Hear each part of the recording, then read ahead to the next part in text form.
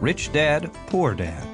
What the rich teach their kids about money that the poor and middle class do not. By Robert T. Kiyosaki. To parents everywhere, a child's first and most important teachers, and to all those who educate, influence, and lead by example. Acknowledgements. How does a person say thank you when there are so many people to thank?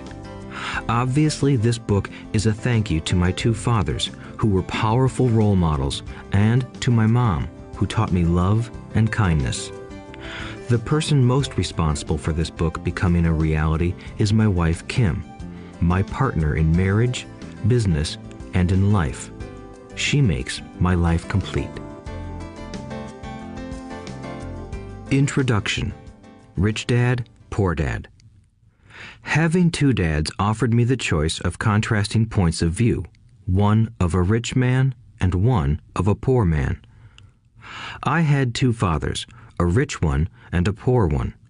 One was highly educated and intelligent. He had a PhD and completed 4 years of undergraduate work in less than 2 years. He then went on to Stanford University, the University of Chicago, and Northwestern University to do his advanced studies, all on full financial scholarships. The other father never finished the 8th grade. Both men were successful in their careers, working hard all their lives. Both earned substantial incomes, yet one always struggled financially. The other would become one of the richest men in Hawaii. One died, leaving tens of millions of dollars to his family, charities, and his church. The other left bills to be paid. Both men were strong, charismatic, and influential. Both men offered me advice, but they did not advise the same things. Both men believed strongly in education, but did not recommend the same course of study.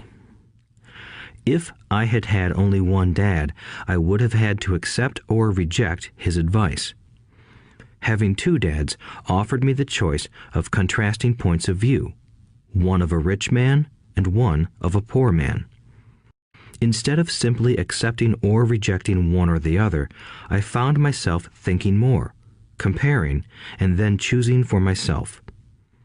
The problem was that the rich man was not rich yet, and the poor man was not yet poor. Both were just starting out on their careers, and both were struggling with money and families. But they had very different points of view about money. For example, one dad would say, "The love of money is the root of all evil." The other said, "The lack of money is the root of all evil." As a young boy, having two strong fathers, both influencing me, was difficult. I wanted to be a good son and listen, but the two fathers did not say the same things. The contrast in their points of view, particularly about money, was so extreme that I grew curious and intrigued. I began to start thinking for long periods of time about what each was saying. Much of my private time was spent reflecting, asking myself questions such as, "Why does he say that?" and then asking the same question of the other dad's statement. It would have been much easier to simply say, "Yeah, he's right, I agree with that," or to simply reject the point of view by saying, "The old man doesn't know what he's talking about." Instead, having two dads whom I loved forced me to think and ultimately choose a way of thinking for myself. As a process, choosing for myself turned out to be much more valuable in the long run than simply accepting or rejecting a single point of view. One of the reasons the rich get richer, the poor get poorer, and the middle class struggles in debt is that the subject of money is taught at home, not in school. Most of us learn about money from our parents, so what can poor parents tell their child about money? They simply say, "Stay in school and study hard." The child may graduate with excellent grades, but with a poor person's financial programming and mindset. Sadly, money is not taught in schools. Schools focus on scholastic and professional skills, but not on financial skills. This explains how smart bankers, doctors, and accountants who earned excellent grades may struggle financially all of their lives. Our staggering national debt is due in large part to highly educated politicians and government officials making financial decisions with little or no training in the subject of money. Today, I often wonder what will soon happen when we have millions of people who need financial and medical assistance. They will be dependent upon their families or the government for financial support. What will happen when Medicare and Social Security run out of money? How will a nation survive if teaching children about money continues to be left to parents, most of whom will be, or already are, poor? Because I had two influential fathers, I learned from both of them. I had to think about each dad's advice, and in doing so, I gained valuable insight into the power and effect of one's thoughts on one's life. For example, one dad had a habit of saying, "I can't afford it." The other dad forbade those words to be used. He insisted I ask, "How can I afford it?" One is a statement, and the other is a question. One lets you off the hook, and the other forces you to think. My soon-to-be rich dad would explain that by automatically saying the words, "I can't afford it," your brain stops working. By asking the question, "How can I afford it?" your brain is put to work. He did not mean that you should buy everything you want. He was fanatical about exercising your mind, the most powerful computer in the world. He'd say, "My brain gets stronger every day because I exercise it. The stronger it gets, the more money I can make." He believed that automatically saying, "I can't afford it," was a sign of mental laziness. Although both dads worked hard, I noticed that one dad had a habit of putting his brain to sleep when it came to finances, and the other had a habit of exercising his brain. The long-term result was that one dad grew stronger financially, and the other grew weaker. It is not much different from a person who goes to the gym to exercise on a regular basis versus someone who sits on the couch watching television. Proper physical exercise increases your chances for health, and proper mental exercise increases your chances for wealth. My two dads had opposing attitudes, and that affected the way they thought. One dad thought that the rich should pay more in taxes to take care of those less fortunate. The other said, taxes punish those who produce and reward those who don't produce. One dad recommended, study hard so you can find a good company to work for. The other recommended, study hard so you can find a good company to buy. One dad said, the reason I'm not rich is because I have you kids. The other said, the reason I must be rich is because I have you kids. One encouraged talking about money and business at the dinner table, while the other forbade the subject of money to be discussed over a meal. One said, when it comes to money, play it safe, don't take risks. The other said, learn to manage risk. One believed, our home is our largest investment and our greatest asset. The other believed, my house is a liability, and if your house is your largest investment, you're in trouble. Both dads paid their bills on time, yet one paid his bills first while the other paid his bills last. One dad believed in a company or the government taking care of you and your needs. He was always concerned about pay raises, retirement plans, medical benefits, sick leave, vacation days, and other perks.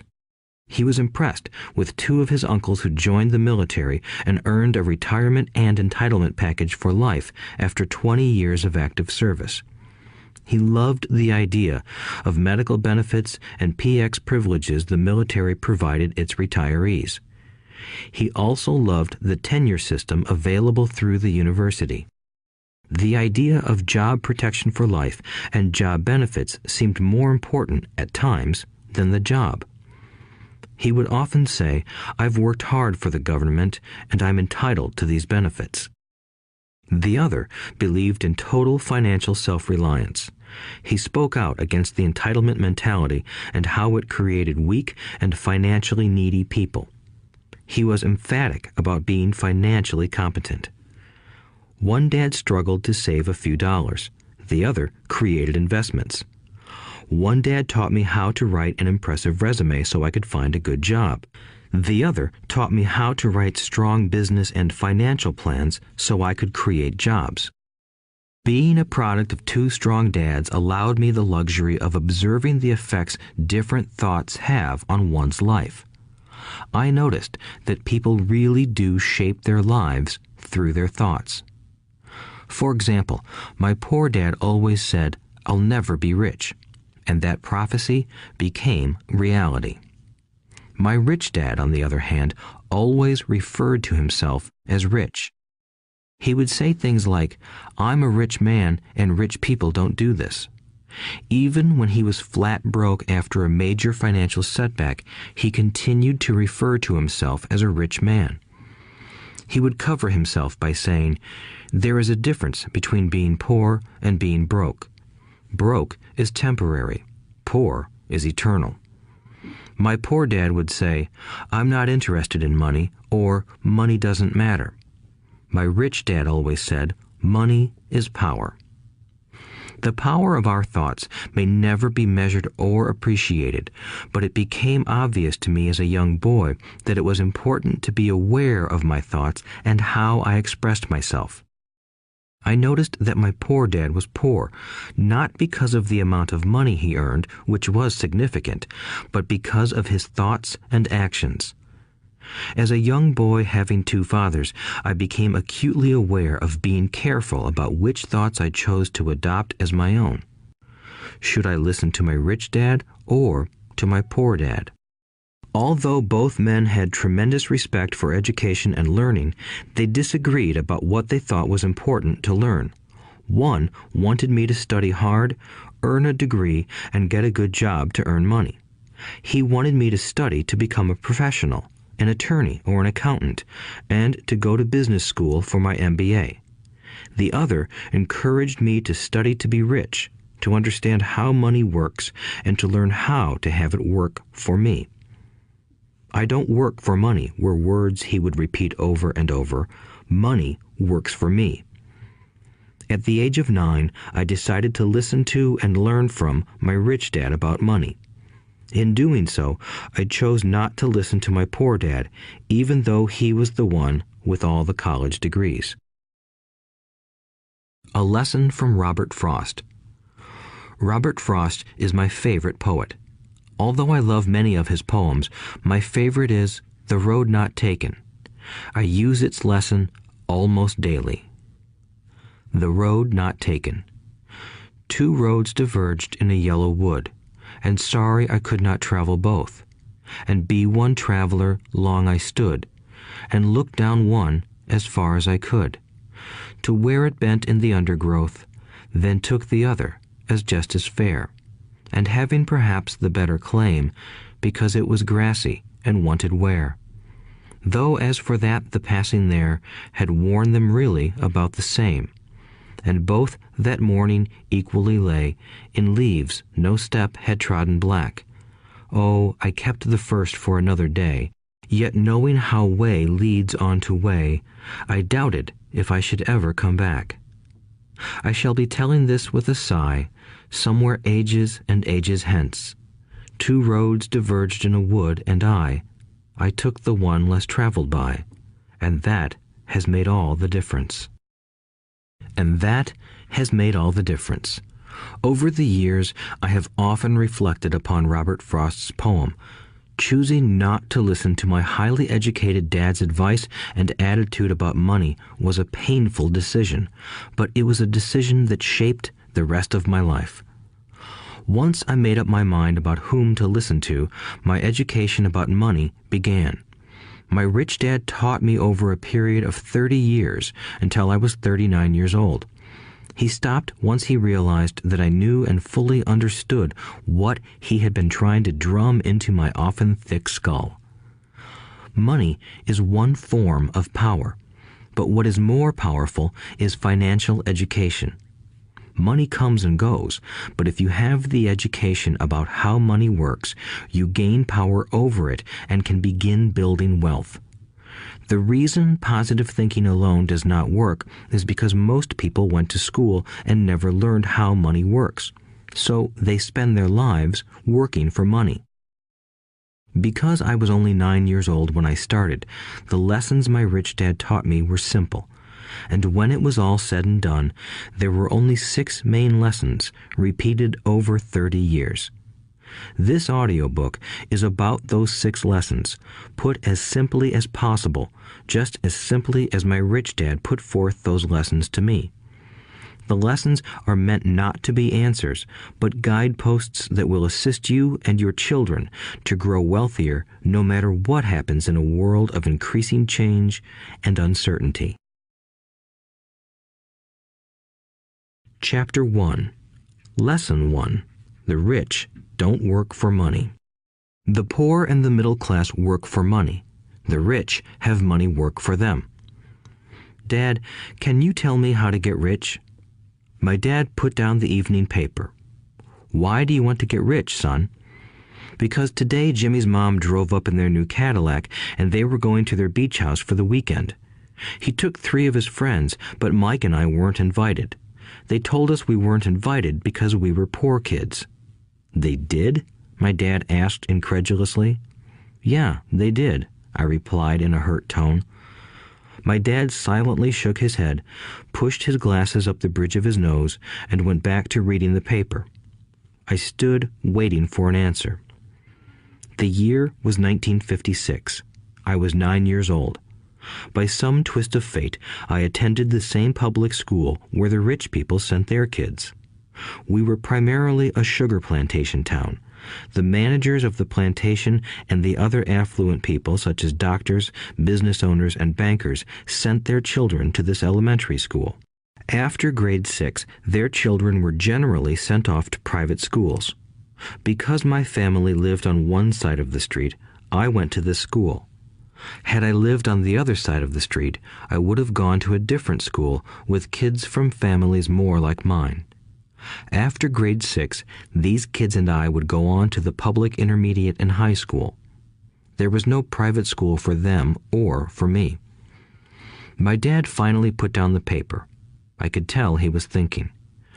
Well, son, he began slowly, if you want to be rich, you have to learn to make money. How do I make money? I asked. Well, use your head, son, he said, smiling. Even then, I knew that really meant, that's all I'm going to tell you, or, I don't know the answer, so don't embarrass me. A partnership is formed. The next morning, I told my best friend, Mike, what my dad had said. As best as I could tell, Mike and I were the only poor kids in this school. Mike was also in this school by a twist of fate. Someone had drawn a jog in the line for the school district, and we wound up in school with the rich kids. We weren't really poor, but we felt as if we were because all the other boys had new baseball gloves, new bicycles, new everything. Mom and Dad provided us with the basics, like food and shelter and clothes, but that was about it. My dad used to say, if you want something, work for it. We wanted things, but there was not much work available for 9-year-old boys. So what do we do to make money? Mike asked. I don't know, I said, but do you want to be my partner? He agreed, and so on that Saturday morning, Mike became my first business partner. We spent all morning coming up with ideas on how to make money. Occasionally, we talked about all the cool guys at Jimmy's beach house having fun. It hurt a little, but that hurt was good, because it inspired us to keep thinking of a way to make money. Finally, that afternoon, a bolt of lightning struck. It was an idea Mike got from a science book he had read. Excitedly, we shook hands, and the partnership now had a business.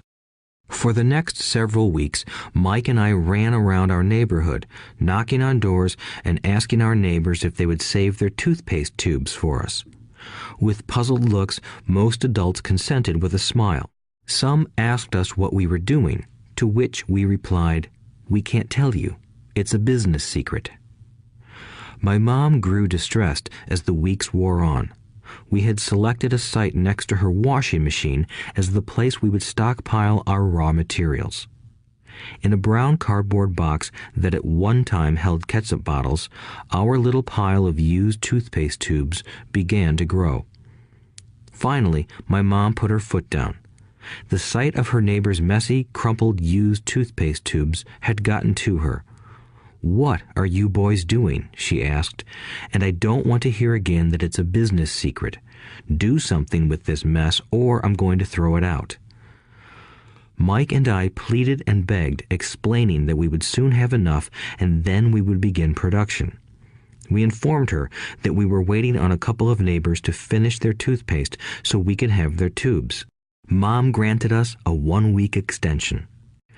The date to begin production was moved up, and the pressure was on. My first partnership was already being threatened with an eviction notice by my own mom. It became Mike's job to tell the neighbors to quickly use up their toothpaste, saying their dentist wanted them to brush more often anyway. I began to put together the production line.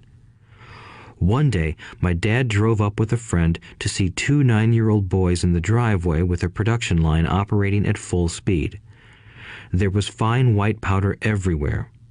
On a long table were small milk cartons from school, and our family's hibachi grill was glowing with red-hot coals at maximum heat.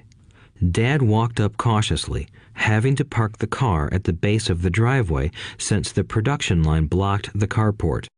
As he and his friend got closer, they saw a steel pot sitting on top of the coals in which the toothpaste tubes were being melted down.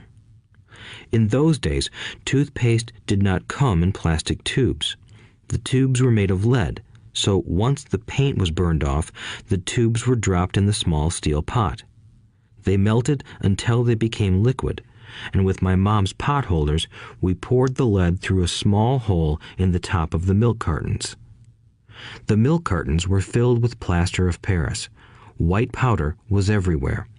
In my haste, I had knocked the bag over, and the entire area looked like it had been hit by a snowstorm. The milk cartons were the outer containers for plaster of Paris molds. My dad and his friend watched as we carefully poured the molten lead through a small hole in the top of the plaster of Paris cube. "Careful," my dad said. I nodded without looking up. Finally, once the pouring was through, I put the steel pot down and smiled at my dad. "What are you boys doing?" he asked with a cautious smile. "We're doing what you told me to do. We're going to be rich," I said. "Yup," said Mike, grinning and nodding his head. "We're partners." "And what is in those plaster molds?" my dad asked. "Watch," I said. "This should be a good batch." With a small hammer, I tapped at the seal that divided the cube in half. Cautiously, I pulled up the top half of the plaster mold, and a lead nickel fell out.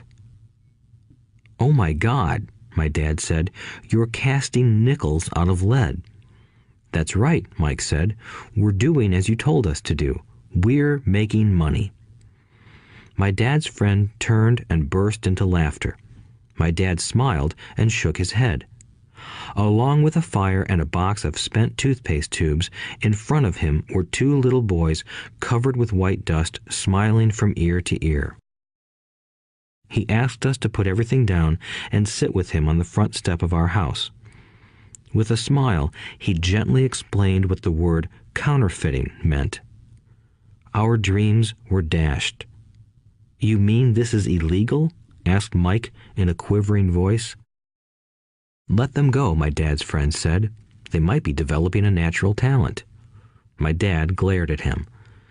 "Yes, it is illegal," my dad said gently, "but you boys have shown great creativity and original thought. Keep going. I'm really proud of you." Disappointed, Mike and I sat in silence for about 20 minutes before we began cleaning up our mess. The business was over on opening day. Sweeping the powder up, I looked at Mike and said, "I guess Jimmy and his friends are right. We are poor." My father was just leaving as I said that. "Boys," he said, "you're only poor if you give up. The most important thing is that you did something. Most people only talk and dream of getting rich. You've done something. I'm very proud of the two of you.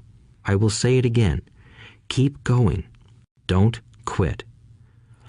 Mike and I stood there in silence. They were nice words, but we still did not know what to do. "So how come you're not rich, Dad?" I asked. "Because I chose to be a school teacher. School teachers really don't think about being rich. We just like to teach. I wish I could help you, but I really don't know how to make money."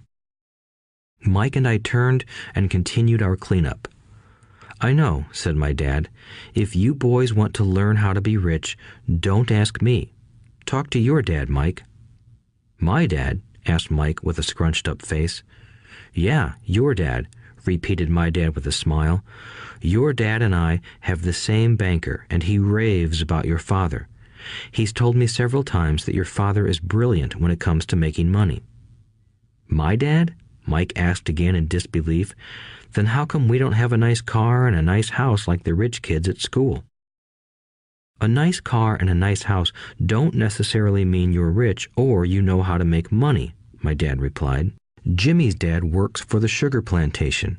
He's not much different from me. He works for a company and I work for the government. The company buys the car for him. The sugar company is in financial trouble, and Jimmy's dad may soon have nothing. Your dad is different, Mike.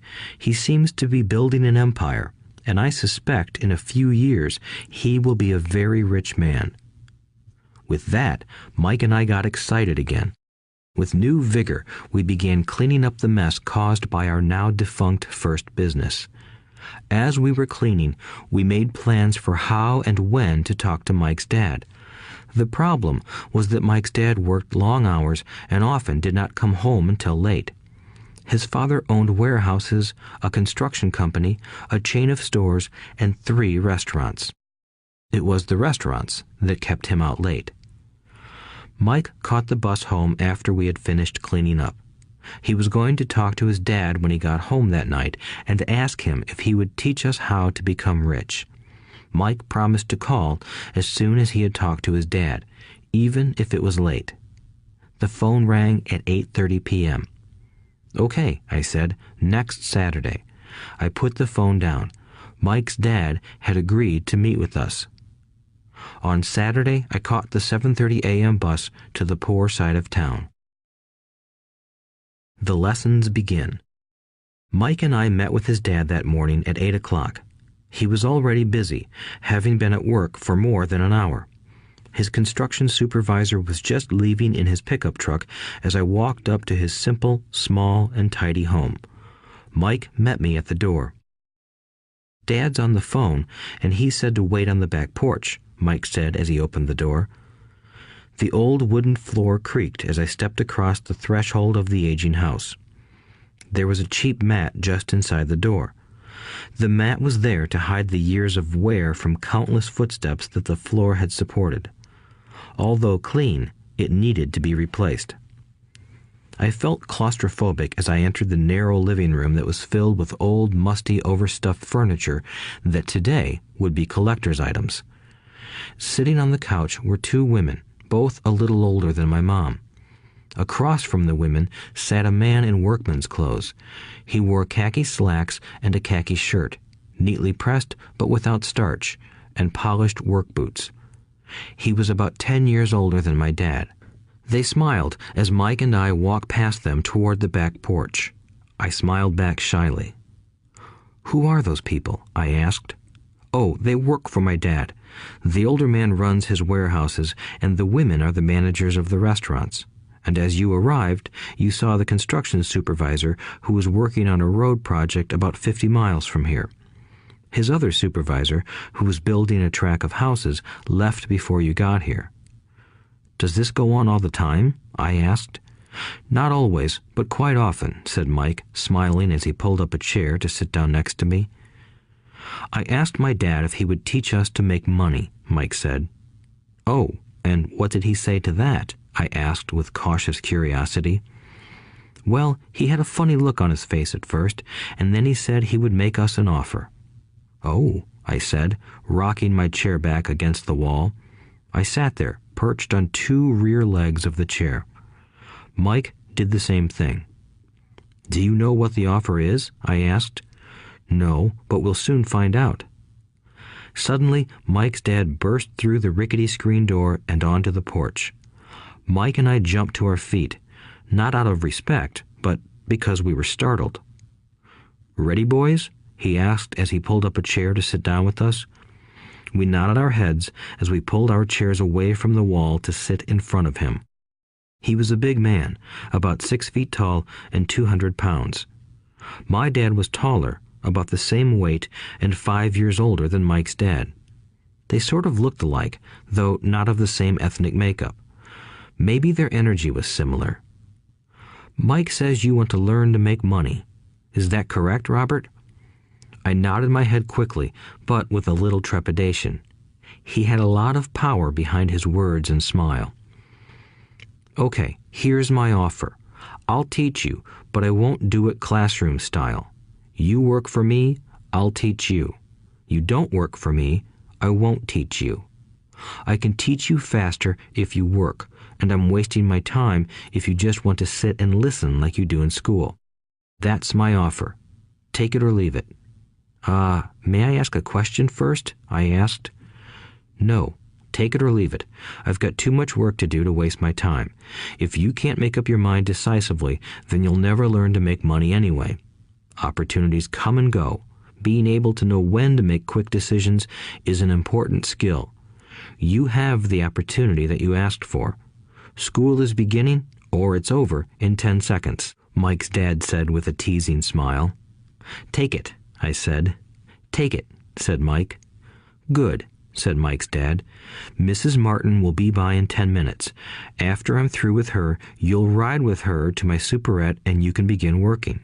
I'll pay you 10 cents an hour and you'll work 3 hours every Saturday."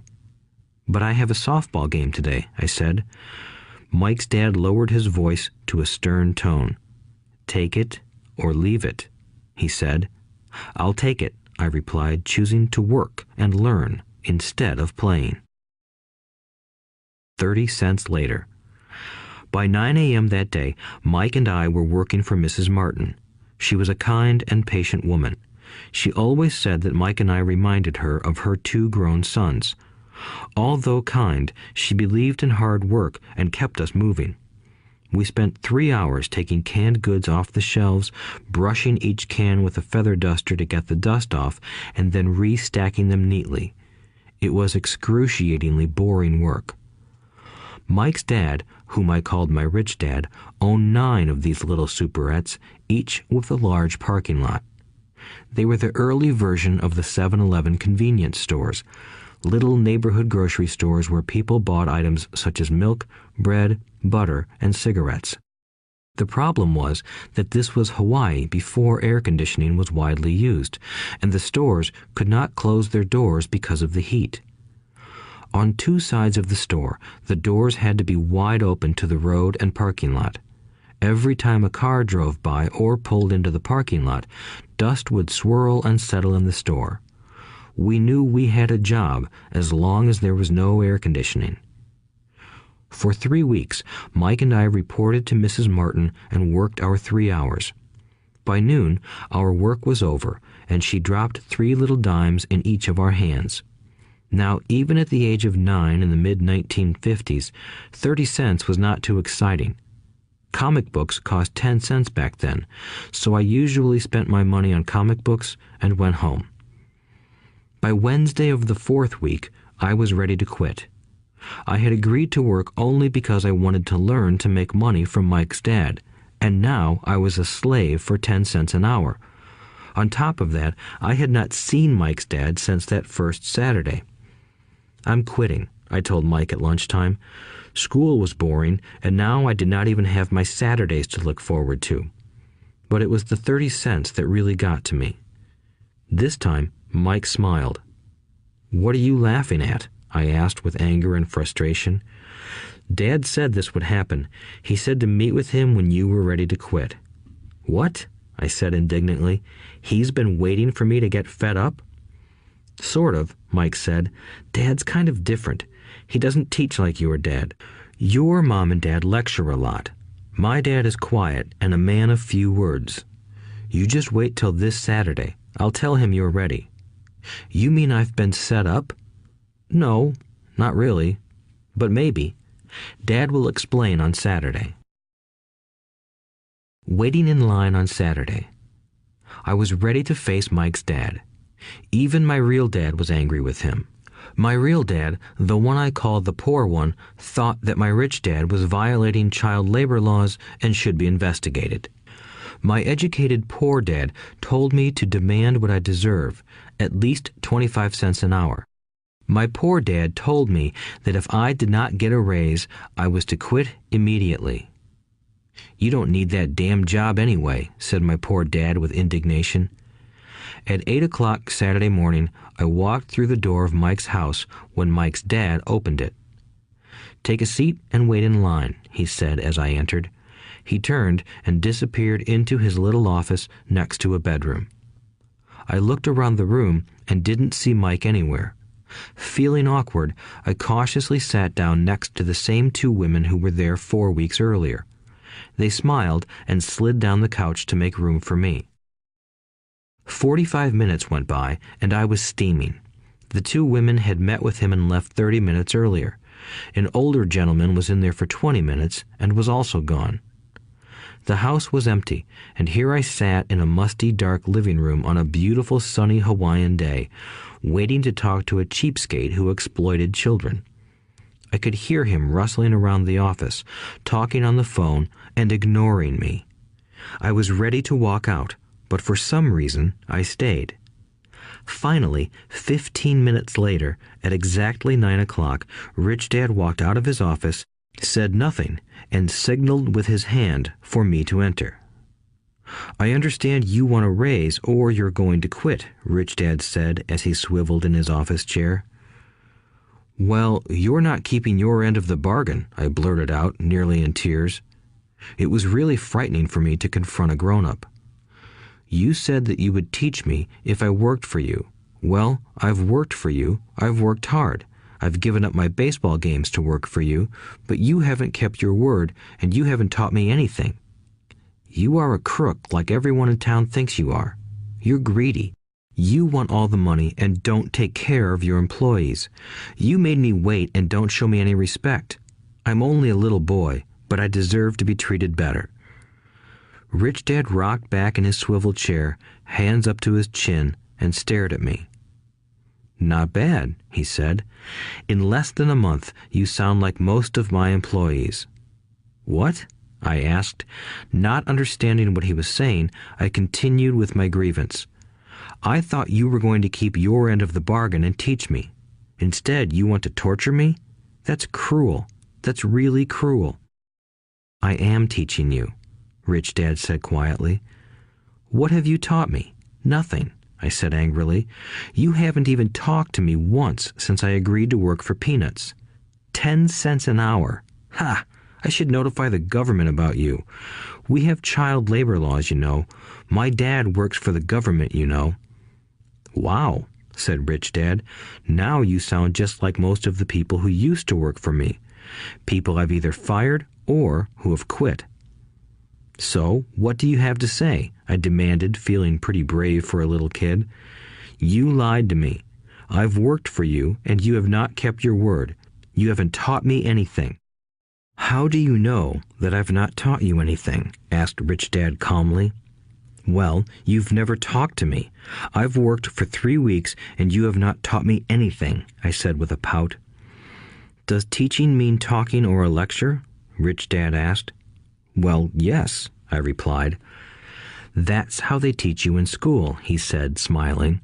But that is not how life teaches you, and I would say that life is the best teacher of all. Most of the time, life does not talk to you. It just sort of pushes you around. Each push is life saying, wake up, there's something I want you to learn. What is this man talking about? I asked myself silently. Life pushing me around was life talking to me? Now I knew I had to quit my job. I was talking to someone who needed to be locked up.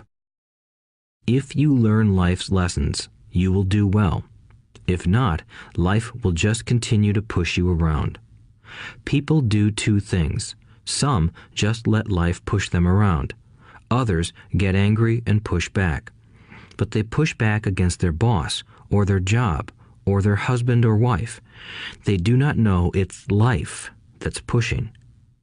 I had no idea what he was talking about. Life pushes all of us around. Some people give up and others fight. A few learn the lesson and move on. They welcome life pushing them around. To these few people, it means they need and want to learn something. They learn and move on. Most quit, and a few, like you, fight. Rich Dad stood and shut the creaky old wooden window that needed repair. If you learn this lesson, you will grow into a wise, wealthy, and happy young man. If you don't, you will spend your life blaming a job, low pay, or your boss for your problems. You'll live life always hoping for that big break that will solve all your money problems. Rich Dad looked over at me to see if I was still listening. His eyes met mine. We stared at each other, communicating through our eyes. Finally, I looked away once I had absorbed his message. I knew he was right. I was blaming him, and I did ask to learn. I was fighting. Rich Dad continued, "Or, if you are the kind of person who has no guts, you just give up every time life pushes you. If you are that kind of person, you'll live all your life playing it safe, doing the right things, saving yourself for some event that never happens. Then you die a boring old man. You'll have lots of friends who really like you because you were such a nice, hard-working guy. But the truth is that you let life push you into submission. Deep down, you were terrified of taking risks. You really wanted to win, but the fear of losing was greater than the excitement of winning. Deep inside, you and only you will know you didn't go for it. You chose to play it safe." Our eyes met again. "You've been pushing me around?" I asked. "Some people might say that," smiled Rich Dad. "I would say that I just gave you a taste of life." "What taste of life?" I asked, still angry, but now curious and ready to learn. "You boys are the first people that have ever asked me to teach them how to make money. I have more than 150 employees, and not one of them has asked me what I know about money. They ask me for a job and a paycheck, but never to teach them about money. So most will spend the best years of their lives working for money, not really understanding what it is they are working for." I sat there listening intently. "So when Mike told me you wanted to learn how to make money, I decided to design a course that mirrored real life. I could talk until I was blue in the face, but you wouldn't hear a thing. So I decided to let life push you around a bit so you could hear me. That's why I only paid you 10 cents. "So what is the lesson I learned from working for only 10 cents an hour?" I asked. "That you're cheap and exploit your workers?" Rich Dad rocked back and laughed heartily. Finally, he said, "You'd best change your point of view. Stop blaming me and thinking I'm the problem. If you think I'm the problem, then you have to change me. If you realize that you're the problem, then you can change yourself, learn something, and grow wiser. Most people want everyone else in the world to change but themselves. Let me tell you, it's easier to change yourself than everyone else." "I don't understand," I said. "Don't blame me for your problems," Rich Dad said, growing impatient. "But you only pay me 10 cents. "So what are you learning?" Rich Dad asked, smiling. "That you're cheap," I said with a sly grin. "See, you think I'm the problem," said Rich Dad. "But you are. Well, keep that attitude and you'll learn nothing. Keep the attitude that I'm the problem, and what choices do you have?" "Well, if you don't pay me more or show me more respect and teach me, I'll quit." "Well put," Rich Dad said, "and that's exactly what most people do. They quit and go looking for another job, a better opportunity and higher pay, actually thinking that this will solve the problem. In most cases, it won't. So what should I do? I asked. Just take this measly 10 cents an hour and smile? Rich Dad smiled. That's what the other people do. But that's all they do, waiting for a raise, thinking that more money will solve their problems. Most just accept it, and some take a second job working harder, but again, accepting a small paycheck. I sat staring at the floor, beginning to understand the lesson Rich Dad was presenting. I could sense it was a taste of life. Finally, I looked up and asked, "So what will solve the problem?" "This," he said, leaning forward in his chair and tapping me gently on the head. "This stuff between your ears." It was at that moment that Rich Dad shared the pivotal point of view that separated him from his employees and my poor dad, and led him to eventually become one of the richest men in Hawaii, while my highly educated but poor dad struggled financially all his life. It was a singular point of view that made all the difference over a lifetime. Rich Dad said this point of view over and over, which I call lesson number 1. The poor and the middle class work for money. The rich have money work for them. On that bright Saturday morning, I learned a completely different point of view from what I had been taught by my poor dad. At the age of 9, I understood that both dads wanted me to learn. Both dads encouraged me to study, but not the same things. My highly educated dad recommended that I do what he did. "Son, I want you to study hard, get good grades so you can find a safe, secure job with a big company, and make sure it has excellent benefits." My rich dad wanted me to learn how money works so I could make it work for me. These lessons I would learn through life with his guidance, not because of a classroom. My rich dad continued my first lesson. "I'm glad you got angry about working for 10 cents an hour.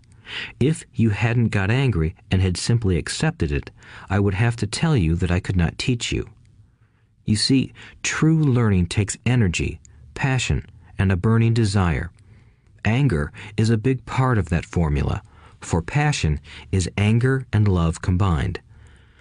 When it comes to money, most people want to play it safe and feel secure, so passion does not direct them.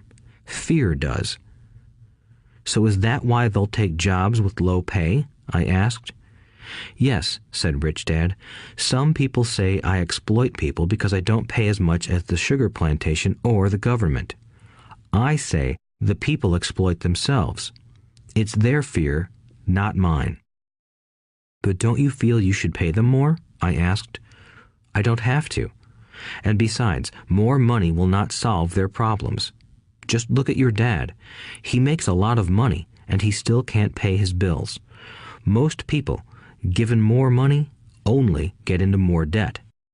"So that's why the 10 cents an hour," I said, smiling. "It's part of the lesson." "That's right," smiled Rich Dad.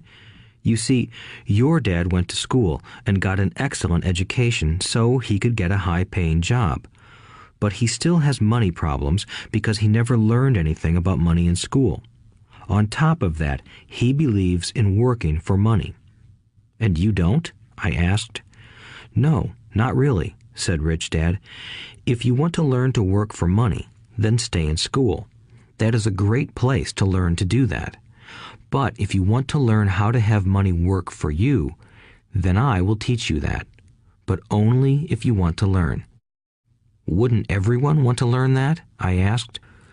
"No," said Rich Dad, "simply because it's easier to learn to work for money, especially if fear is your primary emotion when the subject of money is discussed." "I don't understand," I said with a frown. "Don't worry about that for now. Just know that it's fear that keeps most people working at a job. The fear of not paying their bills, the fear of being fired, the fear of not having enough money, and the fear of starting over. That's the price of studying to learn a profession or trade and then working for money.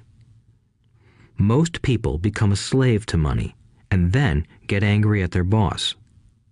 Learning to have money work for you is a completely different course of study? I asked.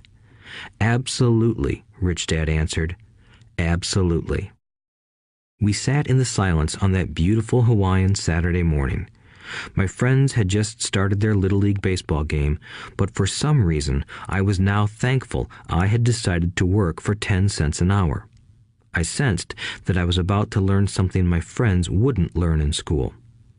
Ready to learn? Asked Rich Dad. Absolutely, I said with a grin. I have kept my promise. I've been teaching you from afar, my Rich Dad said. At 9 years old, you've gotten a taste of what it feels like to work for money.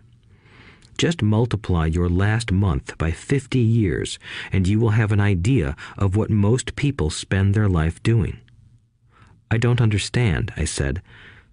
How did you feel waiting in line to see me, once to get hired and once to ask for more money? Terrible, I said. If you choose to work for money, that is what life will be like, said Rich Dad. And how did you feel when Mrs. Martin dropped 3 dimes in your hand for 3 hours of work? I felt like it wasn't enough. It seemed like nothing.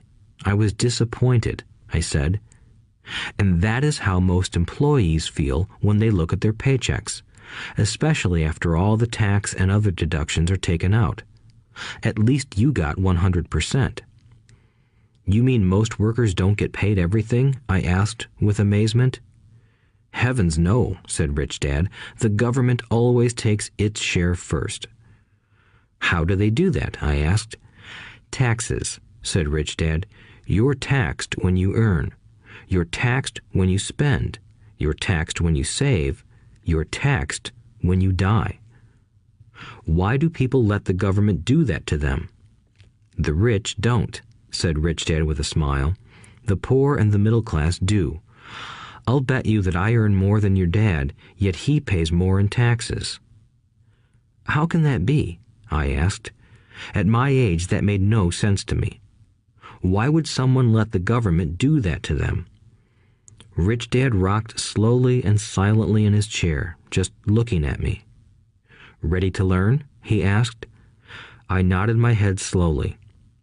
As I said, there is a lot to learn. Learning how to have money work for you is a lifetime study. Most people go to college for 4 years and their education ends. I already know that my study of money will continue over my lifetime, simply because the more I find out I need to know. Most people never study the subject. They go to work, get their paycheck, balance their checkbooks, and that's it. Then they wonder why they have money problems. They think that more money will solve the problem, and don't realize that it's their lack of financial education that is the problem. So my dad has tax problems because he doesn't understand money? I asked, confused. Look, said Rich Dad, taxes are just one small section on learning how to have money work for you. Today, I just wanted to find out if you still have the passion to learn about money. Most people don't. They want to go to school, learn a profession, have fun at their work, and earn lots of money. One day they wake up with big money problems, and then they can't stop working. That's the price of only knowing how to work for money instead of studying how to have money work for you.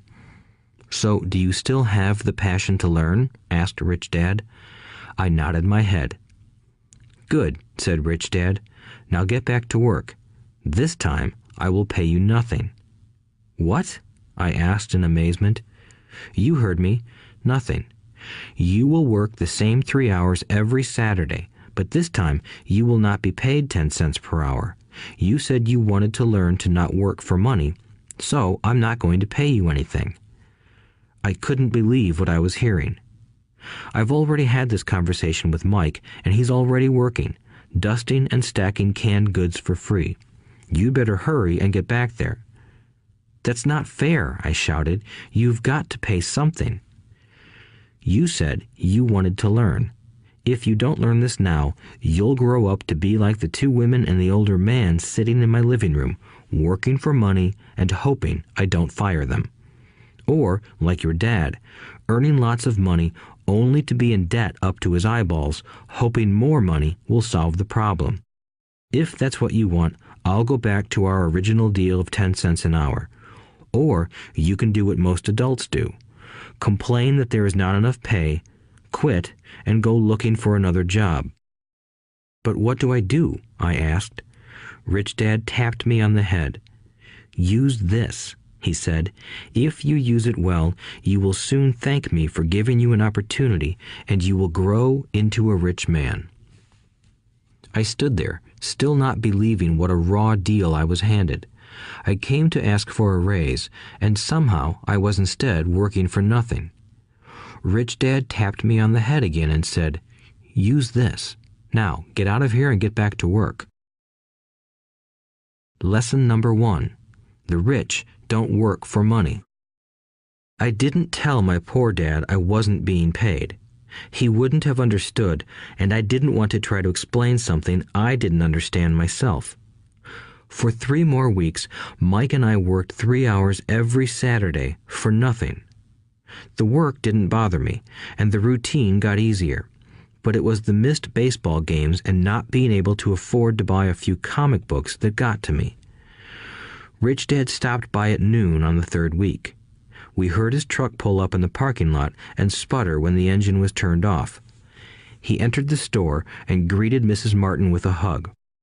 After finding out how things were going in the store, he reached into the ice cream freezer, pulled out 2 bars, paid for them, and signaled to Mike and me. "Let's go for a walk, boys."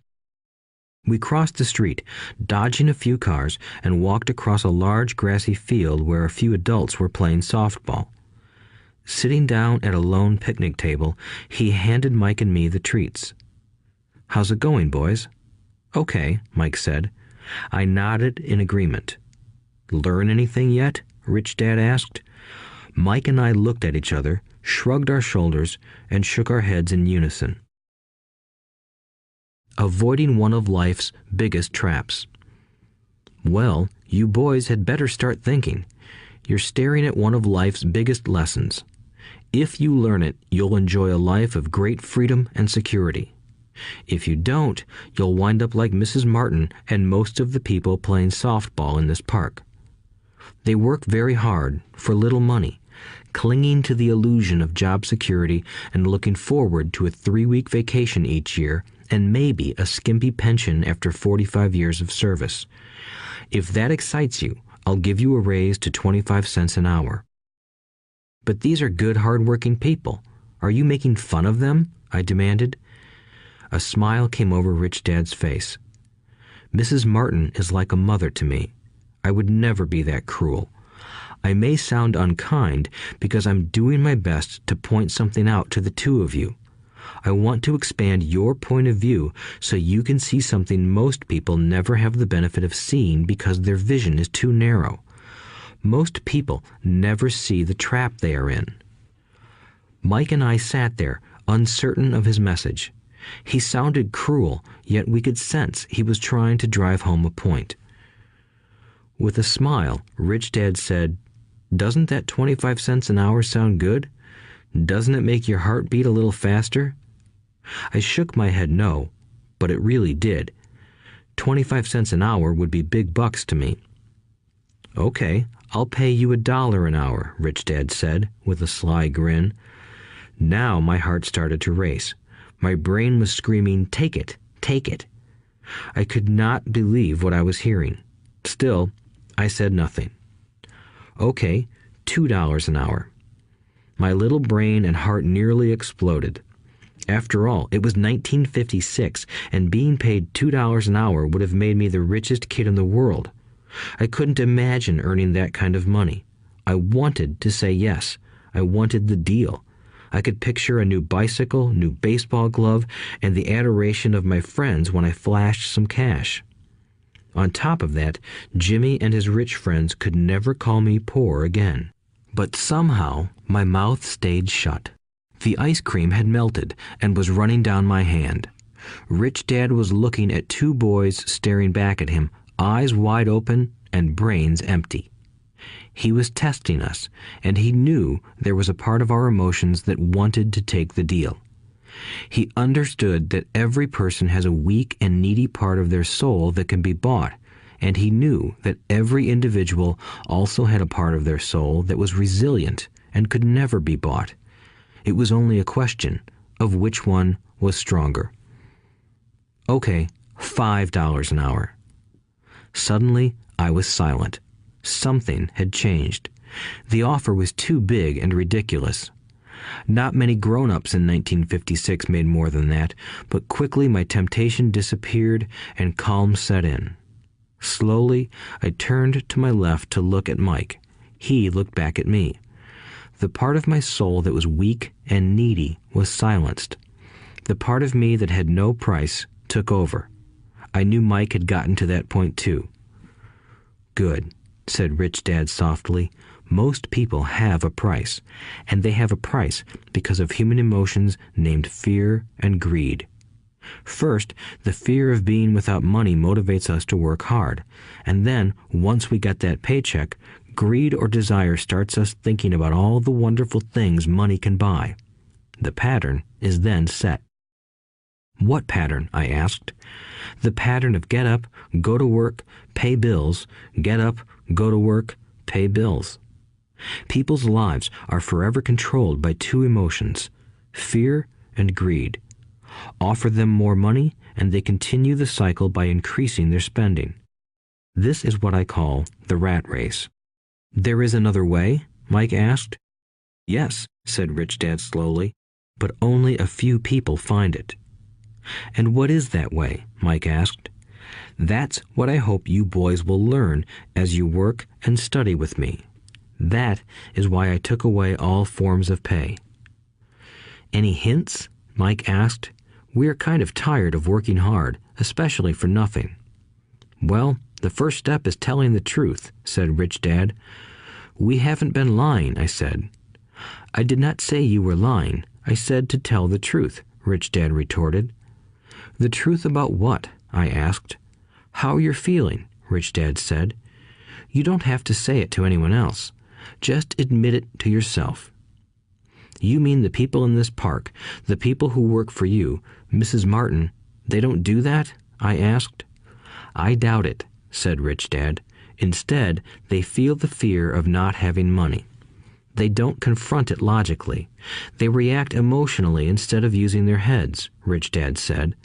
"Then they get a few bucks in their hands, and again, the emotions of joy, desire, and greed take over. And again they react instead of think." "So their emotions control their brain," Mike said. "That's correct," said Rich Dad. "Instead of admitting the truth about how they feel, they react to their feelings and fail to think. They feel the fear, so they go to work, hoping that money will soothe the fear, but it doesn't. It continues to haunt them, and they return to work, hoping again that money will calm their fears, and again it doesn't. Fear keeps them in this trap of working, earning money, working, earning money, hoping the fear will go away. But every day they get up, and that old fear wakes up with them. For millions of people, that old fear keeps them awake all night, causing a night of turmoil and worry. So they get up and go to work, hoping that a paycheck will kill that fear gnawing at their souls. Money is running their lives, and they refuse to tell the truth about that. Money is in control of their emotions and their souls." Rich Dad sat quietly, letting his words sink in. Mike and I had heard what he said, but didn't understand fully what he was talking about. I just knew that I often wondered why grown-ups hurried off to work. It did not seem like much fun, and they never looked that happy, but something kept them going. Realizing we had absorbed as much as possible of what he was talking about, Rich Dad said, "I want you boys to avoid that trap. That is really what I want to teach you. Not just to be rich, because being rich does not solve the problem." "It doesn't?" I asked, surprised. No, it doesn't. Let me explain the other emotion, desire. Some call it greed, but I prefer desire. It's perfectly normal to desire something better, prettier, more fun, or exciting. So people also work for money because of desire. They desire money for the joy they think it can buy. But the joy that money brings is often short-lived, and they soon need more money for more joy, more pleasure, more comfort, and more security. So they keep working, thinking money will soothe their souls that are troubled by fear and desire. But money can't do that. Even rich people do this? Mike asked. Rich people included, said Rich Dad. In fact, the reason many rich people are rich isn't because of desire, but because of fear. They believe that money can eliminate the fear of being poor, so they amass tons of it, only to find the fear gets worse. Now they fear losing the money. I have friends who keep working even though they have plenty. I know people who have millions who are more afraid now than when they were poor. They're terrified of losing it all. The fears that drove them to get rich got worse. That weak and needy part of their soul is actually screaming louder. They don't want to lose the big houses, the cars, and the high life money has bought them. They worry about what their friends would say if they lost all their money. Many are emotionally desperate and neurotic, although they look rich and have more money. So, is a poor man happier? I asked. No, I don't think so, replied Rich Dad. The avoidance of money is just as psychotic as being attached to money. As if on cue, the town derelict went past our table, stopping by the large rubbish can and rummaging around in it. The three of us watched him with great interest, when before we probably would have just ignored him. Rich Dad pulled $1 out of his wallet and gestured to the older man. Seeing the money, the derelict came over immediately, took the bill, thanked Rich Dad profusely, and hurried off, ecstatic with his good fortune. He's not much different from most of my employees, said Rich Dad. I've met so many people who say, "Oh, I'm not interested in money," yet they'll work at a job for 8 hours a day. That's a denial of truth. If they weren't interested in money, then why are they working? That kind of thinking is probably more psychotic than a person who hoards money. As I sat there listening to my Rich Dad, my mind flashed back to the countless times my own dad said, "I'm not interested in money." He said those words often. He also covered himself by always saying, "I work because I love my job." So, what do we do? I asked. Not work for money until all traces of fear and greed are gone? No, that would be a waste of time, said Rich Dad. Emotions are what make us human. The word emotion stands for energy in motion. Be truthful about your emotions and use your mind and emotions in your favor, not against yourself. Whoa, said Mike. Don't worry about what I just said. It will make more sense in years to come. Just be an observer, not a reactor, to your emotions. Most people do not know that it's their emotions that are doing the thinking. Your emotions are your emotions, but you have got to learn to do your own thinking. Can you give me an example? I asked. Sure, replied Rich Dad. When a person says, "I need to find a job," it's most likely an emotion doing the thinking. Fear of not having money generates that thought. But people do need money if they have bills to pay, I said. Sure they do, smiled Rich Dad. All I'm saying is that it's fear that is all too often doing the thinking. I don't understand, said Mike. For example, said Rich Dad, if the fear of not having enough money arises, instead of immediately running out to get a job, they instead might ask themselves this question. Will a job be the best solution to this fear over the long run? In my opinion, the answer is no. A job is really a short-term solution to a long-term problem. But my dad is always saying, stay in school and get good grades so you can find a safe, secure job, I interjected, somewhat confused. Yes, I understand he says that, said Rich Dad, smiling. Most people recommend that, and it's a good path for most people. But people make that recommendation primarily out of fear. You mean my dad says that because he's afraid? Yes, said Rich Dad. He's terrified that you won't earn enough money and won't fit into society. Don't get me wrong. He loves you and wants the best for you.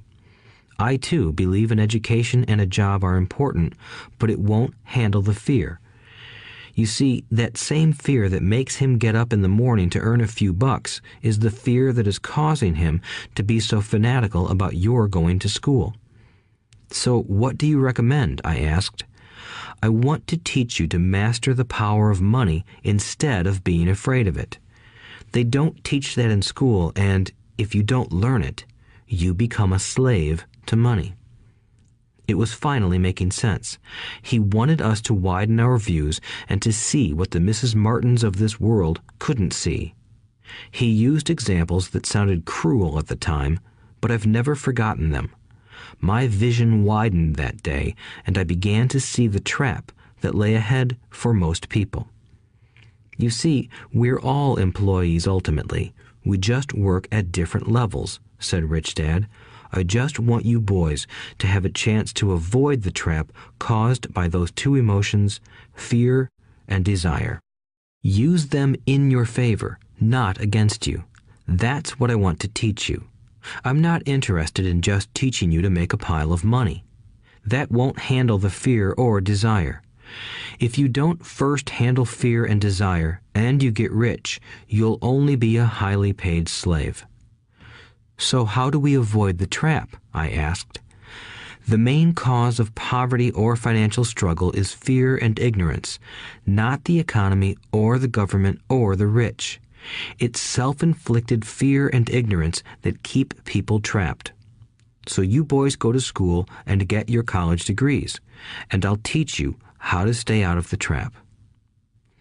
The pieces of the puzzle were appearing. My highly educated dad had a great education and a great career, but school never told him how to handle money or his fear of it. It became clear that I could learn different and important things from two fathers. So you've been talking about the fear of not having money. How does the desire for money affect our thinking? Mike asked. How did you feel when I tempted you with a pay raise? Did you notice your desires rising? We nodded our heads. By not giving in to your emotions, you were able to delay your reactions and think. That is important. We will always have emotions of fear and greed. From here on in, it's imperative for you to use those emotions to your advantage, and for the long term to not let your emotions control your thinking. Most people use fear and greed against themselves. That's the start of ignorance. Most people live their lives chasing paychecks, pay raises, and job security because of the emotions of desire and fear, not really questioning where those emotion-driven thoughts are leading them. It's just like the picture of a donkey dragging a cart with its owner dangling a carrot just in front of its nose. The donkey's owner may be going where he wants to, but the donkey is chasing an illusion. Tomorrow, there will only be another carrot for the donkey. You mean the moment I pictured a new baseball glove, candy, and toys, that's like a carrot to a donkey? Mike asked. Yes, and as you get older, your toys get more expensive. A new car, a boat, and a big house to impress your friends, said Rich Dad with a smile. Fear pushes you out the door, and desire calls to you. That's the trap. So what's the answer? Mike asked. What intensifies fear and desire is ignorance. That is why rich people with lots of money often have more fear the richer they get. Money is the carrot, the illusion. If the donkey could see the whole picture, it might rethink its choice to chase the carrot. Rich Dad went on to explain that a human's life is a struggle between ignorance and illumination. He explained that once a person stops searching for information and self-knowledge, ignorance sets in. That struggle is a moment-to-moment decision to learn to open or close one's mind. Look, school is very important. You go to school to learn a skill or profession to become a contributing member of society. Every culture needs teachers, doctors, mechanics, artists, cooks, business people, police officers, firefighters, and soldiers. Schools train them so society can thrive and flourish, said Rich Dad. Unfortunately, for many people, school is the end, not the beginning. There was a long silence. Rich Dad was smiling. I didn't comprehend everything he said that day, but as with most great teachers, his words continued to teach for years. I've been a little cruel today, said Rich Dad, but I want you to always remember this talk. I want you to always think of Mrs. Martin, and I want you always to remember that donkey. Never forget that fear and desire can lead you into life's biggest trap if you are not aware of them controlling your thinking. To spend your life living in fear, never exploring your dreams, is cruel. To work hard for money, thinking that it will buy you things that will make you happy, is also cruel. To wake up in the middle of the night terrified about paying bills is a horrible way to live. To live a life dictated by the size of a paycheck is not really living a life. Thinking that a job makes you secure is lying to yourself. That's cruel, and that's the trap I want you to avoid. I've seen how money runs people's lives. Don't let that happen to you. Please, don't let money run your life. A softball rolled under our table. Rich Dad picked it up and threw it back. So what does ignorance have to do with greed and fear? I asked. Because it is ignorance about money that causes so much greed and fear, said Rich Dad. Let me give you some examples. A doctor, wanting more money to better provide for his family, raises his fees. By raising his fees, it makes healthcare more expensive for everyone. It hurts the poor people the most, so they have worse health than those with money. Because the doctors raise their fees, the attorneys raise their fees. Because the attorneys' fees have gone up, school teachers want a raise, which raises our taxes, and on and on and on. Soon, there will be such a horrifying gap between the rich and the poor that chaos will break out and another great civilization will collapse. History proves that great civilizations collapse when the gap between the haves and have-nots is too great. Sadly, America is on that same course because we haven't learned from history. We only memorize historical dates and names, not the lesson. Aren't prices supposed to go up? I asked. In an educated society with a well-run government, prices should actually come down. Of course, that is often only true in theory. Prices go up because of greed and fear caused by ignorance. If schools taught people about money, there would be more money and lower prices. But schools focus only on teaching people to work for money, not how to harness money's power. But don't we have business schools? Mike asked.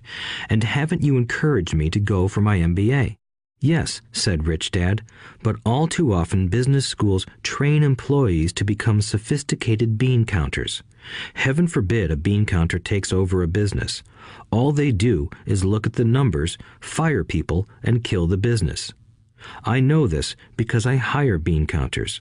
All they think about is cutting costs and raising prices, which cause more problems. Bean counting is important. I wish more people knew it, but it, too, is not the whole picture, added Rich Dad angrily.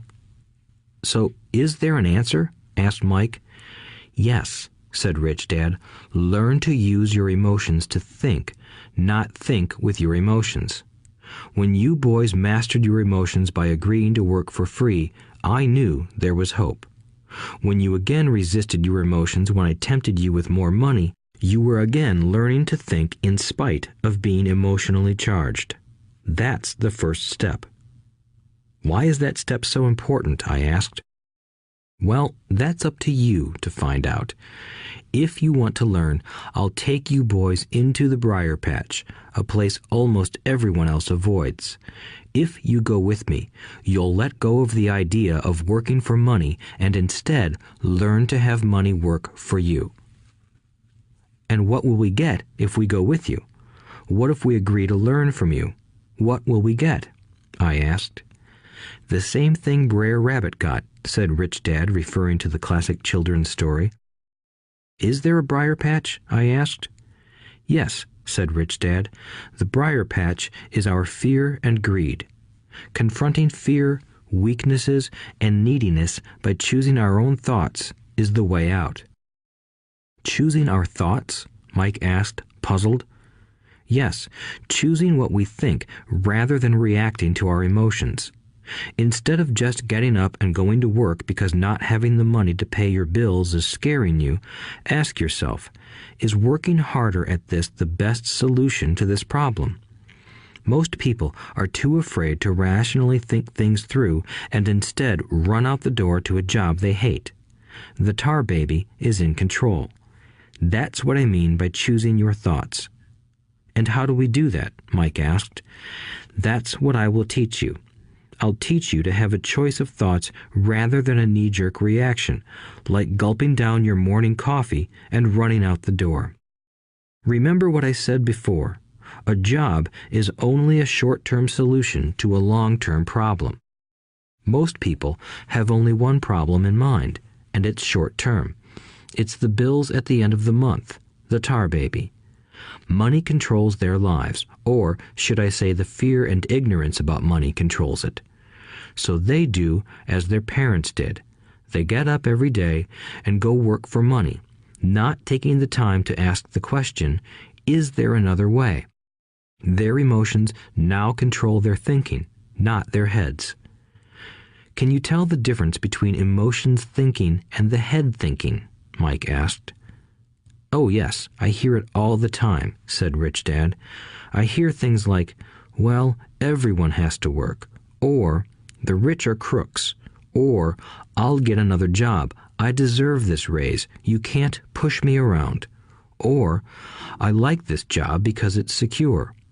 No one asks, is there something I'm missing here? Which would break through the emotional thought and give you time to think clearly. As we headed back to the store, Rich Dad explained that the rich really did make money. They did not work for it. He went on to explain that when Mike and I were casting 5-cent pieces out of lead, thinking we were making money, we were very close to thinking the way the rich think.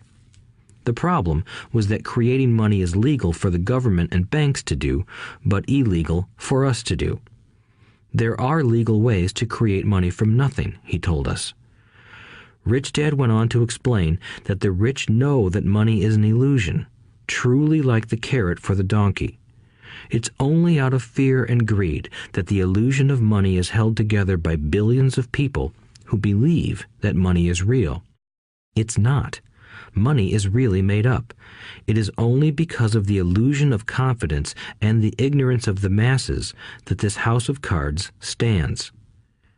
He talked about the gold standard that America was on, and that each dollar bill was actually a silver certificate. What concerned him was the rumor that we would someday go off the gold standard and our dollars would no longer be backed by something tangible. If that happens, boys, all hell will break loose.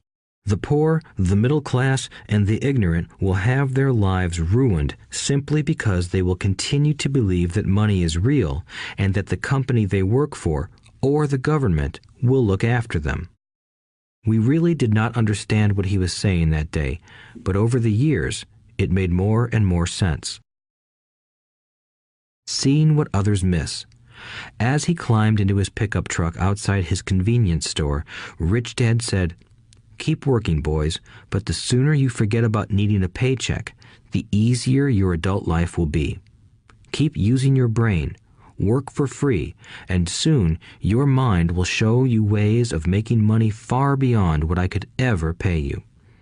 You will see things that other people never see.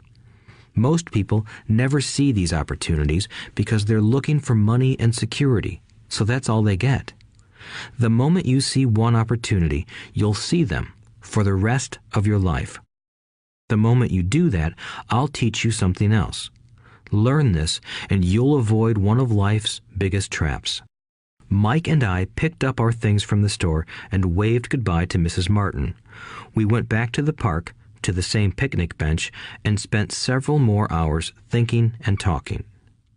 We spent the next week at school thinking and talking too. For 2 more weeks, we kept thinking, talking, and working for free. At the end of the second Saturday, I was again saying goodbye to Mrs. Martin and looking at the comic book stand with a longing gaze. The hard thing about not even getting 30 cents every Saturday was that I didn't have any money to buy comic books. Suddenly, as Mrs. Martin said goodbye to Mike and me, I saw her do something I'd never seen her do before.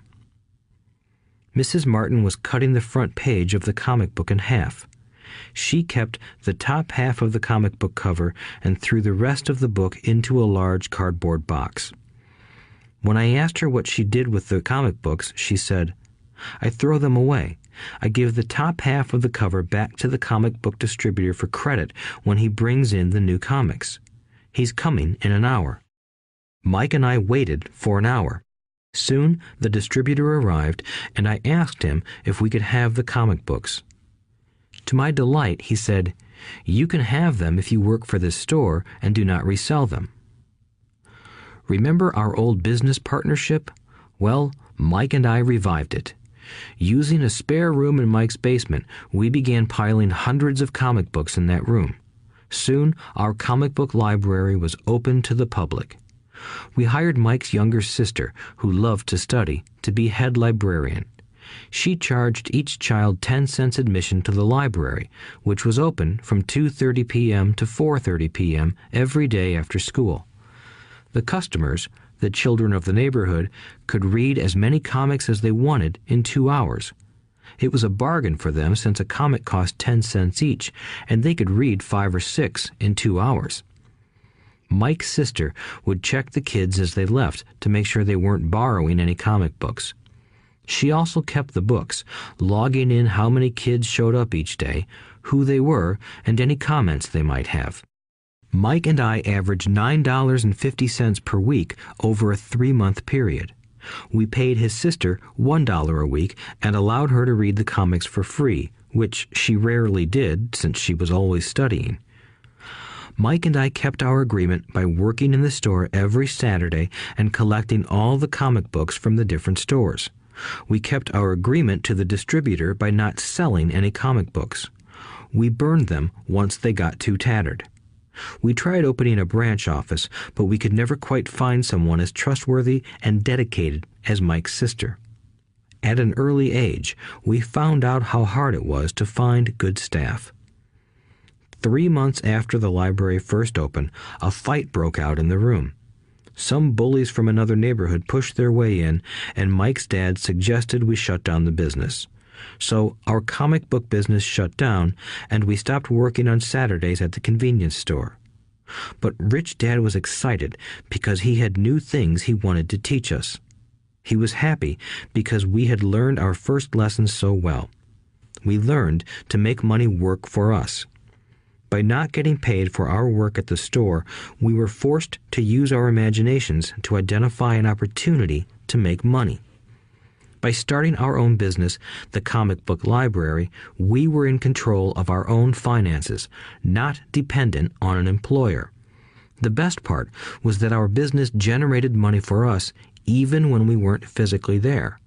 Our money worked for us. Instead of paying us money, Rich Dad had given us so much more.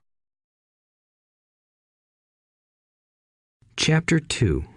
Lesson 2. Why teach financial literacy? It's not how much money you make, it's how much money you keep. In 1990, Mike took over his father's empire and is, in fact, doing a better job than his dad did. We see each other once or twice a year on the golf course. He and his wife are wealthier than you can imagine. Rich Dad's empire is in great hands, and Mike is now grooming his son to take his place, as his dad had groomed us. In 1994, I retired at the age of 47, and my wife Kim was 37. Retirement does not mean not working. For us, it means that, barring unforeseen cataclysmic changes, we can work or not work, and our wealth grows automatically, staying ahead of inflation. Our assets are large enough to grow by themselves. It's like planting a tree. You water it for years, and then one day it doesn't need you anymore. Its roots are implanted deep enough. Then the tree provides shade for your enjoyment. Mike chose to run the empire, and I chose to retire.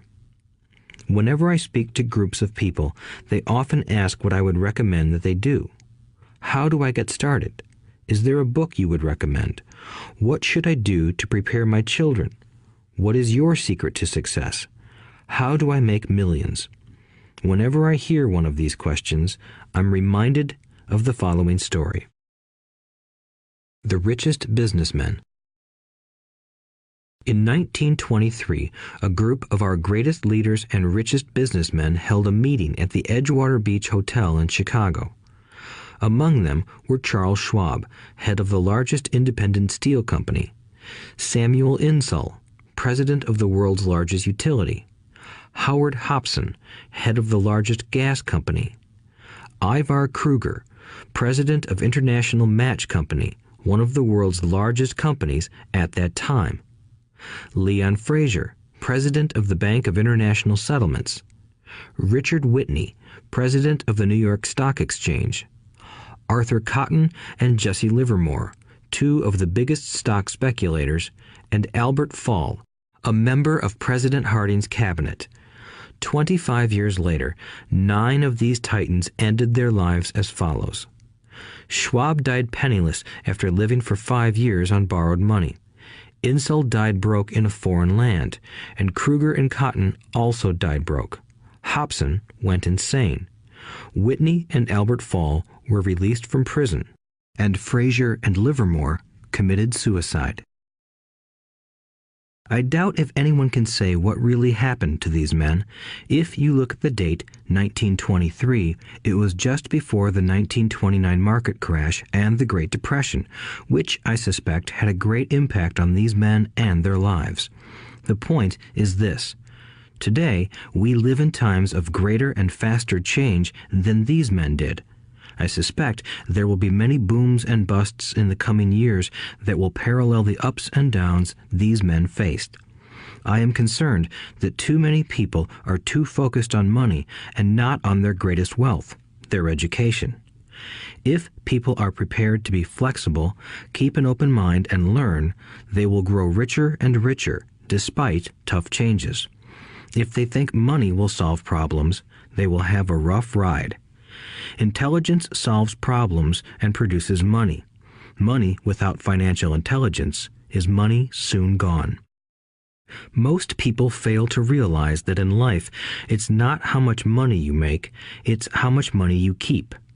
We've all heard stories of lottery winners who are poor, then suddenly rich, and then poor again. They win millions, yet are soon back where they started. Or stories of professional athletes who at the age of 24 are earning millions, but are sleeping under a bridge 10 years later.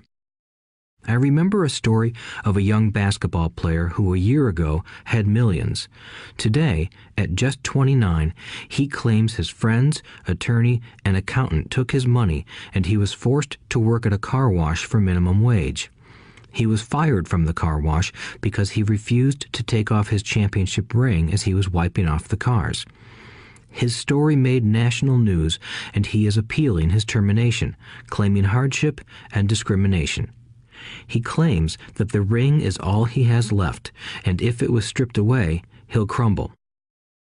I know so many people who became instant millionaires, and while I am glad some people have become richer and richer, I caution them that in the long run, it's not how much money you make, it's how much you keep and how many generations you keep it.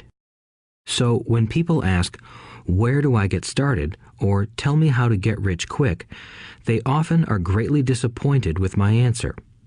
I simply say to them what my rich dad said to me when I was a little kid. If you want to be rich, you need to be financially literate. That idea was drummed into my head every time we were together. As I said, my educated dad stressed the importance of reading books, while my rich dad stressed the need to master financial literacy. If you are going to build the Empire State Building, the first thing you need to do is dig a deep hole and pour a strong foundation. If you are going to build a home in the suburbs, all you need to do is pour a 6-inch slab of concrete. Most people, in their drive to get rich, are trying to build an Empire State Building on a 6-inch slab. Our school system, created in the agrarian age, still believes in homes with no foundation. Dirt floors are still the rage, so kids graduate from school with virtually no financial foundation. One day, sleepless and deep in debt in suburbia, living the American dream, they decide that the answer to their financial problems is to find a way to get rich quick. Construction on the skyscraper begins. It goes up quickly, and soon, instead of the Empire State Building, we have the Leaning Tower of suburbia. The sleepless nights return. As for Mike and me in our adult years, both of our choices were possible because we were taught to pour a strong financial foundation when we were just kids. Accounting is possibly the most confusing, boring subject in the world, but if you want to be rich long term, it could be the most important subject. For Rich Dad, the question was how to take a boring and confusing subject and teach it to kids. The answer he found was to make it simple by teaching it in pictures. My rich dad poured a strong financial foundation for Mike and me. Since we were just kids, he created a simple way to teach us. For years, he only drew pictures and used few words. Mike and I understood the simple drawings, the jargon, the movement of money, and then in later years, Rich Dad began adding numbers. Today, Mike has gone on to master much more complex and sophisticated accounting analysis because he had to in order to run his empire. I am not as sophisticated because my empire is smaller, yet we come from the same simple foundation. Over the following pages, we will discuss those same simple line drawings Mike's dad created for us. Though basic, those drawings helped guide two little boys in building great sums of wealth on a solid and deep foundation. Rule number 1. You must know the difference between an asset and a liability, and buy assets. If you want to be rich, this is all you need to know. It is rule number 1. It is the only rule.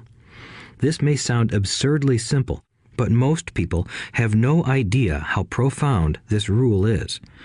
Most people struggle financially because they do not know the difference between an asset and a liability. Rich people acquire assets. The poor and middle class acquire liabilities that they think are assets, said Rich Dad. When Rich Dad explained this to Mike and me, we thought he was kidding. Here we were, nearly teenagers, and waiting for the secret to getting rich. And this was his answer.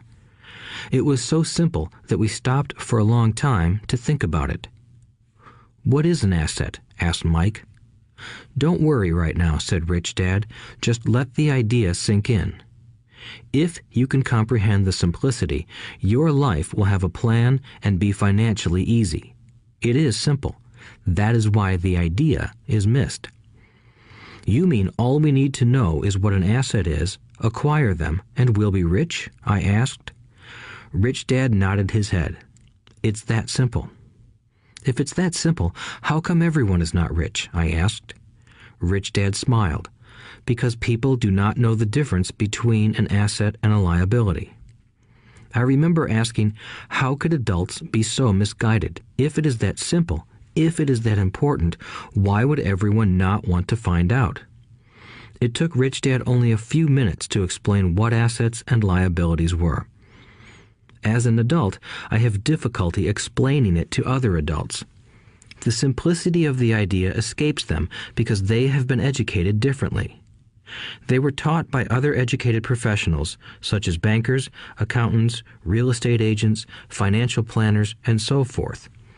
The difficulty comes in asking adults to unlearn or become children again.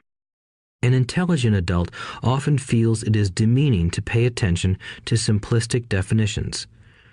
Rich Dad believed in the KISS principle: keep it simple, stupid, or keep it super simple. So he kept it simple for us, and that made our financial foundation strong.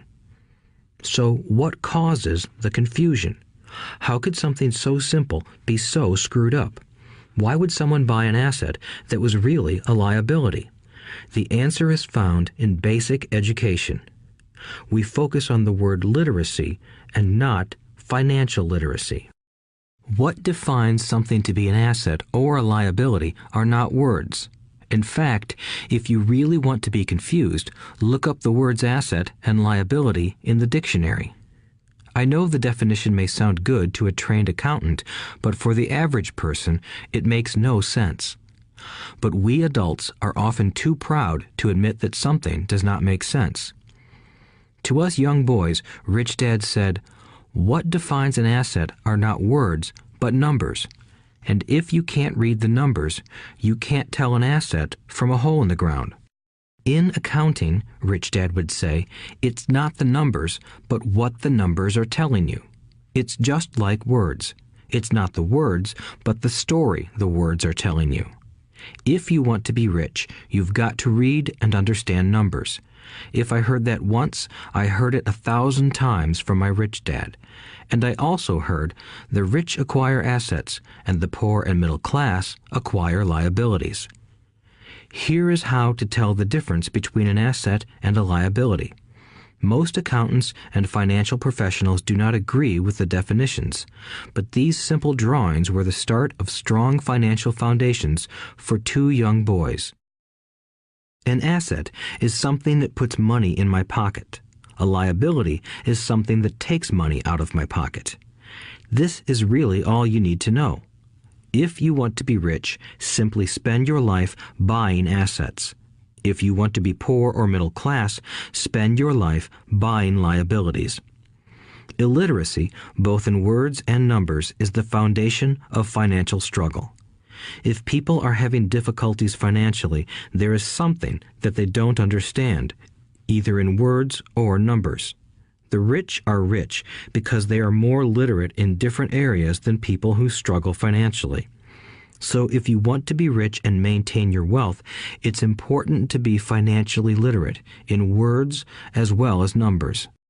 Numbers alone mean little, just as words out of context mean little. It's the story that counts. In financial reporting, reading numbers is looking for the plot, the story of where the cash is flowing. In 80% of most families, the financial story paints a picture of hard work to get ahead. However, this effort is for naught because they spend their lives buying liabilities instead of assets. Everyone has living expenses, the need for food, shelter, and clothing. It is the cash flow that tells the story of how a person handles their money. The reason I started with the story of the richest men in America is to illustrate the flaw in believing that money will solve all problems. That is why I cringe whenever I hear people ask me how to get rich quicker or where they should start. I often hear, "I'm in debt, so I need to make more money." But more money will often not solve the problem. In fact, it may compound the problem. Money often makes obvious our tragic human flaws, putting a spotlight on what we don't know. That is why, all too often, a person who comes into a sudden windfall of cash, let's say an inheritance, a pay raise, or lottery winnings, soon returns to the same financial mess, if not worse than the mess they were in before. Money only accentuates the cash flow pattern running in your head. If your pattern is to spend everything you get, most likely an increase in cash will just result in an increase in spending. Thus the saying, "A fool and his money is one big party." I have said many times that we go to school to gain scholastic and professional skills, both of which are important. We learn to make money with our professional skills. In the 1960s, when I was in high school, if someone did well academically, people assumed this bright student would go on to be a medical doctor because it was the profession with the promise of the greatest financial reward. Today, doctors face financial challenges I wouldn't wish on my worst enemy. Insurance companies taking control of the business, managed health care, government intervention, and malpractice suits. Today, kids want to be famous athletes, movie stars, rock stars, beauty queens, or CEOs because that is where the fame, money, and prestige are. That is the reason it is so hard to motivate kids in school today. They know that professional success is no longer solely linked to academic success, as it once was. Because students leave school without financial skills, millions of educated people pursue their profession successfully, but later find themselves struggling financially. They work harder, but don't get ahead. What is missing from their education is not how to make money, but how to manage money. It's called financial aptitude, what you do with the money once you make it, how to keep people from taking it from you, how to keep it longer, and how to make that money work hard for you. Most people don't understand why they struggle financially because they don't understand cash flow. A person can be highly educated, professionally successful, and financially illiterate. These people often work harder than they need to because they learned how to work hard, but not how to have their money work hard for them. The story of how the quest for a financial dream turns into a financial nightmare. The classic story of hardworking people has set a pattern. Recently married, the happy, highly educated young couple moves into one of their cramped, rented apartments. Immediately, they realize that they are saving money because two can live as cheaply as one. The problem is the apartment is cramped. They decide to save money to buy their dream home so they can have kids. They now have two incomes, and they begin to focus on their careers. Their incomes begin to increase. As their incomes go up, their expenses go up as well. The number one expense for most people is taxes. Many people think it's income tax, but for most Americans, their highest tax is Social Security. As an employee, it appears as if the Social Security tax combined with the Medicare tax rate is roughly 7.5%, but it's really 15% since the employer must match the Social Security amount. In essence, it is money the employer can't pay you. On top of that, you still have to pay income tax on the amount deducted from your wages for Social Security tax. Income you never received because it went directly to Social Security through withholding. Going back to the young couple, as a result of their incomes increasing, they decide to buy the house of their dreams. Once in their house, they have a new tax called property tax. Then they buy a new car, new furniture, and new appliances to match their new house. All of a sudden, they wake up and their liabilities column is full of mortgage and credit card debt. Their liabilities go up. They're now trapped in the rat race. Pretty soon, a baby comes along and they work harder. The process repeats itself. Higher incomes cause higher taxes, also called bracket creep. A credit card comes in the mail. They use it.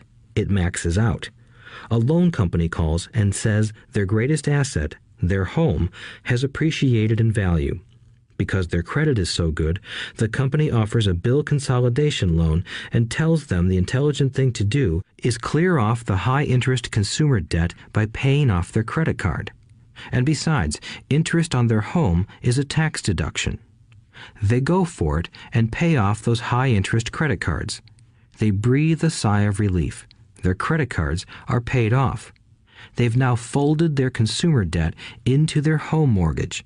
Their payments go down because they extend their debt over 30 years. It is the smart thing to do. Their neighbor calls to invite them to go shopping. The Memorial Day sale is on. They promise themselves they'll just window shop, but they take a credit card, just in case. I run into this young couple all the time. Their names change, but their financial dilemma is the same. They come to one of my talks to hear what I have to say. They ask me, "Can you tell us how to make more money?" They don't understand that their trouble is really how they choose to spend the money they do have. It is caused by financial illiteracy and not understanding the difference between an asset and a liability. More money seldom solves someone's money problems. Intelligence solves problems. There is a saying a friend of mine says over and over to people in debt. If you find you have dug yourself into a hole, stop digging. As a child, my dad often told us that the Japanese were aware of 3 powers: the power of the sword, the jewel, and the mirror. The sword symbolizes the power of weapons. America has spent trillions of dollars on weapons, and because of this is a powerful military presence in the world. The jewel symbolizes the power of money. There is some degree of truth to the saying, "Remember the golden rule. He who has the gold makes the rules." The mirror symbolizes the power of self-knowledge. This self-knowledge, according to Japanese legend, was the most treasured of the 3. All too often, the poor and middle class allow the power of money to control them. By simply getting up and working harder, failing to ask themselves if what they do makes sense, they shoot themselves in the foot as they leave for work every morning. By not fully understanding money, the vast majority of people allow its awesome power to control them. If they used the power of the mirror, they would have asked themselves, "Does this make sense?" All too often, instead of trusting their inner wisdom, that genius inside, most people follow the crowd. They do things because everybody else does them. They conform rather than question. Often, they mindlessly repeat what they have been told. Diversify. Your home is an asset. Your home is your biggest investment. You get a tax break for going into greater debt. Get a safe job. Don't make mistakes. Don't take risks. It is said that the fear of public speaking is a fear greater than death for most people. According to psychiatrists, the fear of public speaking is caused by the fear of ostracism, the fear of standing out, the fear of criticism, the fear of ridicule, and the fear of being an outcast. The fear of being different prevents most people from seeking new ways to solve their problems. That is why my educated dad said the Japanese valued the power of the mirror the most, for it is only when we look into it that we find truth. Fear is the main reason that people say, "Play it safe." That goes for anything, be it sports, relationships, careers, or money. It is that same fear, the fear of ostracism, that causes people to conform to, and not question, commonly accepted opinions or popular trends. Your home is an asset. Get a bill consolidation loan and get out of debt. Work harder. It's a promotion. Someday I'll be a vice president. Save money. When I get a raise, I'll buy us a bigger house. Mutual funds are safe. Many financial problems are caused by trying to keep up with the Joneses. Occasionally, we all need to look in the mirror and be true to our inner wisdom rather than our fears. By the time Mike and I were 16 years old, we began to have problems in school. We were not bad kids. We just began to separate from the crowd. We worked for Mike's dad after school and on weekends. Mike and I often spent hours after work just sitting at a table with his dad while he held meetings with his bankers, attorneys, accountants, brokers, investors, managers, and employees. Here was a man who had left school at 13, who was now directing, instructing, ordering, and asking questions of educated people. They came at his beck and call, and cringed when he didn't approve of them. Here was a man who had not gone along with the crowd. He was a man who did his own thinking and detested the words, "We have to do it this way because that's the way everyone else does it." He also hated the word "can't." If you wanted him to do something, just say, "I don't think you can do it." Mike and I learned more sitting in on his meetings than we did in all our years of school, college included. Mike's dad was not book smart, but he was financially educated and successful as a result. He told us over and over again, an intelligent person hires people who are more intelligent than he is. So Mike and I had the benefit of spending hours listening to and learning from intelligent people.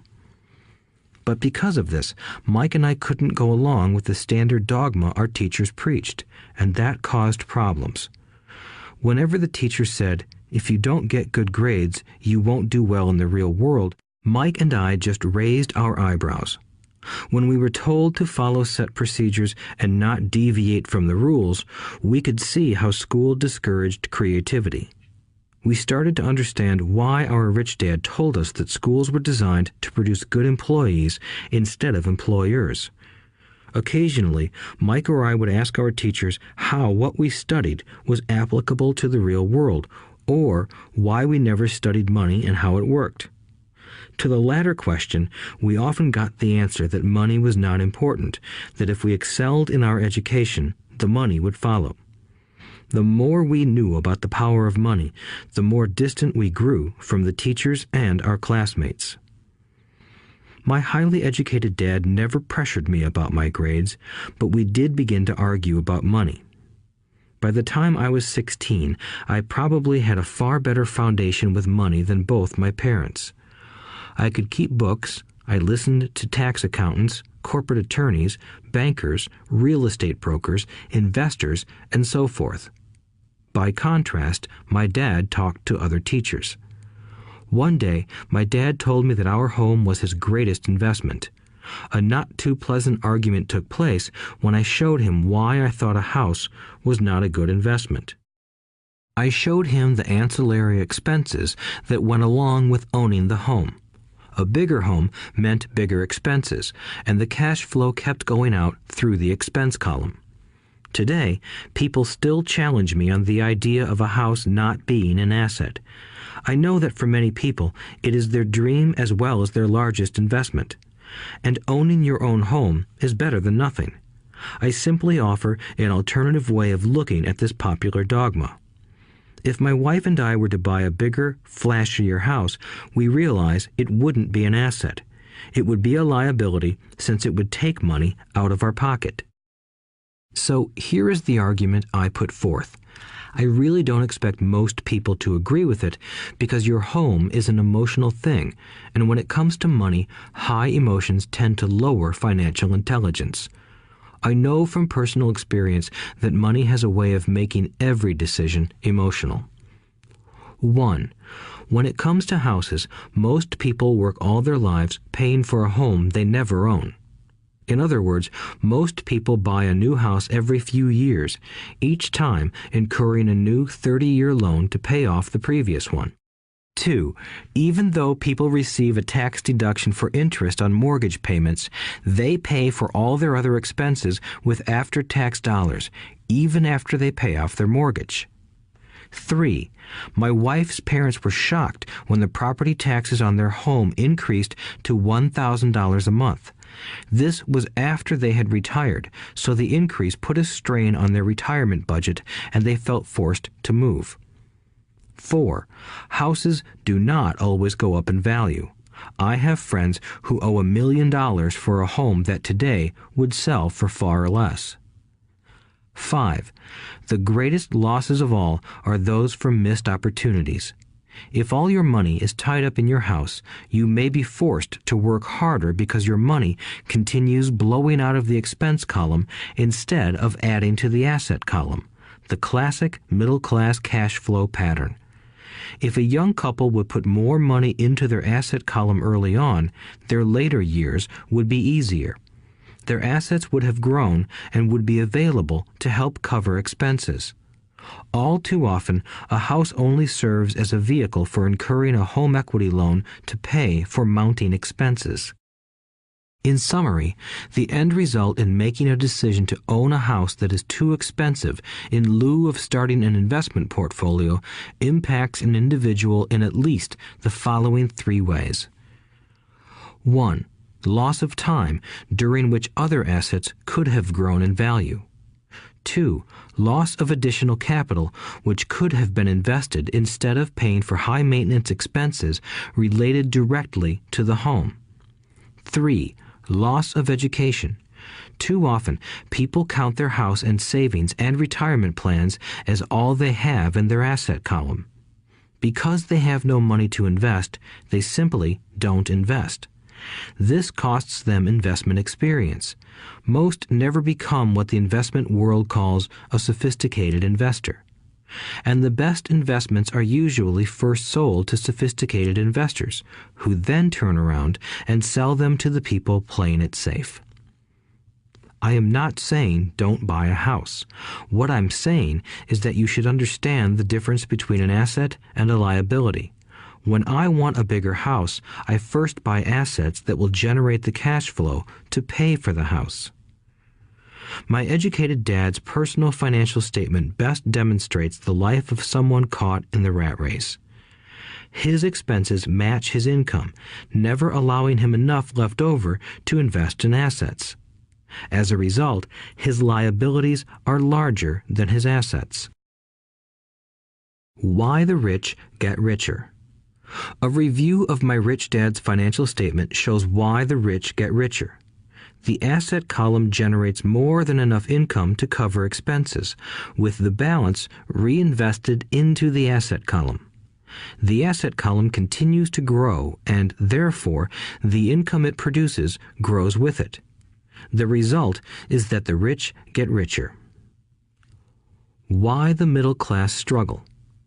The middle class finds itself in a constant state of financial struggle. Their primary income is through their salary. As their wages increase, so do their taxes. Their expenses tend to increase in proportion to their salary increase, hence the phrase, the rat race. They treat their home as their primary asset instead of investing in income-producing assets. This pattern of treating your home as an investment and the philosophy that a pay raise means you can buy a larger home or spend more is the foundation of today's debt-ridden society. Increased spending throws families into greater debt and into more financial uncertainty, even though they may be advancing in their jobs and receiving raises on a regular basis. This is high-risk living caused by weak financial education. The massive loss of jobs in recent times proves how shaky the middle class really is financially. Company pension plans are being replaced by 401k plans. Social Security is obviously in trouble and can't be relied upon as a source for retirement. Panic has set in for the middle class. Today, mutual funds are popular because they supposedly represent safety. Average mutual fund buyers are too busy working to pay taxes and mortgages, save for their children's college, and pay off credit cards. They do not have time to study investing, so they rely on the expertise of the manager of a mutual fund. Also, because the mutual fund includes many different types of investments, they feel their money is safer because it is diversified. This educated middle class subscribes to the dogma put out by mutual fund brokers and financial planners. Play it safe, avoid risk. The real tragedy is that the lack of early financial education is what creates the risk faced by average middle class people. The reason they have to play it safe is because their financial positions are tenuous at best. Their balance sheets are not balanced. Instead, they are loaded with liabilities and have no real assets that generate income. Typically, their only source of income is their paycheck. Their livelihood becomes entirely dependent on their employer. So when genuine deals of a lifetime come along, these people can't take advantage of them because they are working so hard, are taxed to the max, and are loaded with debt. As I said at the start of this section, the most important rule is to know the difference between an asset and a liability. Once you understand the difference, concentrate your efforts on buying income-generating assets. That's the best way to get started on a path to becoming rich. Keep doing that and your asset column will grow. Keep liabilities and expenses down so more money is available to continue pouring into the asset column. Soon, the asset base will be so deep that you can afford to look at more speculative investments. Investments that may have returns of 100% to infinity. $5,000 investments that are soon turned into $1 million or more. Investments that the middle class calls too risky. The investment is not risky for the financially literate. As an employee who is also a homeowner, your working efforts are generally as follows. 1. You work for the company. Employees make their business owner or the shareholders rich, not themselves. Your efforts and success will help provide for the owner's success and retirement. 2. You work for the government. The government takes its share from your paycheck before you even see it. By working harder, you simply increase the amount of taxes taken by the government. Most people work from January to May just for the government. 3. You work for the bank. After taxes, your next largest expense is usually your mortgage and credit card debt. The problem with simply working harder is that each of these 3 levels takes a greater share of your increased efforts. You need to learn how to have your increased efforts benefit you and your family directly. Once you have decided to concentrate on minding your own business, focusing your efforts on acquiring assets instead of a bigger paycheck, how do you set your goals? Most people must keep their job and rely on their wages to fund their acquisition of assets. As their assets grow, how do they measure the extent of their success? When does someone know that they are rich, that they have wealth? As well as having my own definitions for assets and liabilities, I also have my own definition for wealth. Actually, I borrowed it from a man named R. Buckminster Fuller. Some call him a quack, and others call him a genius. Years ago, he got architects buzzing because he applied for a patent for something he called a geodesic dome. But in the application, Fuller also said something about wealth. It was pretty confusing at first, but after reading it, it began to make some sense.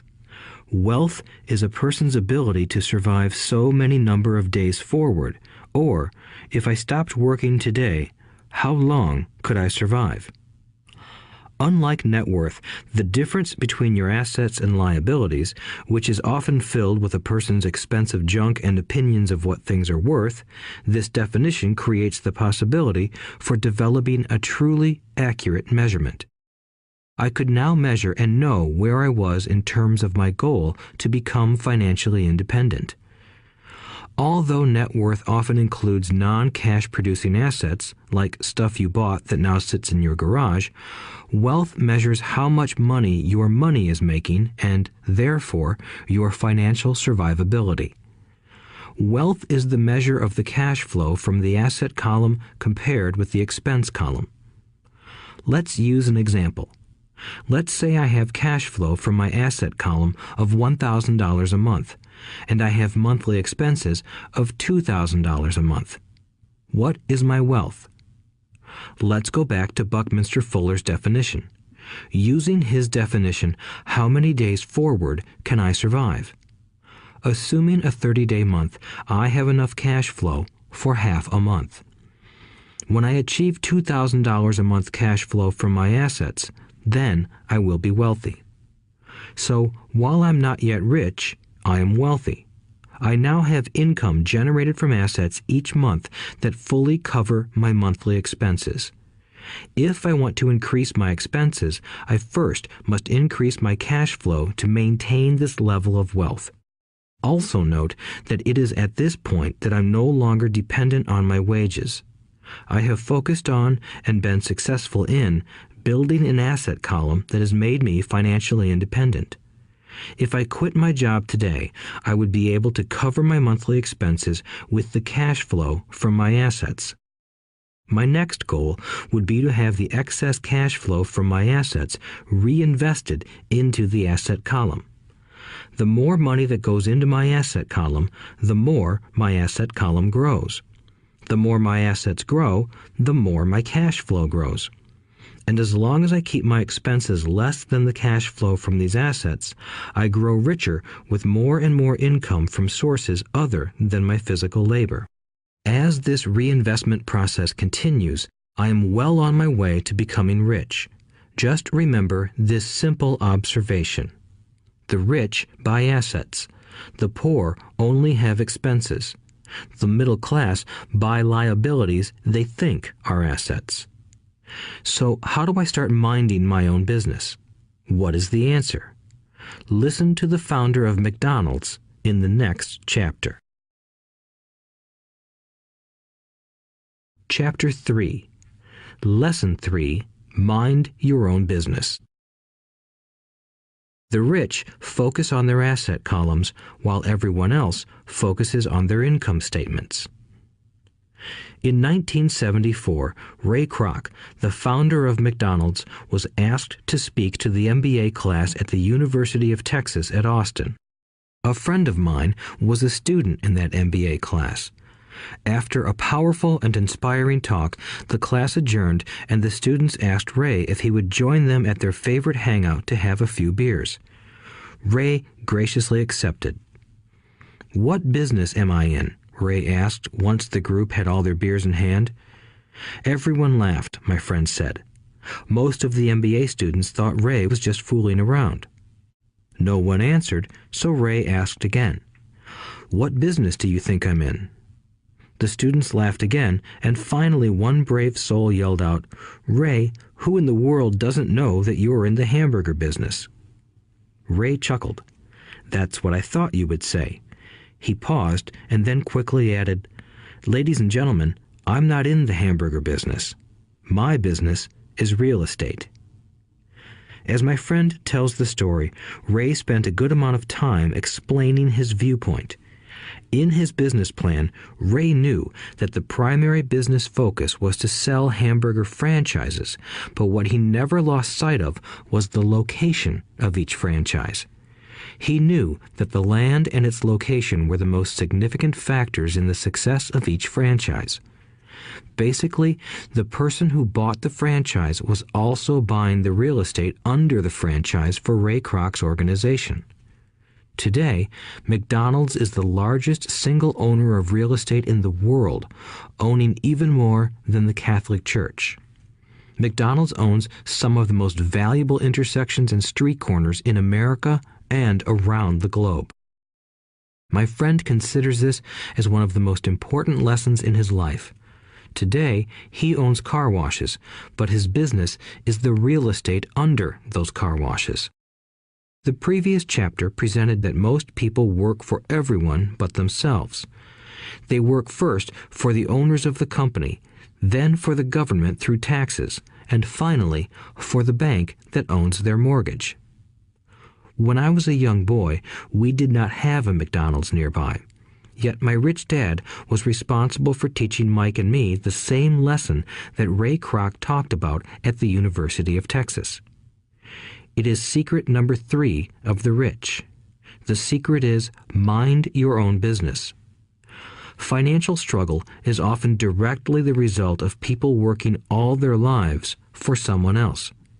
Many people will simply have nothing at the end of their working days to show for their efforts. Our current educational system focuses on preparing today's youth to get good jobs by developing scholastic skills. Their lives will revolve around their wages or, as described earlier, their income column. Many will study further to become engineers, scientists, cooks, police officers, artists, writers, and so on. These professional skills allow them to enter the workforce and work for money. But there is a big difference between your profession and your business. Often I ask people, "What is your business?" And they will say, "Oh, I'm a banker." Then I ask them if they own the bank, and they usually respond, "No, I work there." In that instance, they have confused their profession with their business. Their profession may be a banker, but they still need their own business. A problem with school is that you often become what you study. So if you study cooking, you become a chef. If you study the law, you become an attorney. And a study of auto mechanics makes you a mechanic. The mistake in becoming what you study is that too many people forget to mind their own business. They spend their lives minding someone else's business and making that person rich. To become financially secure, a person needs to mind their own business. Your business revolves around your asset column, not your income column. As stated earlier, the number one rule is to know the difference between an asset and a liability and to buy assets. The rich focus on their asset columns, while everyone else focuses on their income statements. That is why we hear so often, "I need a raise. If only I had a promotion. I am going back to school to get more training so I can get a better job. I am going to work overtime. Maybe I can get a second job." In some circles, these are sensible ideas, but you are still not minding your own business. These ideas all still focus on the income column and will only help a person become more financially secure if the additional money is used to purchase income-generating assets. The primary reason the majority of the poor and middle class are fiscally conservative, which means I can't afford to take risks, is that they have no financial foundation.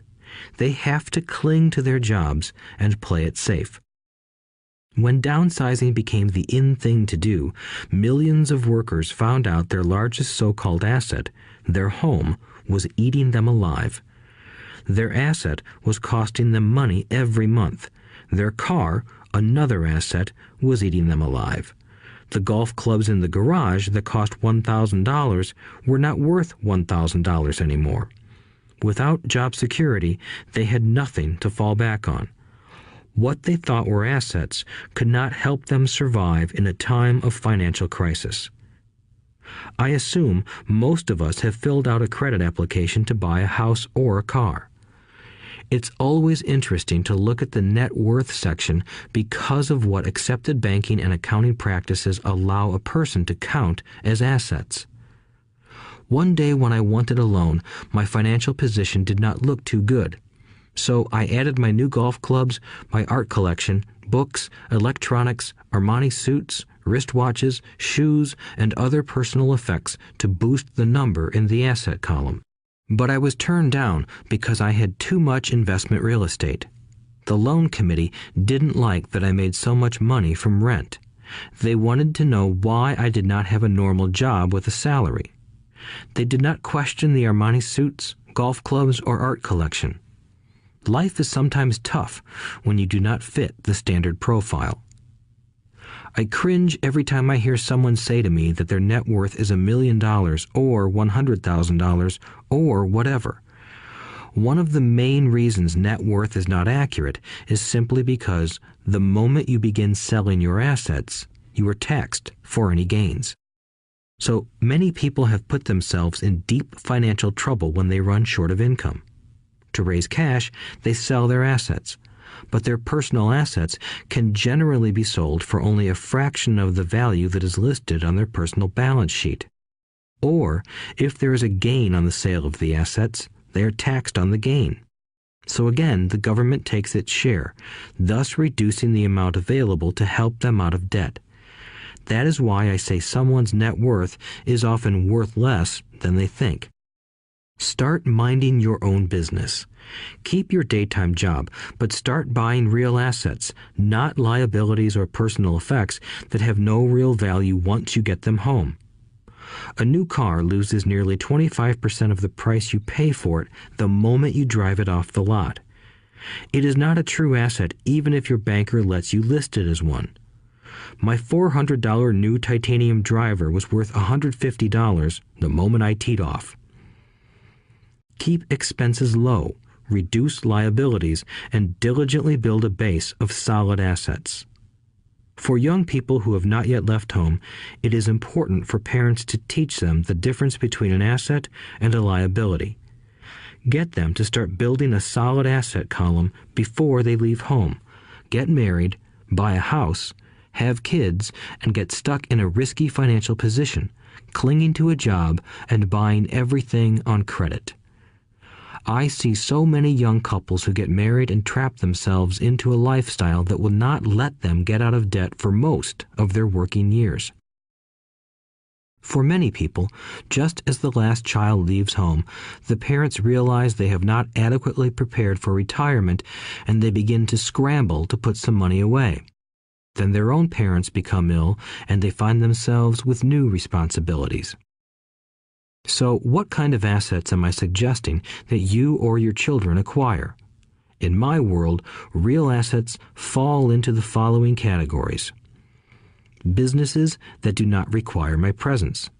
I own them, but they are managed or run by other people. If I have to work there, it's not a business. It becomes my job. Stocks, bonds, income-generating real estate, notes, IOUs, royalties from intellectual property such as music, scripts, and patents. Anything else that has value, produces income, or appreciates, and has a ready market. As a young boy, my educated dad encouraged me to find a safe job, but my rich dad encouraged me to begin acquiring assets that I loved. If you don't love it, you won't take care of it. I collect real estate simply because I love buildings and land. I love shopping for them, and I could look at them all day long. When problems arise, the problems aren't so bad that it changes my love for real estate. For people who hate real estate, they shouldn't buy it. I also love stocks of small companies, especially startups, because I am an entrepreneur, not a corporate person. In my early years, I worked in large organizations such as Standard Oil of California, the U.S. Marine Corps, and Xerox Corporation. I enjoyed my time with those organizations and have fond memories, but I know deep down I am not a company man. I like starting companies, not running them. So my stock buys are usually of small companies. Sometimes I even start the company and take it public. Fortunes are made in new stock issues, and I love the game. Many people are afraid of small-cap companies and call them risky, and they are. But that risk is diminished if you love what the investment is, understand it, and know the game. With small companies, my investment strategy is to be out of the stock in a year. On the other hand, my real estate strategy is to start small and keep trading up for bigger properties, and, therefore, delay paying taxes on the gain. This allows the value to increase dramatically. I generally hold real estate less than 7 years. For years, even while I was with the Marine Corps and Xerox, I did what my rich dad recommended. I kept my day job, but I still minded my own business. I was active in my asset column trading real estate and small stocks. Rich Dad always stressed the importance of financial literacy. The better I was at understanding the accounting and cash management, the better I would be at analyzing investments and eventually starting and building my own company. I don't encourage anyone to start a company unless they really want to. Knowing what I know about running a company, I wouldn't wish that task on anyone. There are times when people can't find employment and starting a company seems like the best solution. But the odds are against success. 9 out of 10 companies fail in 5 years. Of those that survive the first 5 years, 9 out of every 10 of those eventually fail as well. So only if you really have the desire to own your own company do I recommend it. Otherwise, keep your day job and mind your own business. When I say mind your own business, I mean to build and keep your asset column strong. Once a dollar goes into it, never let it come out. Think of it this way. Once a dollar goes into your asset column, it becomes your employee. The best thing about money is that it works 24 hours a day and can work for generations. Keep your day job, be a great hard-working employee, but keep building that asset column. As your cash flow grows, you can indulge in some luxuries. An important distinction is that rich people buy luxuries last, while the poor and middle class tend to buy luxuries first. The poor and the middle class often buy luxury items like big houses, diamonds, furs, jewelry, or boats because they want to look rich. They look rich, but in reality they just get deeper in debt on credit. The old money people, the long-term rich, build their asset column first.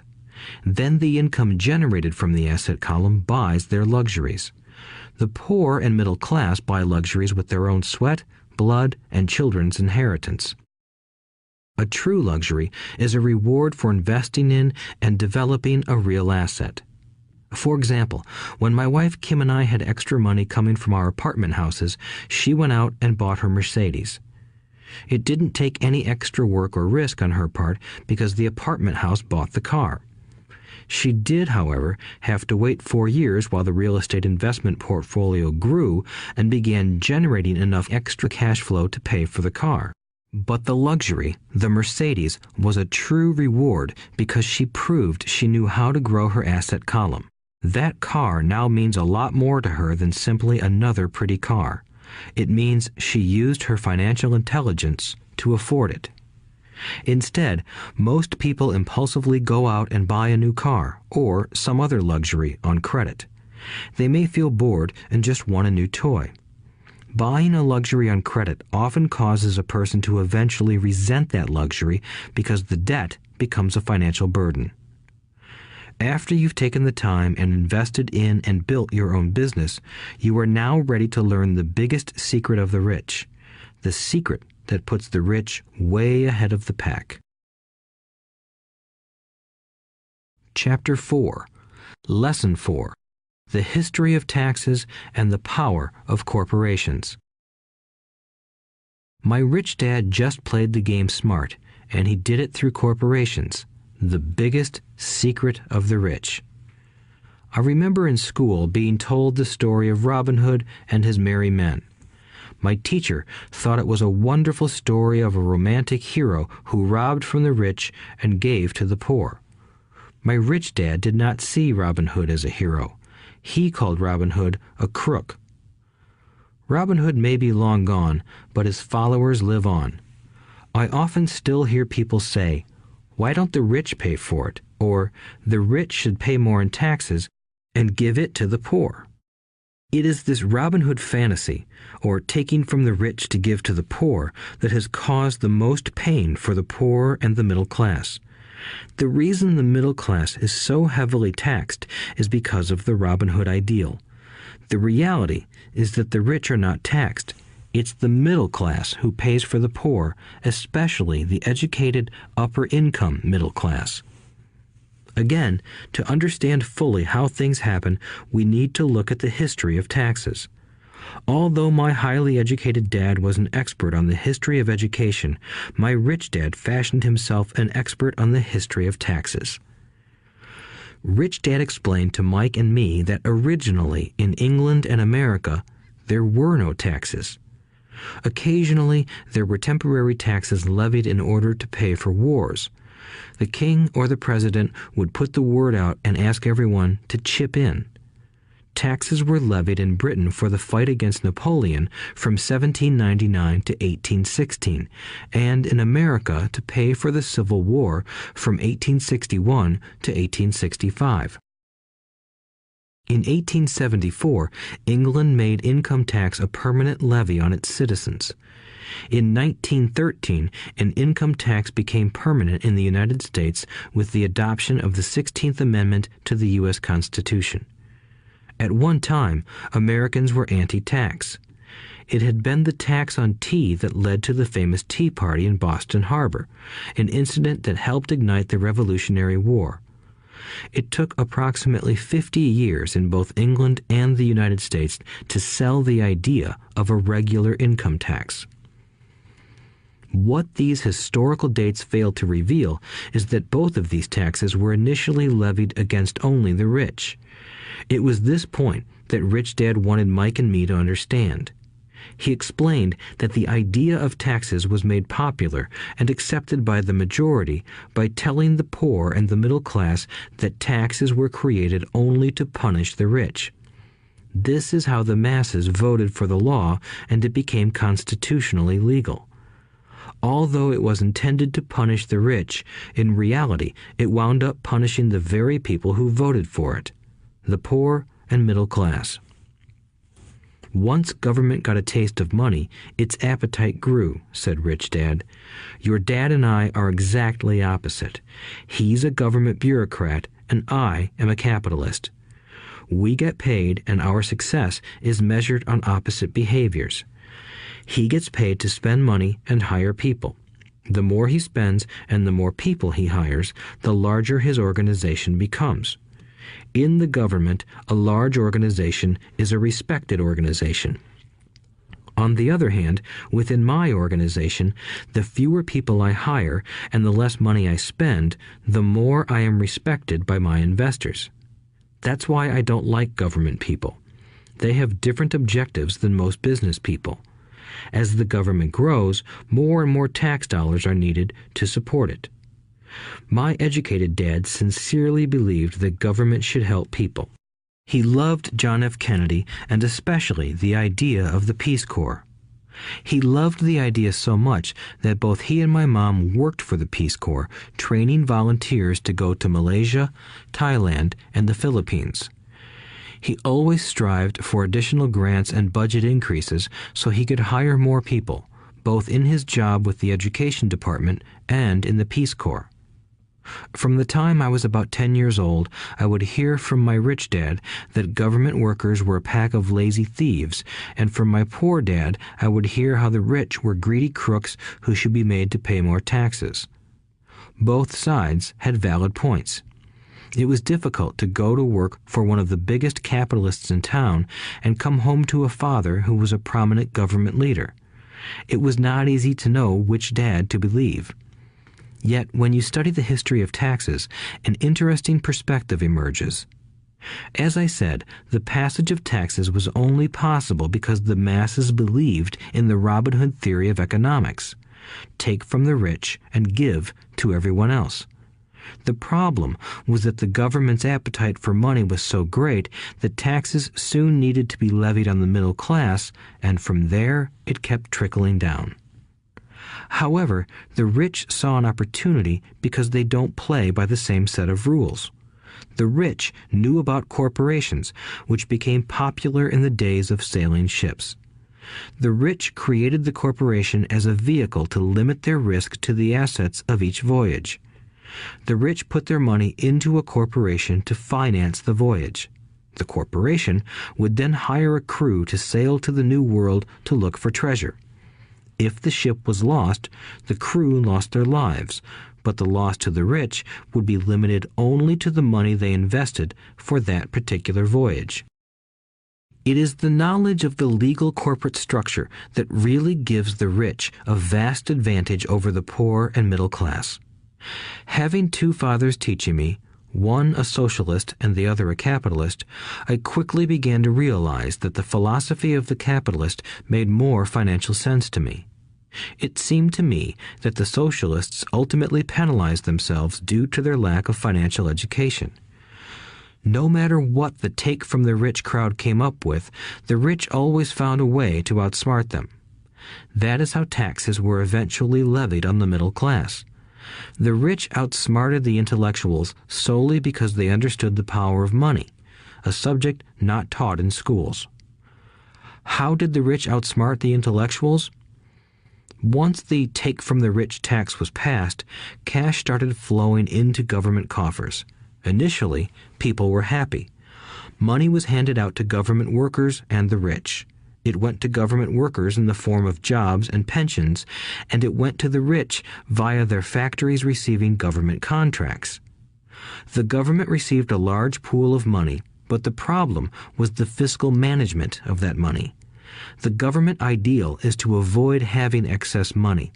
If you fail to spend your allotted funds, you risk losing it in the next budget. You would certainly not be recognized for being efficient. Business people, on the other hand, are rewarded for having excess money and are applauded for their efficiency. As this cycle of growing government spending continued, the demand for money increased, and the tax the rich idea was adjusted to include lower income levels down to the very people who voted it in, the poor and the middle class. True capitalists used their financial knowledge to simply find an escape. They headed back to the protection of a corporation.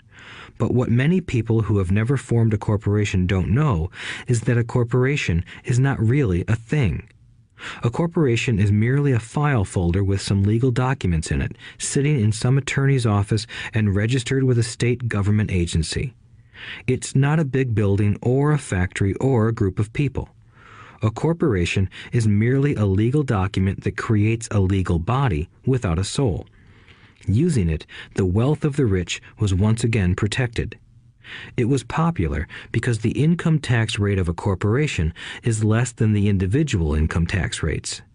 In addition, certain expenses could be paid by a corporation with pre-tax dollars. This war between the haves and have-nots has raged for hundreds of years. The battle is waged whenever and wherever laws are made, and it will go on forever. The problem is that the people who lose are the uninformed, the ones who get up every day and diligently go to work and pay taxes. If they only understood the way the rich play the game, they could play it too. Then they would be on their way to their own financial independence. This is why I cringe every time I hear a parent advise their children to go to school so they can find a safe, secure job. An employee with a safe, secure job without financial aptitude has no escape. Average Americans today work 5 to 6 months for the government just to cover their taxes. In my opinion, that is simply too long. The harder you work, the more you pay the government. That is why I believe that the idea of take from the rich backfired on the very people who voted it in. Every time people try to punish the rich don't simply comply. They react. They have the money, power, and intent to change things. They don't just sit there and voluntarily pay more taxes. Instead, they search for ways to minimize their tax burden. They hire smart attorneys and accountants and persuade politicians to change laws or create legal loopholes. They use their resources to effect change. The tax code of the United States also allows other ways to reduce taxes. Most of these vehicles are available to anyone, but it is the rich who find them because they are minding their own business. For example, 1031 is jargon for Section 1031 of the Internal Revenue Code, which allows a seller to delay paying taxes on a piece of real estate that is sold for a capital gain through an exchange for a more expensive piece of real estate. Real estate is one investment vehicle that has a great tax advantage. As long as you keep trading up in value, you will not be taxed on the gains until you liquidate. People who don't take advantage of these legal tax savings are missing a great opportunity to build their asset columns. The poor and middle class don't have the same resources. They sit there and let the government's needles enter their arm and allow the blood donation to begin. Today, I am constantly shocked at the number of people who pay more taxes or take fewer deductions simply because they are afraid of the government. I have friends who have had their businesses shut down and destroyed, only to find out it was a mistake on the part of the government. I realize all that, but the price of working from January to May is a high price to pay for that intimidation. My poor dad never fought back. My rich dad didn't either. He just played the game smarter, and he did it through corporations, the biggest secret of the rich. You may remember the first lesson I learned from my rich dad. I was a little boy of 9 who had to sit and wait for him to choose to talk to me. I sat in his office waiting for him to get to me. He was ignoring me on purpose. He wanted me to recognize his power and to desire to have that power for myself one day. During all the years I studied and learned from him, he always reminded me that knowledge is power. And with money comes great power that requires the right knowledge to keep it and make it multiply. Without that knowledge, the world pushes you around. Rich Dad constantly reminded Mike and me that the biggest bully was not the boss or the supervisor, but the tax man. The tax man will always take more if you let him. The first lesson of having money work for you, as opposed to you working for money, is all about power. If you work for money, you give the power to your employer. If money works for you, you keep the power and control it. Once we had this knowledge of the power of money working for us, he wanted us to be financially smart and not let anyone or anything push us around. If you're ignorant, it's easy to be bullied. If you know what you're talking about, you have a fighting chance. That is why he paid so much for smart tax accountants and attorneys. It was less expensive to pay them than to pay the government. His best lesson to me was, be smart and you won't be pushed around as much. He knew the law because he was a law-abiding citizen and because it was expensive to not know the law. If you know you're right, you're not afraid of fighting back, even if you are taking on Robin Hood and his band of merry men. My highly educated dad always encouraged me to land a good job with a strong corporation. He spoke of the virtues of working your way up the corporate ladder. He didn't understand that, by relying solely on a paycheck from a corporate employer, I would be a docile cow ready for milking. When I told my rich dad of my father's advice, he only chuckled. "Why not own the ladder?" was all he said. As a young boy, I did not understand what Rich Dad meant by owning my own corporation. It was an idea that seemed impossible and intimidating. Although I was excited by the idea, my inexperience wouldn't let me envision the possibility that grown-ups would someday work for a company I would own. The point is that, if not for my rich dad, I would have probably followed my educated dad's advice. It was merely the occasional reminder of my rich dad that kept the idea of owning my own corporation alive and kept me on a different path. By the time I was 15 or 16, I knew I wasn't going to continue down the path my educated dad recommended. I didn't know how I was going to do it, but I was determined not to head in the direction most of my classmates were heading. That decision changed my life. It was not until my mid-20s that my rich dad's advice began to make more sense to me. I was just out of the Marine Corps and working for Xerox. I was making a lot of money, but every time I looked at my paycheck, I was disappointed. The deductions were so large, and the more I worked, the greater they became. As I became more successful, my bosses talked about promotions and raises. It was flattering, but I could hear my rich dad asking in my ear, "Who are you working for? Who are you making rich?" In 1974, while still an employee for Xerox, I formed my first corporation and began minding my own business. There were already a few assets in my asset column, but now I was determined to focus on making it bigger. Those paychecks, with all the deductions, made all the years of my rich dad's advice make total sense. I could see the future if I followed my educated dad's advice. Many employers feel that advising their workers to mind their own business is bad for business. But for me, focusing on my own business and developing assets made me a better employee because I now had a purpose. I came in early and worked diligently, amassing as much money as possible so I could invest in real estate. Hawaii was just set to boom, and there were fortunes to be made. The more I realized that we were in the beginning stages of a boom, the more Xerox machines I sold.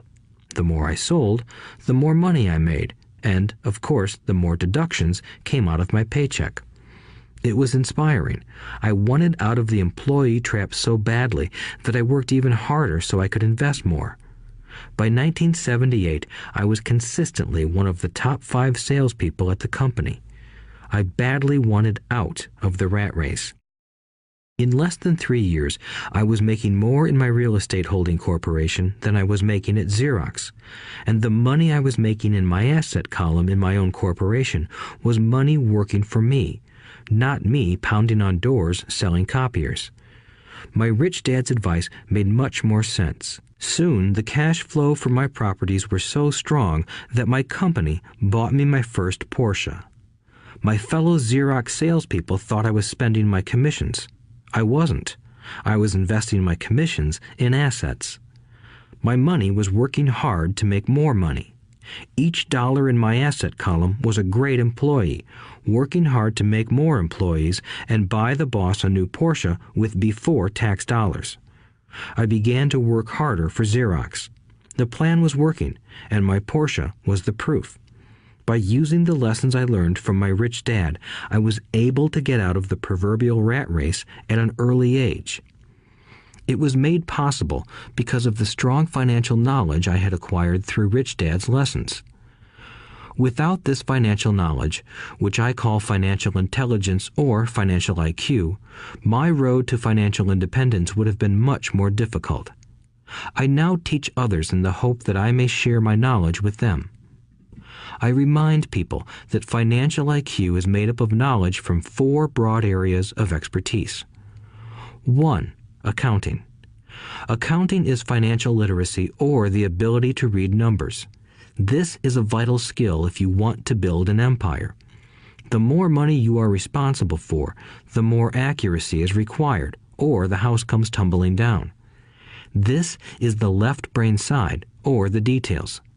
Financial literacy is the ability to read and understand financial statements, which allows you to identify the strengths and weaknesses of any business. 2. Investing. Investing is the science of money making money. This involves strategies and formulas which use the creative right brain side. 3. Understanding markets. Understanding markets is the science of supply and demand. You need to know the technical aspects of the market, which are emotion-driven, in addition to the fundamental or economic aspects of an investment. Does an investment make sense or does it not make sense based on current market conditions? 4.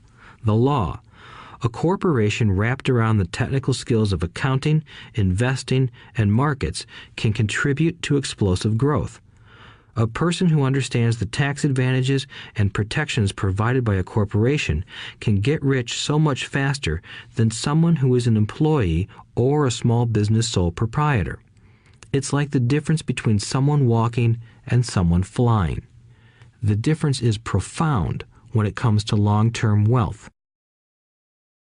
Tax advantages. A corporation can do many things that an employee cannot, like pay expenses before paying taxes. That is a whole area of expertise that is very exciting. Employees earn and get taxed and then try to live on what is left.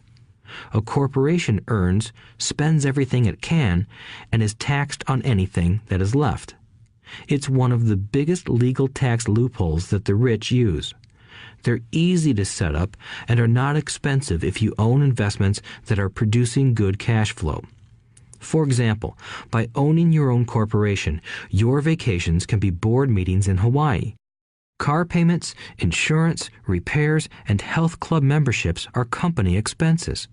Most restaurant meals are partial expenses, and on. But it's done legally with pre-tax dollars. Protection from lawsuits. We live in a litigious society. Everybody wants a piece of your action. The rich hide much of their wealth using vehicles such as corporations and trusts to protect their assets from creditors. When someone sues a wealthy individual, they are often met with layers of legal protection and often find that the wealthy person actually owns nothing. They control everything, but own nothing.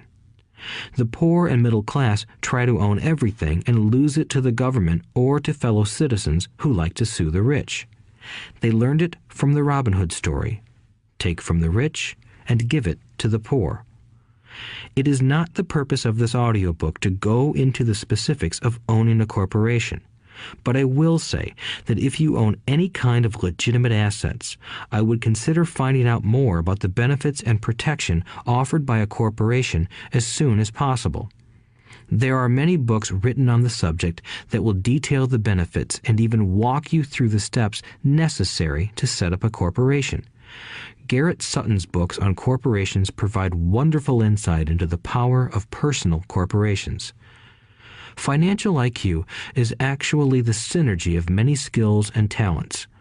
I would say it is the combination of the 4 technical skills listed above that make up basic financial intelligence. If you aspire to great wealth, it is the combination of these skills that will greatly amplify your financial intelligence. In summary, business owners with corporations 1. Earn, 2. Spend, 3. Pay taxes. Employees who work for corporations 1.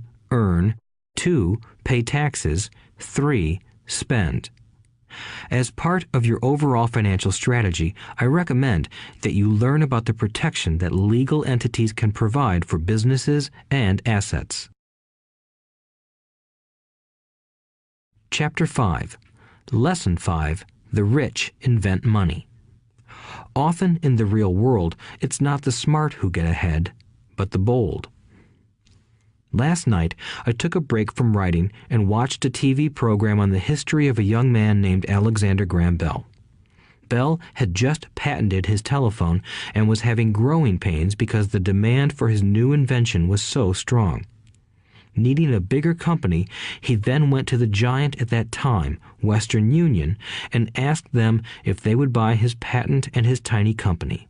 He wanted $100,000 for the whole package. The president of Western Union scoffed at him and turned him down, saying the price was ridiculous. The rest is history. A multi-billion-dollar industry emerged, and AT&T was born.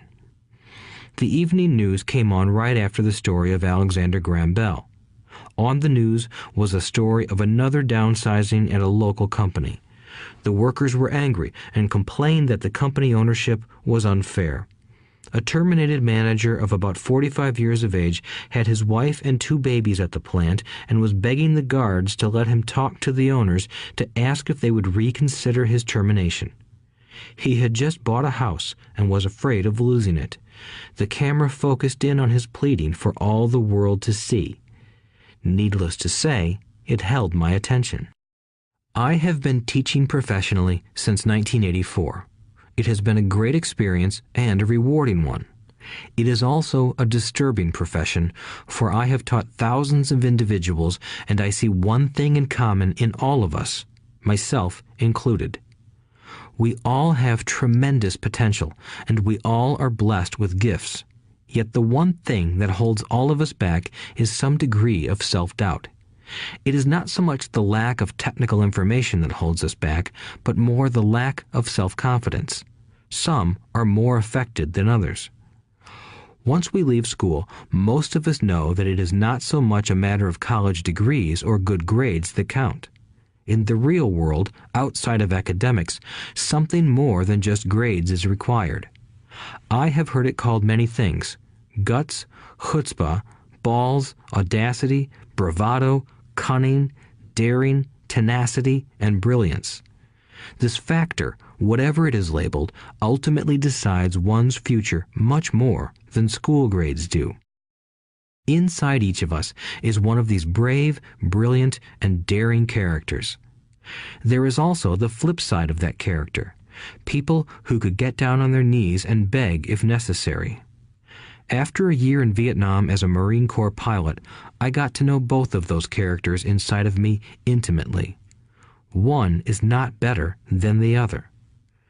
Yet, as a teacher, I recognized that it was excessive fear and self-doubt that were the greatest detractors of personal genius. It broke my heart to see students know the answers, yet lack the courage to act on the answer.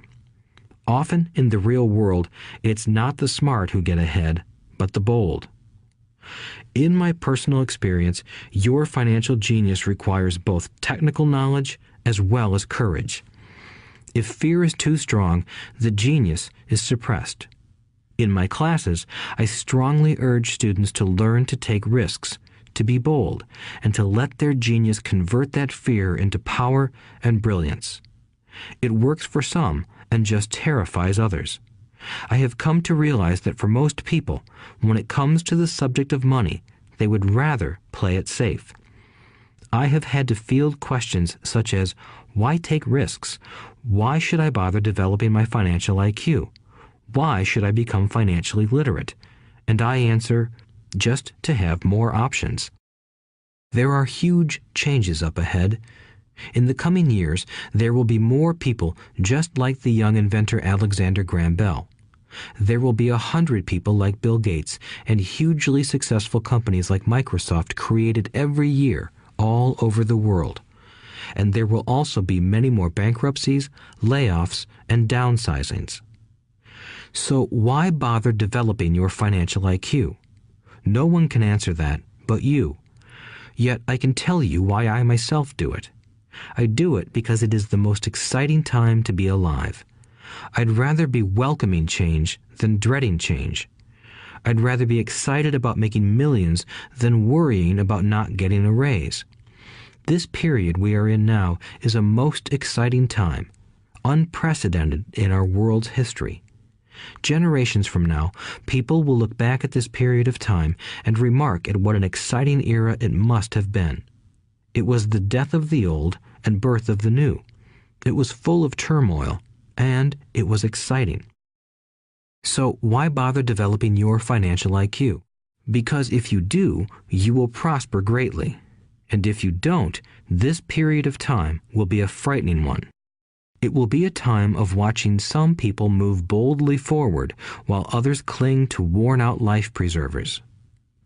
Land was wealth 300 years ago, so the person who owned the land owned the wealth. Later, wealth was in factories and production, and America rose to dominance. The industrialist owned the wealth. Today, wealth is in information, and the person who has the most timely information owns the wealth. The problem is that information flies around the world at the speed of light. The new wealth cannot be contained by boundaries and borders as land and factories were. The changes will be faster and more dramatic. There will be a dramatic increase in the number of new multimillionaires. There also will be those who are left behind. I find so many people struggling today, often working harder, simply because they cling to old ideas. They want things to be the way they were, and they resist change. I know people who are losing their jobs or their houses, and they blame technology or the economy or their boss. Sadly, they fail to realize that they might be the problem. Old ideas are their biggest liability. It is a liability simply because they fail to realize that while that idea or way of doing something was an asset yesterday, yesterday is gone. One afternoon, I was teaching how to invest using a board game I had invented, Cash Flow, as a teaching tool. A friend had brought someone along to attend the class. This friend of a friend was recently divorced, had been badly burned in the divorce settlement, and was now searching for some answers. Her friend thought the class might help. The game was designed to help people learn how money works. In playing the game, they learn about the interaction of the income statement with the balance sheet. They learn how cash flows between the two and how the road to wealth is through striving to increase your monthly cash flow from the asset column to the point that it exceeds your monthly expenses. Once you accomplish this, you are able to get out of the rat race and out onto the fast track. As I have said, some people hate the game, some love it, and others miss the point. This woman missed a valuable opportunity to learn something. In the opening round, she drew a doodad card with the boat on it. At first, she was happy. "Oh, I've got a boat." Then, as her friend tried to explain how the numbers worked on her income statement and balance sheet, she got frustrated because she had never liked math. The rest of her table waited while her friend continued explaining the relationship between the income statement, balance sheet, and monthly cash flow. Suddenly, when she realized how the numbers worked, it dawned on her that her boat was eating her alive. Later on in the game, she was also downsized and had a child. It was a horrible game for her. After the class, her friend came by and told me that she was upset. She had come to the class to learn about investing and did not like the idea that it took so long to play a silly game. Her friend attempted to tell her to look within herself to see if the game reflected her in any way. With that suggestion, the woman demanded her money back. She said that the very idea that a game could be a reflection of her was ridiculous. Her money was promptly refunded, and she left. Since 1984, I have made millions simply by doing what the school system does not do. In school, most teachers lecture. I hated lectures as a student. I was soon bored, and my mind would drift. In 1984, I began teaching via games and simulations, and I still rely on these tools today. I always encourage adult students to look at games as reflecting back to them what they know and what they need to learn. Most importantly, games reflect behavior. They are instant feedback systems. Instead of the teacher lecturing you, the game is giving you a personalized lecture, one that is custom-made just for you. The friend of the woman who left later called to give me an update. She said her friend was fine and had calmed down. In her cooling-off period, she could see some slight relationship between the game and her life. Although she and her husband did not own a boat, they did own everything else imaginable. She was angry after their divorce, both because he had run off with a younger woman and because, after 20 years of marriage, they had accumulated little in the way of assets. There was virtually nothing for them to split. Their 20 years of married life had been incredible fun, but all they had accumulated was a ton of doodads. She realized that her anger at doing the numbers, the income statement and balance sheet, came from her embarrassment about not understanding them. She believed that finances were the man's job. She maintained the house and did the entertaining, and he handled the finances. She was now quite certain that in the last 5 years of their marriage, he had hidden money from her. She was angry at herself for not being more aware of where the money was going, as well as for not knowing about the other woman. Just like a board game, the world is always providing us with instant feedback. We could learn a lot if we tuned in more. One day, not long ago, I complained to my wife that the cleaners must have shrunk my pants. My wife gently smiled and poked me in the stomach to inform me that the pants had not shrunk. Something else had expanded. Me. The cash flow game was designed to give every player personal feedback. Its purpose is to give you options. If you draw the boat card and it puts you into debt, the question is, now what can you do? How many different financial options can you come up with? That is the purpose of the game, to teach players to think and create new and various financial options. Thousands of people throughout the world have played this game. The players who get out of the rat race the quickest are the people who understand numbers and have creative financial minds. They recognize different financial options. Rich people are often creative and take calculated risks. People who take the longest are people who are not familiar with numbers and often do not understand the power of investing. Some people playing cash flow gain lots of money in the game, but they don't know what to do with it. Even though they have money, everyone else seems to be getting ahead of them. And that is true in real life. There are a lot of people who have a lot of money and do not get ahead financially. Limiting your options is the same as hanging on to old ideas. I have a friend from high school who now works at 3 jobs. Years ago, he was the richest of all my classmates. When the local sugar plantation closed, the company he worked for went down with the plantation. In his mind, he had but one option, and that was the old option: work hard. The problem was that he couldn't find an equivalent job that recognized his seniority from the old company. As a result, he is overqualified for the jobs he currently has. so his salary is lower. He now works 3 jobs to earn enough to survive. I have watched people playing cash flow complain that the right opportunity cards are not coming their way, so they sit there. I know people who do that in real life. They wait for the right opportunity. I have watched people get the right opportunity card and then not have enough money. Then they complain that they would have gotten out of the rat race if they had had more money. So they sit there. I know people in real life who do that also. They see all the great deals, but they have no money.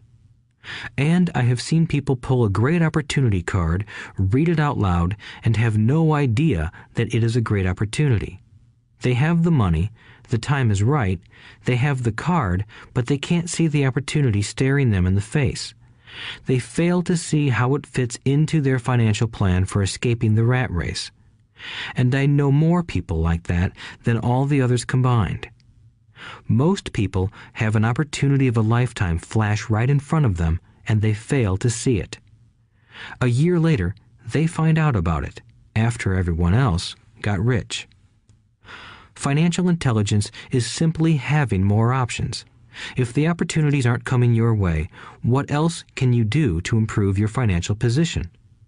If an opportunity lands in your lap and you have no money and the bank won't talk to you, what else can you do to get the opportunity to work in your favor? If your hunch is wrong and what you've been counting on doesn't happen, how can you turn a lemon into millions? That is financial intelligence. It is not so much what happens, but how many different financial solutions you can think of to turn a lemon into millions. It is how creative you are in solving financial problems. Most people only know one solution: work hard, save, and borrow. So why would you want to increase your financial intelligence? Because you want to be the kind of person who creates your own luck. You take whatever happens and make it better. Few people realize that luck is created, just as money is. And if you want to be luckier and create money instead of working hard, then your financial intelligence is important. If you are the kind of person who is waiting for the right thing to happen, you might wait for a long time. It's like waiting for all the traffic lights to be green for 5 miles before you'll start your trip. As young boys, Mike and I were constantly told by my rich dad that money is not real. Rich Dad occasionally reminded us of how close we came to the secret of money on that first day we got together and began making money out of plaster of Paris. The poor and middle class work for money, he would say. The rich make money. The more real you think money is, the harder you will work for it. If you can grasp the idea that money is not real, you will grow richer faster. What is it? Was a question Mike and I often came back with. What is money if it is not real? What we agree it is, was all Rich Dad would say. The single most powerful asset we all have is our mind. If it is trained well, it can create enormous wealth seemingly instantaneously. An untrained mind can also create extreme poverty that can crush a family for generations. In the information age, money is increasing exponentially. A few individuals are getting ridiculously rich from nothing, just ideas and agreements. If you ask many people who trade stocks or other investments for a living, they see it done all the time. Often, millions can be made instantaneously from nothing. And by nothing, I mean no money was exchanged. It is done via agreement, a hand signal in a trading pit, a blip on a trader's screen in Lisbon from a trader's screen in Toronto and back to Lisbon, a call to my broker to buy and a moment later to sell. Money did not change hands. Agreements did. So why develop your financial genius? Only you can answer that. I can tell you why I have been developing this area of my intelligence. I do it because I want to make money fast. Not because I need to, but because I want to. It is a fascinating learning process. I develop my financial IQ because I want to participate in the fastest game and biggest game in the world. And, in my own small way, I would like to be part of this unprecedented evolution of humanity, the era where humans work purely with their minds and not with their bodies. Besides, it is where the action is. It is what is happening. It's hip, it's scary, and it's fun. That is why I invest in my financial intelligence, developing the most powerful asset I have. I want to be with people moving boldly forward. I do not want to be with those left behind. I will give you a simple example of creating money.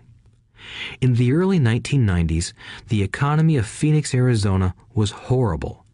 I was watching a TV show when a financial planner came on and began forecasting doom and gloom.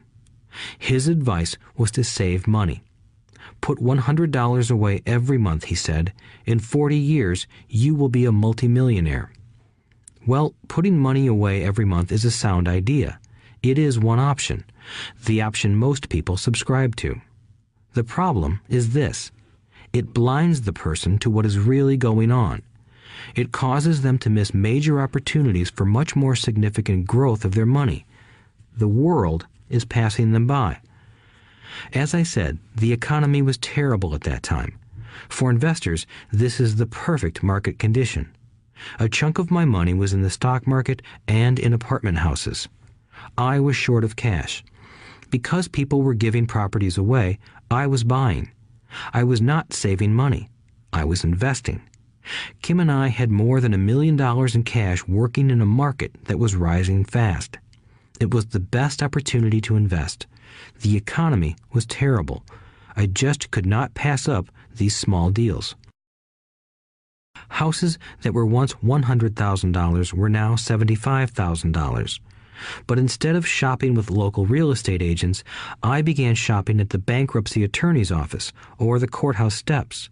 In these shopping places, a $75,000 house could sometimes be bought for $20,000 or less.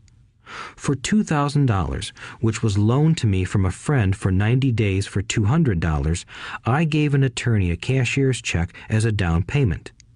While the acquisition was being processed, I ran an ad advertising a $75,000 house for only $60,000 and no money down. The phone rang hard and heavy.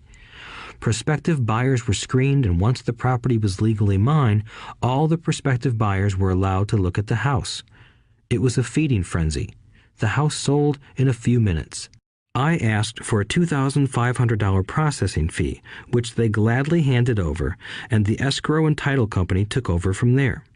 I returned the $2,000 to my friend with an additional $200. He was happy, the home buyer was happy, the attorney was happy, and I was happy. I had sold a house for $60,000 that cost me $20,000. The $40,000 was created from money in my asset column in the form of a promissory note from the buyer. Total working time, 5 hours. So, now that you are on your way to becoming more financially literate and skilled at reading numbers, I will tell you why this is an example of money being invented. During this depressed market, Kim and I were able to do 6 of these simple transactions in our spare time. While the bulk of our money was in larger properties and the stock market, we were able to create more than $190,000 in assets, notes at 10% interest, in those 6 buy, create, and sell transactions. That comes to approximately $19,000 a year income, much of it sheltered through our private corporation. Much of that $19,000 a year goes to pay for our company cars, gas, trips, insurance, dinners with clients, and other things. By the time the government gets a chance to tax that income, it's been spent on legally allowed pre-tax expenses. This was a simple example of how money is invented, created, and protected using financial intelligence. Ask yourself, how long would it take to save $190,000? Would the bank pay you 10% interest on your money? And the promissory note is good for 30 years. I hope they never pay me the $190,000. I have to pay a tax if they pay me the principal, and besides, $19,000 paid over 30 years is a little over $500,000 in income. I have people ask what happens if the person doesn't pay. That does happen, and it's good news. That $60,000 home could be taken back and resold for $70,000 and another $2,500 collected as a loan processing fee. It would still be a zero-down transaction in the mind of the new buyer, and the process would go on. The first time I sold the house, I paid back the $2,000, so technically I have no money in the transaction. My return on investment, ROI, is infinity. It's an example of no money making a lot of money. In the second transaction, when resold, I would have put $2,000 in my pocket and re-extended the loan to 30 years. What would my ROI be if I got paid money to make money? I do not know, but it sure beats saving $100 a month, which actually starts out as $150 because it's after-tax income for 40 years earning low interest. And again, you're taxed on the interest. That is not too intelligent. It may be safe, but it's not smart. A few years later, as the Phoenix real estate market strengthened, those houses we sold for $60,000 became worth $110,000. Foreclosure opportunities were still available, but became rare.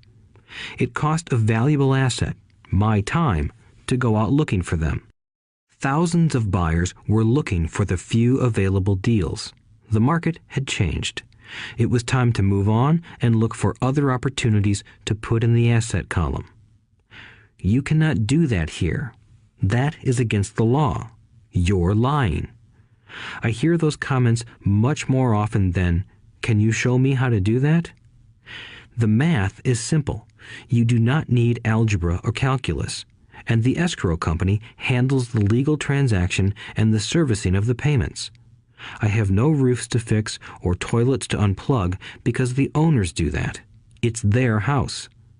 Occasionally, someone does not pay, and that is wonderful because there are late fees, or they move out and the property is sold again.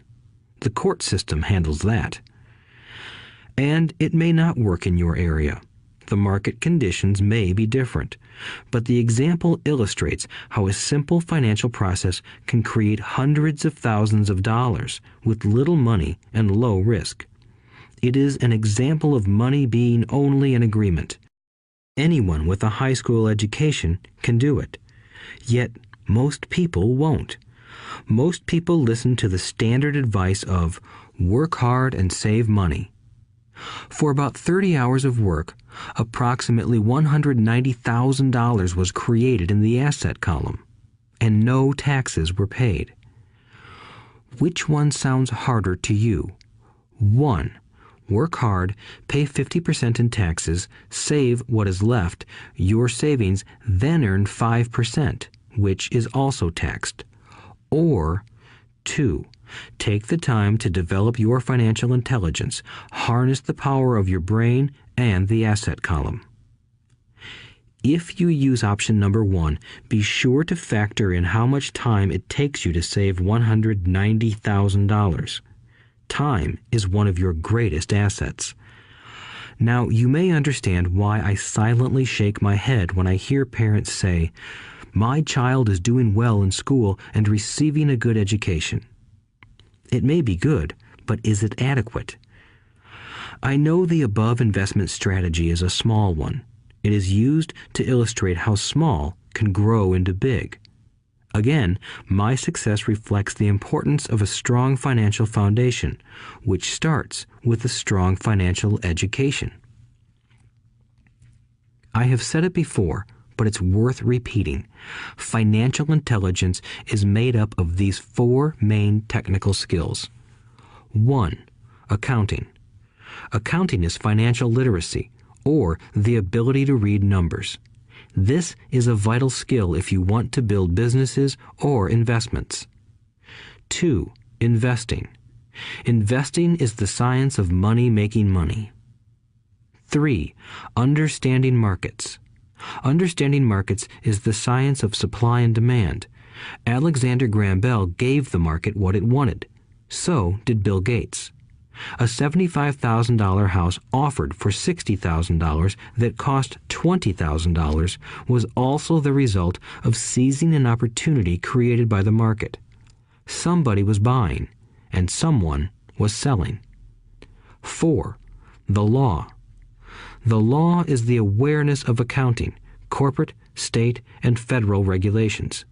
I recommend playing by the rules. It is this basic foundation, or the combination of these skills, that is needed to be successful in the pursuit of wealth, whether it be through the buying of small homes, apartment buildings, companies, stocks, bonds, precious metals, baseball cards, or the like. A few years later, the real estate market rebounded and everyone else was getting in. The stock market was booming and everyone was getting in. The U.S. economy was getting back on its feet. I began selling and was now traveling to Peru, Norway, Malaysia, and the Philippines. The investment landscape had changed. We were no longer buying real estate. Now I just watch the values climb inside the asset column and will probably begin selling. I suspect that some of those 6 little house deals will sell and the $40,000 note will be converted to cash. I need to call my accountant to be prepared for cash and seek ways to shelter it. The point I would like to make is that investments come and go. The market goes up and comes down. Economies improve and crash. The world is always handing you opportunities of a lifetime, every day of your life, but all too often we fail to see them. But they are there. And the more the world changes and the more technology changes, the more opportunities there will be to allow you and your family to be financially secure for generations to come. So why bother developing your financial intelligence? Again, only you can answer that. I know why I continue to learn and develop. I do it because I know there are changes coming. I'd rather welcome change than cling to the past. I know there will be market booms and market crashes. I want to continually develop my financial intelligence because at each market change, some people will be on their knees begging for their jobs. Others, meanwhile, will take the lemons that life hands them, and we are all handed lemons occasionally, and turn them into millions. That's financial intelligence. I am often asked about the lemons I have turned into millions. I hesitate using many more examples of personal investments because I am afraid it comes across as bragging or tooting my own horn. That is not my intention. I use the examples only as numerical and chronological illustrations of actual and simple cases. I use the examples because I want you to know that it is easy. And the more familiar you become with the 4 pillars of financial intelligence, the easier it becomes. Personally, I use 2 main vehicles to achieve financial growth: real estate and small cap stocks. I use real estate as my foundation. Day in and day out, my properties provide cash flow and occasional spurts of growth and value. The small cap stocks are used for fast growth. I do not recommend anything that I do. The examples are just that, examples. If the opportunity is too complex and I do not understand the investment, I don't do it. Simple math and common sense are all you need to do well financially. There are 5 reasons for using examples. 1. To inspire people to learn more. 2. To let people know it is easy if the foundation is strong. 3. To show that anyone can achieve great wealth. 4. To show that there are millions of ways to achieve your goals. 5. To show that it's not rocket science. In 1989, I used to jog through a lovely neighborhood in Portland, Oregon. It was a suburb that had little gingerbread houses. They were small and cute. I almost expected to see Little Red Riding Hood skipping down the sidewalk on her way to Granny's. There were for sale signs everywhere. The timber market was terrible. The stock market had just crashed, and the economy was depressed. On one street, I noticed a for sale sign that was up longer than most. It looked old. Jogging past it one day, I ran into the owner, who looked troubled. "What are you asking for your house?" I asked. The owner turned and smiled weakly. "Make me an offer," he said. "It's been for sale for over a year. Nobody even comes by anymore to look at it." "I'll look," I said, and I bought the house a half hour later for $20,000 less than his asking price. It was a cute little 2-bedroom home with gingerbread trim on all the windows. It was light blue with gray accents and had been built in 1930. Inside, there was a beautiful rock fireplace, as well as 2 tiny bedrooms. It was a perfect rental house. I gave the owner $5,000 down for a $45,000 house that was really worth $65,000, except that no one wanted to buy it. The owner moved out in a week, happy to be free, and my first tenant moved in, a local college professor. After the mortgage, expenses, and management fees were paid, I put a little less than $40 in my pocket at the end of each month. Hardly exciting. A year later, the depressed Oregon real estate market had begun to pick up. California investors, flush with money from their still booming real estate market, were moving north and buying up Oregon and Washington. I sold that little house for $95,000 to a young couple from California who thought it was a bargain. My capital gains of approximately $40,000 were placed into a 1031 tax-deferred exchange, and I went shopping for a place to put my money. In about a month, I found a 12-unit apartment house right next to the Intel plant in Beaverton, Oregon. The owners lived in Germany, had no idea what the place was worth, and again, just wanted to get out of it. I offered $275,000 for a $450,000 building. They agreed to $300,000. I bought it and held it for 2 years. Utilizing the same 1031 exchange process, we sold the building for $495,000 and bought a 30-unit apartment building in Phoenix, Arizona. We had moved to Phoenix by then to get out of the rain and needed to sell anyway. Like the former Oregon market, the real estate market in Phoenix was depressed. The price of the 30-unit apartment building in Phoenix was $875,000, with $225,000 down. The cash flow from the 30 units was a little over $5,000 a month. The Arizona market began moving up, and a few years later, a Colorado investor offered us $1.2 million for the property. The point of this example is how a small amount can grow into a large amount. Again, it is a matter of understanding financial statements, investment strategies, a sense of the market, and the laws. If people are not versed in these subjects, then obviously they must follow standard dogma, which is to play it safe, diversify, and only invest in secure investments. The problem with secure investments is that they are often sanitized, that is, made so safe that the gains are less. Most large brokerage houses will not touch speculative transactions in order to protect themselves and their clients, and that is a wise policy. The really hot deals are not offered to people who are novices. Often, the best deals that make the rich even richer are reserved for those who understand the game. It is technically illegal to offer speculative deals to someone who is considered not sophisticated, but of course, it happens. The more sophisticated I get, the more opportunities come my way. Another case for developing your financial intelligence over a lifetime is simply that more opportunities are presented to you. And the greater your financial intelligence, the easier it is to tell whether a deal is good. It's your intelligence that can spot a bad deal or make a bad deal good.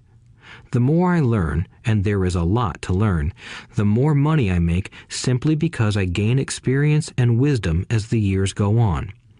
I have friends who are playing it safe, working hard at their profession and failing to gain financial wisdom, which does take time to develop. My overall philosophy is to plant seeds inside my asset column. That is my formula. I start small and plant seeds. Some grow, some don't. Inside our real estate corporation, we have property worth several $million. It is our own right, or real estate investment trust. The point I'm making is that most of those millions started out as little $5,000 to $10,000 investments. All of those down payments were fortunate to catch a fast-rising market and increase tax-free. We traded in and out several times over a number of years. We also own a stock portfolio, surrounded by a corporation that Kim and I call our personal mutual fund. We have friends who deal specifically with investors like us who have extra money each month to invest. We buy high-risk, speculative private companies that are just about to go public on a stock exchange in the United States or Canada. An example of how fast gains can be made are 100,000 shares purchased for 25 cents each before the company goes public. 6 months later, the company is listed, and the 100,000 shares now are worth $2 each. If the company is well managed, the price keeps going up, and the stock may go to $20 or more per share. There are years when our $25,000 has gone to $1 million in less than a year. It is not gambling if you know what you're doing. It is gambling if you're just throwing money into a deal and praying. The idea in anything is to use your technical knowledge, wisdom, and love of the game to cut the odds down, to lower the risk. Of course, there is always risk. It is financial intelligence that improves the odds. Thus, what is risky for one person is less risky to someone else. That is the primary reason I constantly encourage people to invest more in their financial education than in stocks, real estate, or other markets. The smarter you are, the better chance you have of beating the odds. The stock plays I personally invested in were extremely high risk for most people and absolutely not recommended. I have been playing that game since 1979 and have paid more than my share in dues. But if you will review why investments such as these are high risk for most people, you may be able to set your life up differently, so that the ability to take $25,000 and turn it into $1 million in a year is low risk for you. As stated earlier, nothing I have written is a recommendation. It is only used as an example of what is simple and possible. What I do is small potatoes in the grand scheme of things. Yet, for the average individual, a passive income of more than $100,000 a year is nice and not hard to achieve. Depending on the market and how smart you are, it could be done in 5 to 10 years. If you keep your living expenses modest, $100,000 coming in as additional income is pleasant, regardless of whether you work. You can work if you like, or take time off if you choose, and use the government tax system in your favor rather than against you. My personal basis is real estate. I love real estate because it's stable and slow-moving. I keep the base solid. The cash flow is fairly steady and, if properly managed, has a good chance of increasing in value. The beauty of a solid base of real estate is that it allows me to take greater risks, as I do with speculative stocks. If I make great profits in the stock market, I pay my capital gains tax on the gain and then reinvest what's left in real estate, again further securing my asset foundation. A last word on real estate. I have traveled all over the world and taught investing. In every city, I hear people say you cannot buy real estate cheap. That is not my experience. Even in New York or Tokyo, or just on the outskirts of the city, prime bargains are overlooked by most people. In Singapore, with their high real estate prices, there are still bargains to be found within a short driving distance. So whenever I hear someone say, "You can't do that here," pointing at me, I remind them that maybe the real statement is, "I don't know how to do that here. Yet." Great opportunities are not seen with your eyes. They are seen with your mind. Most people never get wealthy simply because they are not trained financially to recognize opportunities right in front of them. I am often asked, how do I start? In the final chapter of this audiobook, I offer 10 steps that I followed on the road to my financial freedom. But always remember to have fun. When you learn the rules and the vocabulary of investing and begin to build your asset column, I think you'll find that it's as fun a game as you've ever played. Sometimes you win, and sometimes you learn. But have fun. Most people never win because they're more afraid of losing. That is why I found school so silly. In school, we learn that mistakes are bad, and we are punished for making them.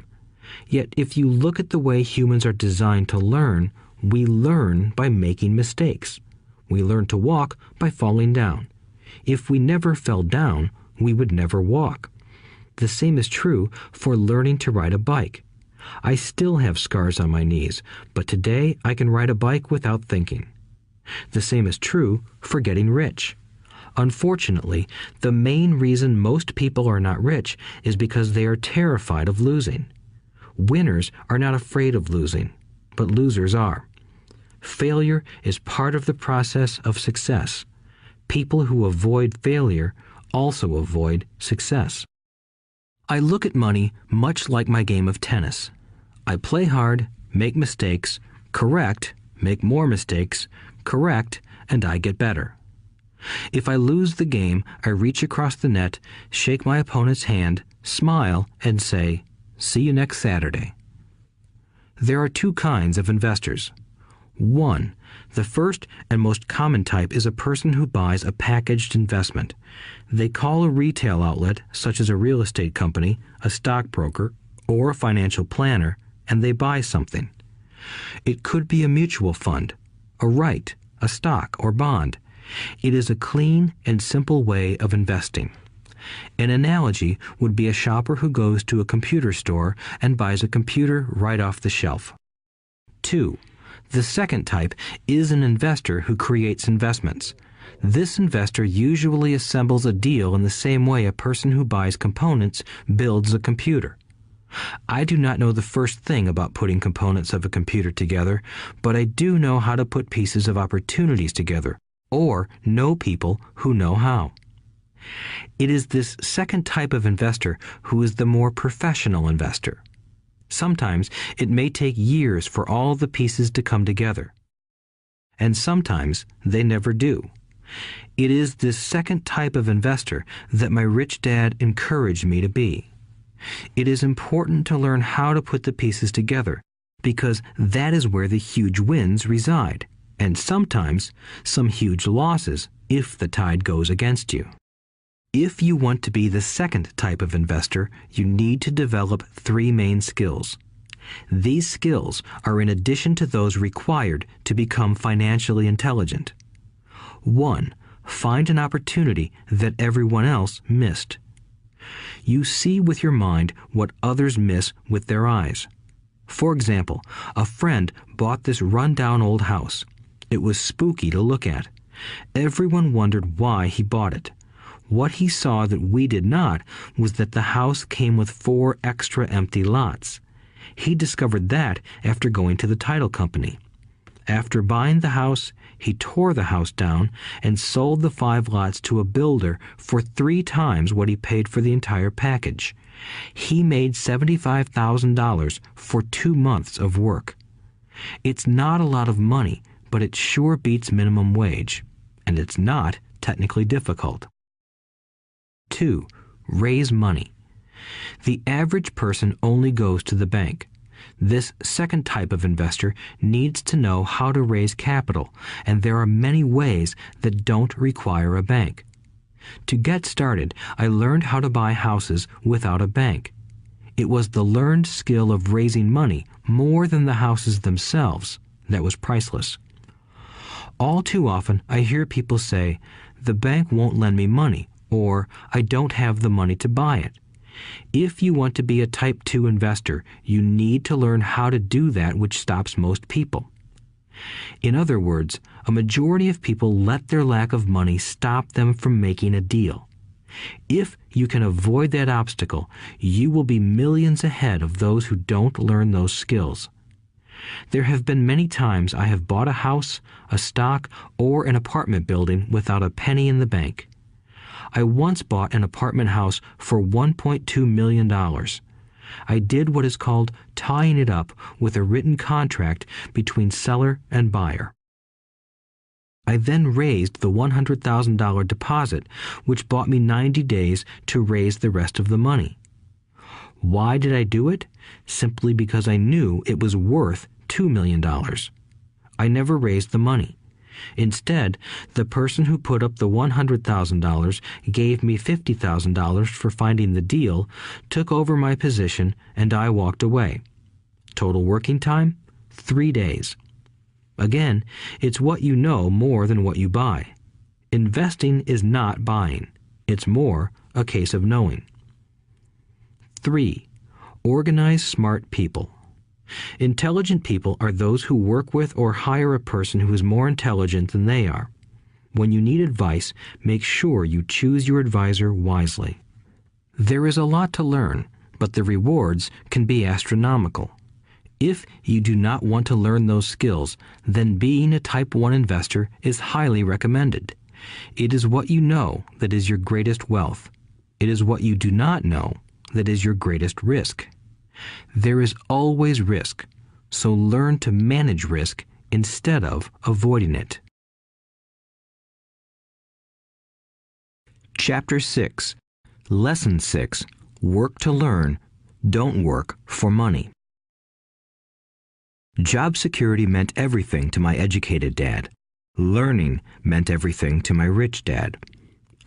A few years ago, I granted an interview with a newspaper in Singapore. The young female reporter was on time, and the interview got underway immediately. We sat in the lobby of a luxurious hotel, sipping coffee and discussing the purpose of my visit to Singapore. I was to share the platform with Zig Ziglar. He was speaking on motivation, and I was speaking on the secrets of the rich. Someday, I would like to be a best-selling author like you, she said. I had seen some of the articles she had written for the paper, and I was impressed. She had a tough, clear style of writing. Her articles held a reader's interest. You have a great style, I said in reply. What holds you back from achieving your dream? My work does not seem to go anywhere, she said quietly. Everyone says that my novels are excellent, but nothing happens. So I keep my job with the paper. At least it pays the bills. Do you have any suggestions? Yes, I do, I said brightly. A friend of mine here in Singapore runs a school that trains people to sell. He runs sales training courses for many of the top corporations here in Singapore, and I think attending one of his courses would greatly enhance your career. She stiffened. Are you saying I should go to school to learn to sell? I nodded. You aren't serious, are you? Again, I nodded. What is wrong with that? I was now backpedaling. She was offended by something, and now I was wishing I had not said anything. In my attempt to be helpful, I found myself defending my suggestion. I have a master's degree in English literature. Why would I go to school to learn to be a salesperson? I am a professional. I went to school to be trained in a profession so I would not have to be a salesperson. I hate salespeople. All they want is money. So tell me why I should study sales. She was packing her briefcase. The interview was over. On the coffee table sat a copy of an earlier best-selling book I wrote. I picked it up as well as the notes she had jotted down on her legal pad. Do you see this? I said, pointing to her notes. She looked down at her notes. What? She said, confused. Again, I pointed deliberately to her notes. On her pad she had written, Robert Kiyosaki, best-selling author. It says best-selling author, not best writing author, I said quietly. Her eyes widened. I am a terrible writer, I said. You are a great writer. I went to sales school. You have a master's degree. Put them together, and you get a best-selling author and a best writing author. Anger flared from her eyes. I'll never stoop so low as to learn how to sell. People like you have no business writing. I'm a professionally trained writer, and you are a salesman. It is not fair, she fumed. She put the rest of her notes away and hurried out through the large glass doors into the humid Singapore morning. At least she gave me a fair and favorable write-up the next morning. The world is filled with smart, talented, educated, and gifted people. We meet them every day. They are all around us. A few days ago, my car was not running well.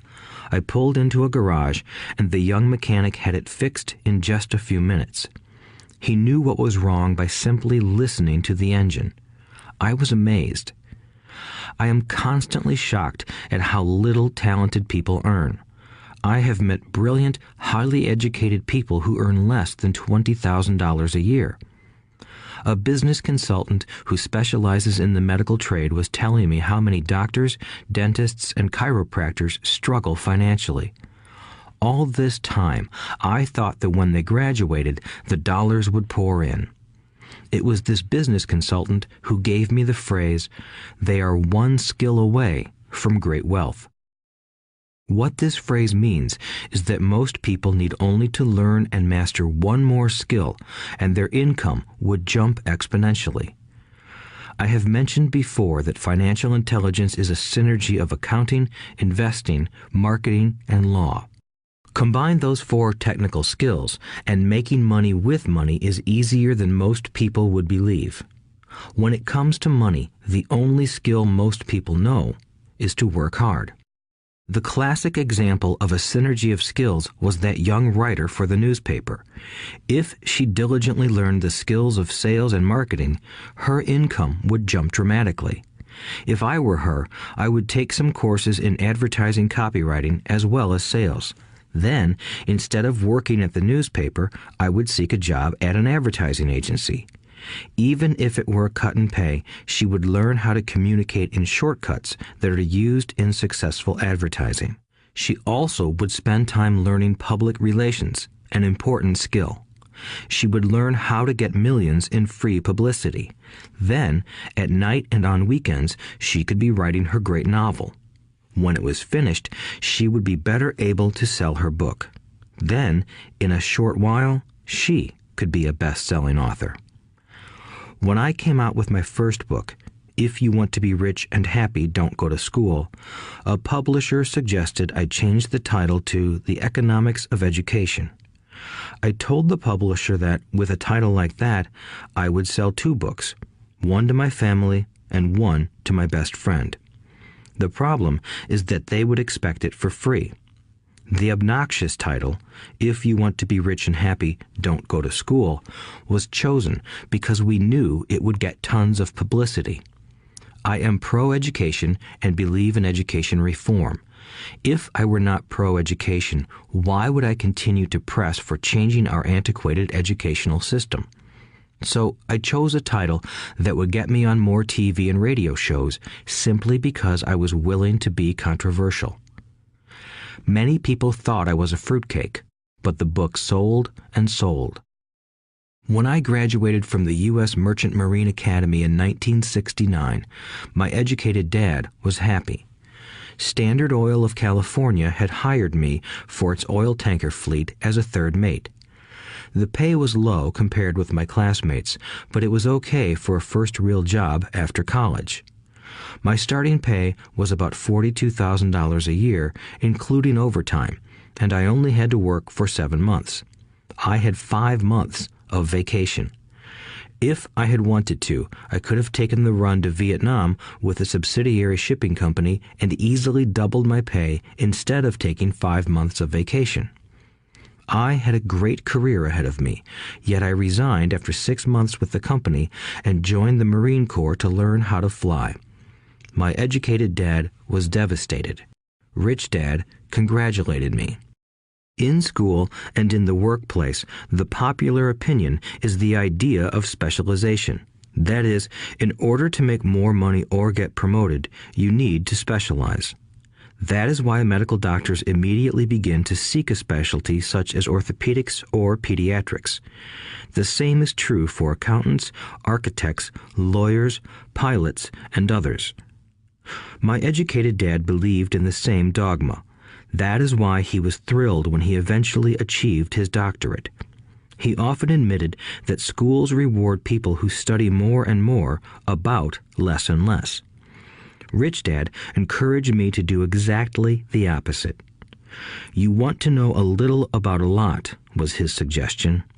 That is why for years I worked in different areas of his companies. For a while, I worked in his accounting department. Although I would probably never have been an accountant, he wanted me to learn via osmosis. Rich Dad knew I would pick up jargon and a sense of what is important and what is not. I also worked as a busboy and construction worker as well as in sales, reservations, and marketing. He was grooming Mike and me. That is why he insisted we sit in on the meetings with his bankers, lawyers, accountants, and brokers. He wanted us to know a little about every aspect of his empire. When I quit my high-paying job with Standard Oil, my educated dad had a heart-to-heart talk with me. He was bewildered. He could not understand my decision to resign from a career that offered high pay, great benefits, lots of time off, and opportunity for promotion. When he asked me one evening, "Why did you quit?" I could not explain it to him, though I tried hard to. My logic did not fit his logic. The big problem was that my logic was my rich dad's logic. Job security meant everything to my educated dad. Learning meant everything to my rich dad. Educated dad thought I went to school to learn to be a ship's officer. Rich dad knew that I went to school to study international trade. So as a student, I made cargo runs, navigating large freighters, oil tankers, and passenger ships to the Far East and the South Pacific. Rich Dad emphasized that I should stay in the Pacific instead of taking ships to Europe because he knew that the emerging nations were in Asia, not Europe. While most of my classmates, including Mike, were partying at their fraternity houses, I was studying trade, people, business styles, and cultures in Japan, Taiwan, Thailand, Singapore, Hong Kong, Vietnam, Korea, Tahiti, Samoa, and the Philippines. I was partying also, but it was not in any frat house. I grew up rapidly. Educated Dad just could not understand why I decided to quit and join the Marine Corps. I told him I wanted to learn to fly, but really I wanted to learn to lead troops. Rich Dad explained to me that the hardest part of running a company is managing people. He had spent 3 years in the Army. My educated dad was draft exempt. Rich Dad valued learning to lead men into dangerous situations. Leadership is what you need to learn next, he said. If you are not a good leader, you'll get shot in the back, just like they do in business. Returning from Vietnam in 1973, I resigned my commission, even though I loved flying. I found a job with Xerox Corporation. I joined it for one reason, and it was not for the benefits. I was a shy person, and the thought of selling was the most frightening subject in the world. Xerox has one of the best sales trainings programs in America. Rich Dad was proud of me. My educated dad was ashamed. Being an intellectual, he thought that salespeople were below him. I worked with Xerox for 4 years until I overcame my fear of knocking on doors and being rejected. Once I could consistently be in the top 5 in sales, I again resigned and moved on, leaving behind another great career with an excellent company. In 1977, I formed my first company. Rich Dad had groomed Mike and me to take over companies, so I now had to learn to form them and put them together.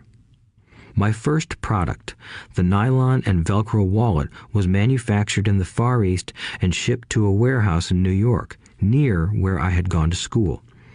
My formal education was complete, and it was time to test my wings. If I failed, I would go broke. Rich Dad thought it best to go broke before 30. You still have time to recover, was his advice. On the eve of my 30th birthday, my first shipment left Korea for New York. Today, I still do business internationally, and as my rich dad encouraged me to do, I keep seeking the emerging nations. Today, my investment company invests in South American countries and Asian countries, as well as in Norway and Russia. There is an old cliche that goes, "Job is an acronym for just over broke." Unfortunately, I would say that applies to millions of people. Because school does not think financial intelligence is an intelligence, most workers live within their means. They work and they pay bills. There is another horrible management theory that goes, workers work hard enough to not be fired, and owners pay just enough so that workers won't quit. And if you look at the pay scales of most companies, again, I would say there is a degree of truth to that statement. The net result is that most workers never get ahead. They do what they've been taught to do, get a secure job. Most workers focus on working for pay and benefits that reward them in the short term, but are often disastrous in the long run. Instead, I recommend to young people to seek work for what they will learn more than what they will earn. Look down the road at what skills they want to acquire before choosing a specific profession and before getting trapped in the rat race. Once people are trapped in the lifelong process of bill paying, they become like those little hamsters running around in those metal wheels. Their little furry legs are spinning furiously, the wheel is turning furiously, but come tomorrow morning, they'll still be in the same cage. Great job. In the movie Jerry Maguire, starring Tom Cruise, there are many great one-liners. Probably the most memorable is, "Show me the money." But there is one line I thought most truthful. It comes from the scene where Tom Cruise is leaving the firm. He has just been fired, and he is asking the entire company, "Who wants to come with me?" And the whole place is silent and frozen. Only one woman speaks up and says, "I'd like to, but I'm due for a promotion in 3 months." That statement is probably the most truthful statement in the whole movie. It is the type of statement that people use to keep themselves busy, working away to pay bills. I know my educated dad looked forward to his pay raise every year, and every year he was disappointed. So he would go back to school to earn more qualifications so he could get another raise. Then, once again, there would be another disappointment. The question I often ask people is, where is this daily activity taking you? Just like the little hamster, I wonder if people look at where their hard work is taking them. What does the future hold? In his book, The Retirement Myth, Craig S. Carpel writes, "I visited the headquarters of a major national pension consulting firm and met with a managing director who specializes in designing lush retirement plans for top management. When I asked her what people who don't have corner offices will be able to expect in the way of pension income, she said with a confident smile, 'The silver bullet.'" "What," I asked, "is the silver bullet?" She shrugged and said, "If baby boomers discover they don't have enough money to live on when they're older, they can always blow their brains out."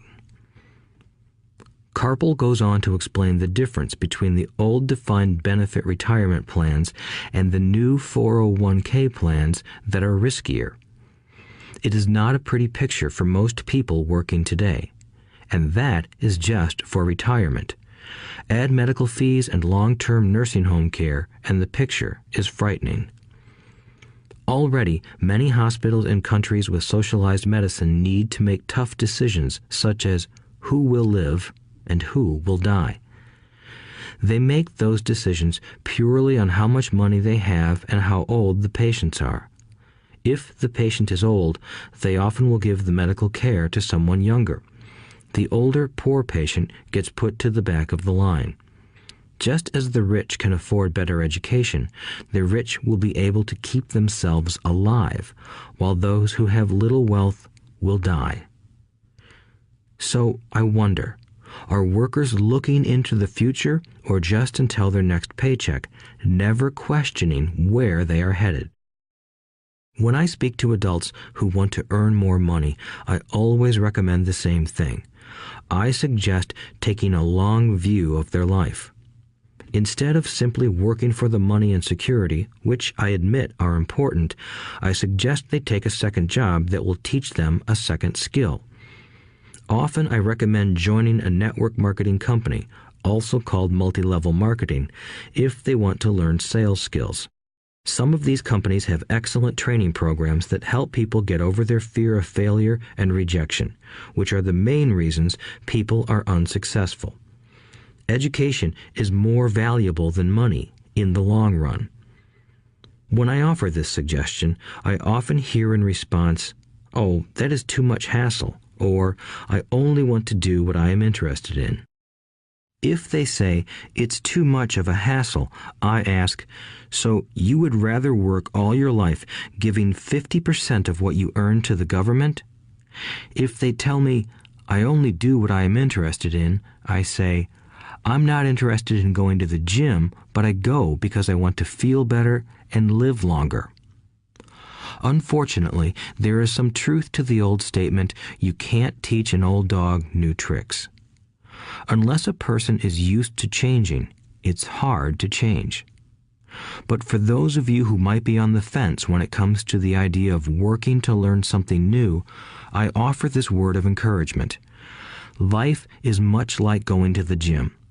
The most painful part is deciding to go. Once you get past that, it's easy. There have been many days I have dreaded going to the gym, but once I am there and in motion, it is a pleasure. After the workout is over, I am always glad I talked myself into going. If you are unwilling to work to learn something new and instead insist on becoming highly specialized within your field, make sure the company you work for is unionized. Labor unions are designed to protect specialists. My educated dad, after falling from grace with the governor, became the head of the teachers' union in Hawaii. He told me that it was the hardest job he ever held. My rich dad, on the other hand, spent his life doing his best to keep his companies from becoming unionized. He was successful. Although the unions came close, Rich Dad was always able to fight them off. Personally, I take no sides because I can see the need for and the benefits of both sides. If you do as school recommends, become highly specialized, then seek union protection. For example, had I continued with my flying career, I would have sought a company that had a strong pilots' union. Why? Because my life would be dedicated to learning a skill that was valuable in only one industry. If I were pushed out of that industry, my life's skills would not be as valuable to another industry. A displaced senior pilot with 100,000 hours of heavy airline transport time, earning $150,000 a year, would have a hard time finding an equivalent high-paying job teaching in school. Skills do not necessarily transfer from industry to industry. Skills the pilots are paid for in the airline industry are not as important in, say, the school system. The same is true even for doctors today. With all the changes in medicine, many medical specialists are needing to conform to medical organizations such as HMOs. School teachers definitely need to be union members. Today in America, the teachers' union is the largest and the richest labor union of all. The NEA, the National Education Association, has tremendous political clout. Teachers need the protection of their union because their skills are also of limited value to an industry outside of education. So the rule of thumb is highly specialized, then unionize. It's the smart thing to do. When I ask the classes I teach, how many of you can cook a better hamburger than McDonald's, almost all the students raise their hands. I then ask, so if most of you can cook a better hamburger, how come McDonald's makes more money than you? The answer is obvious. McDonald's is excellent at business systems. The reason so many talented people are poor is because they focus on building a better hamburger and know little to nothing about business systems. A friend of mine in Hawaii is a great artist. He makes a sizable amount of money. One day, his mother's attorney called to tell him that she had left him $35,000. That is what was left of her estate after the attorney and the government took their shares.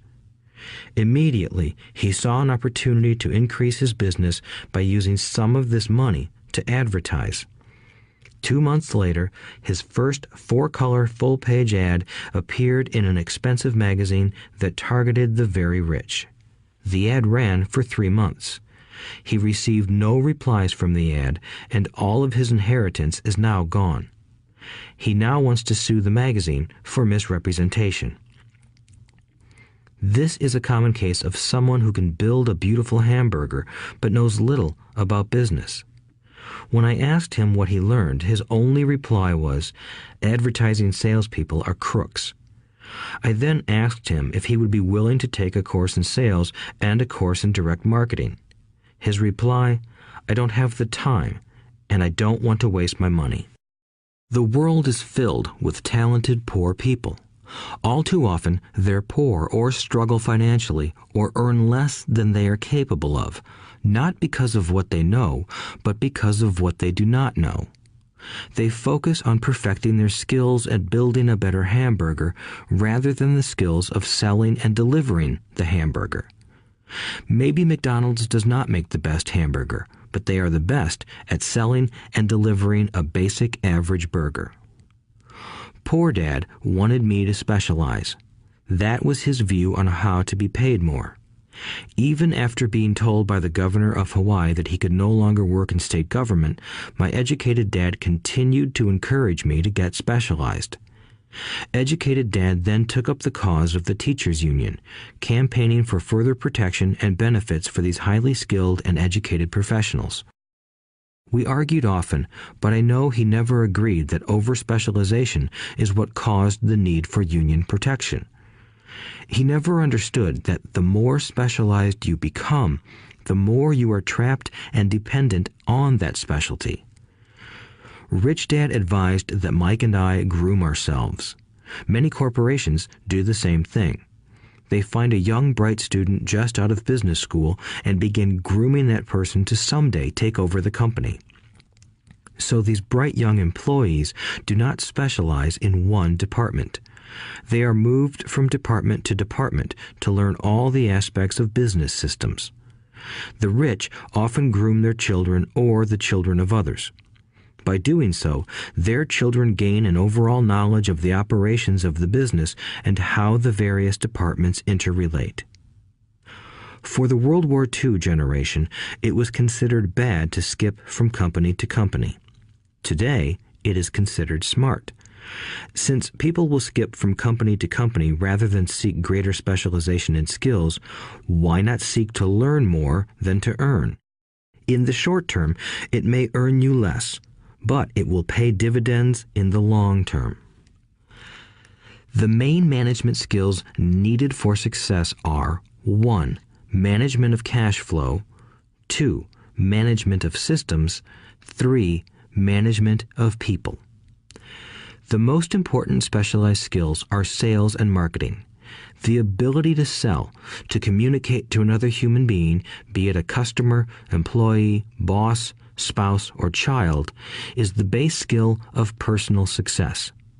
Communication skills such as writing, speaking, and negotiating are crucial to a life of success. These are skills I work on constantly, attending courses or buying educational resources to expand my knowledge. As I have mentioned, my educated dad worked harder and harder the more competent he became. He also became more trapped the more specialized he got. Although his salary went up, his choices diminished. Soon after he was locked out of government work, he found out how vulnerable he really was professionally. It is like professional athletes who suddenly are injured or are too old to play. Their once high-paying position is gone, and they have limited skills to fall back on. I think that is why my educated dad sided so much with the unions after that. He realized how much a union would have benefited him. Rich Dad encouraged Mike and me to know a little about a lot. He encouraged us to work with people smarter than we were and to bring smart people together to work as a team. Today, it would be called a synergy of professional specialties. Today, I meet ex-school teachers earning hundreds of thousands of dollars a year. They earn that much because they have specialized skills in their field as well as other skills. They can teach as well as sell and market. I know of no other skills to be more important than selling and marketing. The skills of selling and marketing are difficult for most people, primarily due to their fear of rejection. The better you are at communicating, negotiating, and handling your fear of rejection, the easier life is. Just as I advise that newspaper writer who wanted to become a best-selling author, I advise anyone else today. Being technically specialized has its strengths as well as its weaknesses. I have friends who are geniuses, but they cannot communicate effectively with other human beings, and, as a result, their earnings are pitiful. I advise them to just spend a year learning to sell. Even if they earn nothing, their communication skills will improve, and that is priceless. In addition to being good learners, sellers, and marketers, we need to be good teachers as well as good students. To be truly rich, we need to be able to give as well as to receive. In cases of financial or professional struggle, there is often a lack of giving and receiving. I know many people who are poor because they are neither good students nor good teachers. Both of my dads were generous men. Both made it a practice to give first. Teaching was one of their ways of giving. The more they gave, the more they received. One glaring difference was in the giving of money. My rich dad gave lots of money away. He gave to his church, to charities, and to his foundation. He knew that to receive money, you had to give money. Giving money is the secret to most great wealthy families. That is why there are organizations like the Rockefeller Foundation and the Ford Foundation. These are organizations designed to take their wealth and increase it, as well as give it away in perpetuity. My educated dad always said, "When I have some extra money, I'll give it."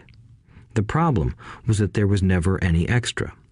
So he worked harder to draw more money in rather than focus on the most important law of money. Give and you shall receive. Instead, he believed in receive and then you give. In conclusion, I became both dads.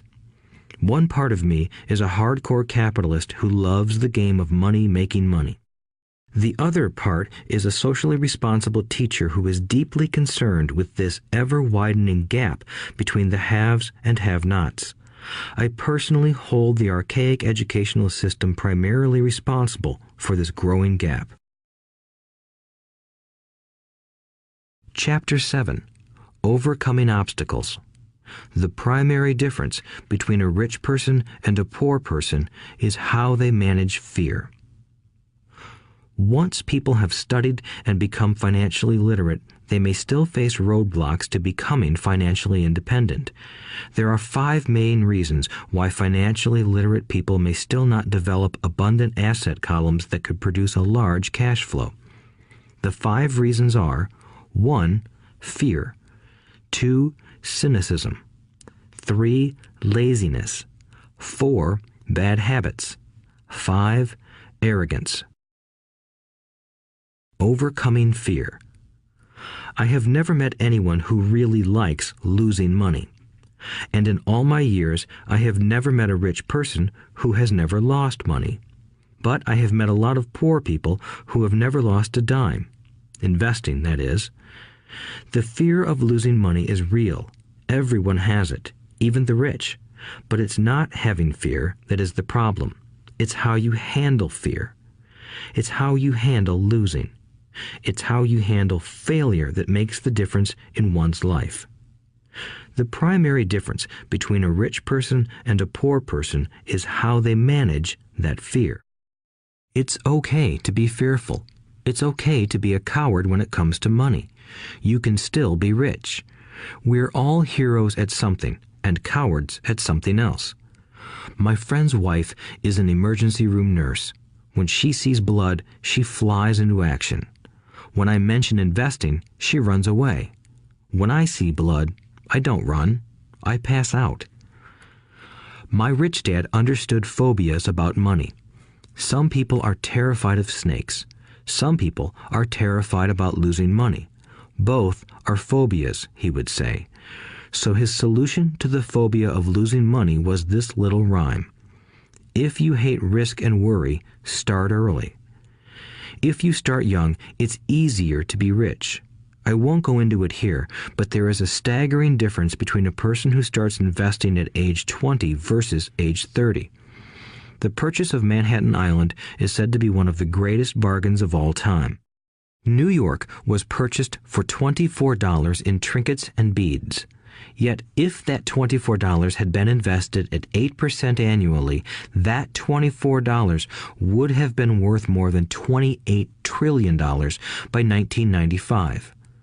Manhattan could be repurchased with money left over to buy much of Los Angeles. But what if you don't have much time left or would like to retire early? How do you handle the fear of losing money? My poor dad did nothing. He simply avoided the issue, refusing to discuss the subject. My rich dad, on the other hand, recommended that I think like a Texan. I like Texas and Texans, he used to say. In Texas, everything is bigger. When Texans win, they win big. And when they lose, it's spectacular. They like losing? I asked. That's not what I'm saying. Nobody likes losing. Show me a happy loser, and I'll show you a loser, said Rich Dad. It's a Texan's attitude toward risk, reward, and failure I'm talking about. It's how they handle life. They live it big. Not like most of the people around here, living like roaches when it comes to money, terrified that someone will shine a light on them and whimpering when the grocery clerk shortchanges them a quarter. Rich Dad went on, "What I like best is the Texas attitude. They're proud when they win, and they brag when they lose. Texans have a saying, if you're going to go broke, go big. You don't want to admit you went broke over a duplex." He constantly told Mike and me that the greatest reason for lack of financial success was because most people played it too safe. People are so afraid of losing that they lose, were his words. Fran Tarkenton, a one-time great NFL quarterback, says it still another way. Winning means being unafraid to lose. In my own life, I've noticed that winning usually follows losing. Before I finally learned to ride a bike, I first fell down many times. I've never met a golfer who has never lost a golf ball. I've never met people who have fallen in love who have never had their heart broken. And I've never met someone rich who has never lost money. So for most people, the reason they don't win financially is because the pain of losing money is far greater than the joy of being rich. Another saying in Texas is, everyone wants to go to heaven, but no one wants to die. Most people dream of being rich, but are terrified of losing money, so they never get to heaven. Rich Dad used to tell Mike and me stories about his trips to Texas. If you really want to learn the attitude of how to handle risk, losing, and failure, go to San Antonio and visit the Alamo. The Alamo is a great story of brave people who chose to fight, knowing there was no hope of success. They chose to die instead of surrendering. It's an inspiring story worthy of study. Nonetheless, it's still a tragic military defeat. They got their butts kicked. So, how do Texans handle failure? They still shout, "Remember the Alamo." Mike and I heard this story a lot. He always told us this story when he was about to go into a big deal and he was nervous. After he had done all his due diligence and it was time to put up or shut up, he told us this story. Every time he was afraid of making a mistake or losing money, he told us this story. It gave him strength, for it reminded him that he could always turn a financial loss into a financial win. Rich Dad knew that failure would only make him stronger and smarter. It's not that he wanted to lose. He just knew who he was and how he would take a loss. He would take a loss and make it a win. That's what made him a winner and others losers. It gave him the courage to cross the line when others backed out. That's why I like Texans so much, he would say. They took a great failure and turned it into inspiration, as well as a tourist destination that makes them millions. But probably his words that mean the most to me today are these. Texans don't bury their failures. They get inspired by them. They take their failures and turn them into rallying cries.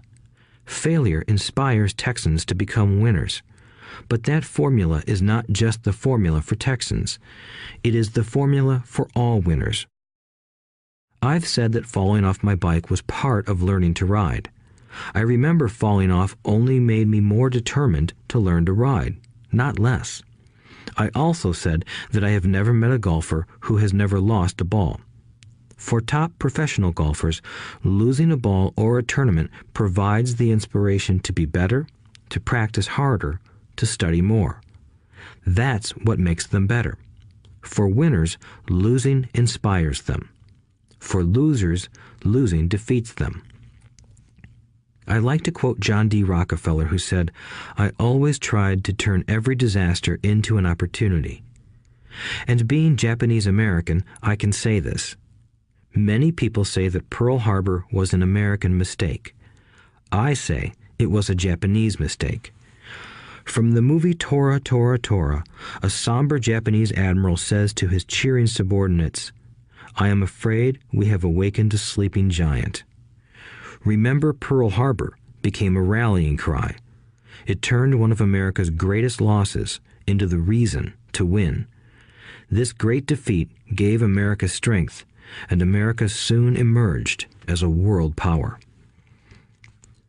Failure inspires winners, and failure defeats losers. It is the biggest secret of winners. It's the secret that losers do not know.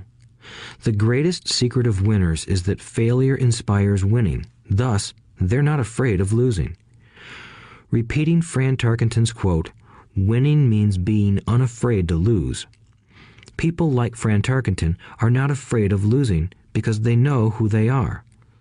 They hate losing, so they know that losing will only inspire them to become better. There is a big difference between hating losing and being afraid to lose. Most people are so afraid of losing money that they lose. They go broke over a duplex. Financially, they play life too safe and too small. They buy big houses and big cars, but not big investments. The main reason that over 90% of the American public struggles financially is because they play not to lose. They don't play to win. They go to their financial planners or accountants or stockbrokers and buy a balanced portfolio. Most have lots of cash in CDs, low-yield bonds, mutual funds that can be traded within a mutual fund family, and a few individual stocks. It is a safe and sensible portfolio, but it is not a winning portfolio. It is a portfolio of someone playing not to lose. Don't get me wrong, it's probably a better portfolio than more than 70% of the population has, and that's frightening. It's a great portfolio for someone who loves safety. But playing it safe and balanced on your investment portfolio is not the way successful investors play the game. If you have little money and you want to be rich, you must first be focused, not balanced. If you look at any successful person, at the start they were not balanced. Balanced people go nowhere. They stay in one spot. To make progress, you must first go unbalanced. Just look at how you make progress walking. Thomas Edison was not balanced. He was focused. Bill Gates was not balanced. He was focused. Donald Trump is focused. George Soros is focused. George Patton did not take his tanks wide. He focused them and blew through the weak spots in the German line. The French went wide with the Maginot Line, and you know what happened to them. If you have any desire to be rich, you must focus.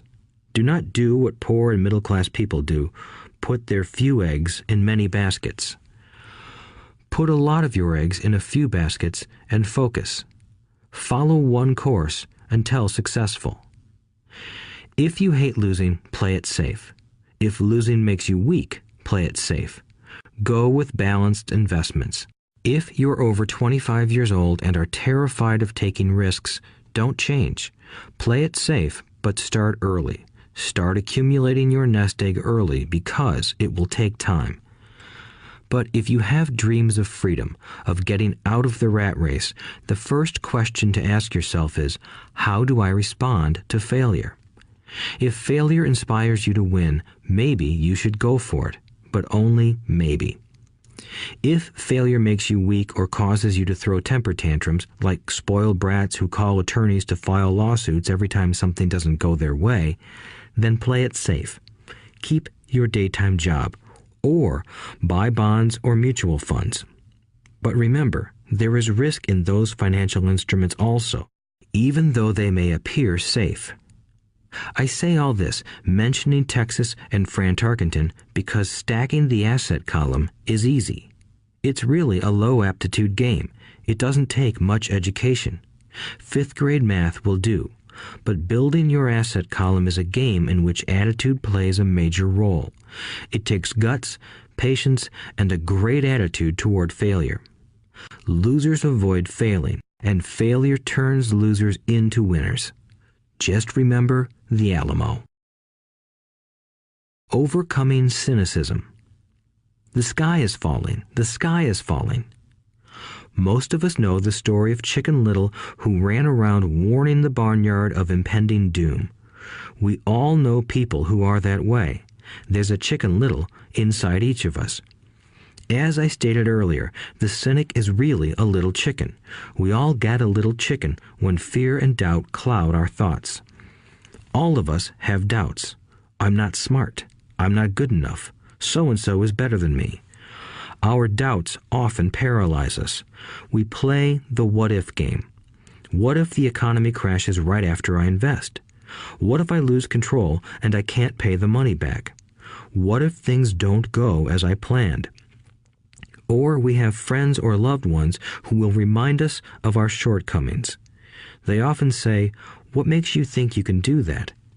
If it's such a good idea, how come someone else hasn't done it? That will never work. You don't know what you're talking about." These words of doubt often get so loud that we fail to act. A horrible feeling builds in our stomach. Sometimes we can't sleep. We fail to move forward. So we stay with what is safe, and opportunities pass us by. We watch life passing by as we sit immobilized with a cold knot in our body. We have all felt this at one time in our lives, some more than others. Peter Lynch of Fidelity Magellan Mutual Fund fame refers to warnings about the sky falling as noise, and we all hear it. Noise is either created inside our heads or comes from outside, often from friends, family, co-workers, and the media. Lynch recalls the time during the 1950s when the threat of nuclear war was so prevalent in the news that people began building fallout shelters and storing food and water. If they had invested that money wisely in the market, instead of building a fallout shelter, they'd probably be financially independent today. When violence breaks out in a city, gun sales go up all over the country. A person dies from rare hamburger meat in the state of Washington, and the Arizona Health Department orders restaurants to have all beef cooked well done. A drug company runs a TV commercial in February showing people catching the flu. Colds go up as well as sales of cold medicine. Most people are poor because when it comes to investing, the world is filled with Chicken Littles running around yelling, "The sky is falling, the sky is falling." And Chicken Littles are effective because every one of us is a little chicken. It often takes great courage to not let rumors and talk of doom and gloom affect your doubts and fears. But a savvy investor knows that the seemingly worst of times is actually the best of times to make money. When everyone else is too afraid to act, they pull the trigger and are rewarded. Some time ago, a friend named Richard came from Boston to visit Kim and me in Phoenix. He was impressed with what we had done through stocks and real estate. The Phoenix real estate prices were depressed. We spent 2 days showing him what we thought were excellent opportunities for cash flow and capital appreciation. Kim and I are not real estate agents. We are strictly investors. After identifying a unit in a resort community, we called an agent who sold it to him that afternoon. The price was a mere $42,000 for a 2-bedroom townhome. Similar units were going for $65,000. He had found a bargain. Excited, he bought it and returned to Boston. 2 weeks later, the agent called to say that our friend had backed out. I called immediately to find out why. All he said was that he talked to his neighbor, and his neighbor told him it was a bad deal. He was paying too much. I asked Richard if his neighbor was an investor. Richard said he was not. When I asked why he listened to him, Richard got defensive and simply said he wanted to keep looking. The real estate market in Phoenix turned, and a few years later, that little unit was renting for $1,000 a month, $2,500 in the peak winter months. The unit was worth $95,000. All Richard had to put down was $5,000, and he would have had a start at getting out of the rat race. Today, he still has done nothing. Richard's backing out did not surprise me. It's called buyer's remorse, and it affects all of us. The little chicken won, and a chance at freedom was lost. In another example, I hold a small portion of my assets in tax lien certificates instead of CDs. I earn 16% per year on my money, which certainly beats the interest rates banks offer on CDs. The certificates are secured by real estate and enforced by state law, which is also better than most banks. The formula they're bought on makes them safe. They just lack liquidity.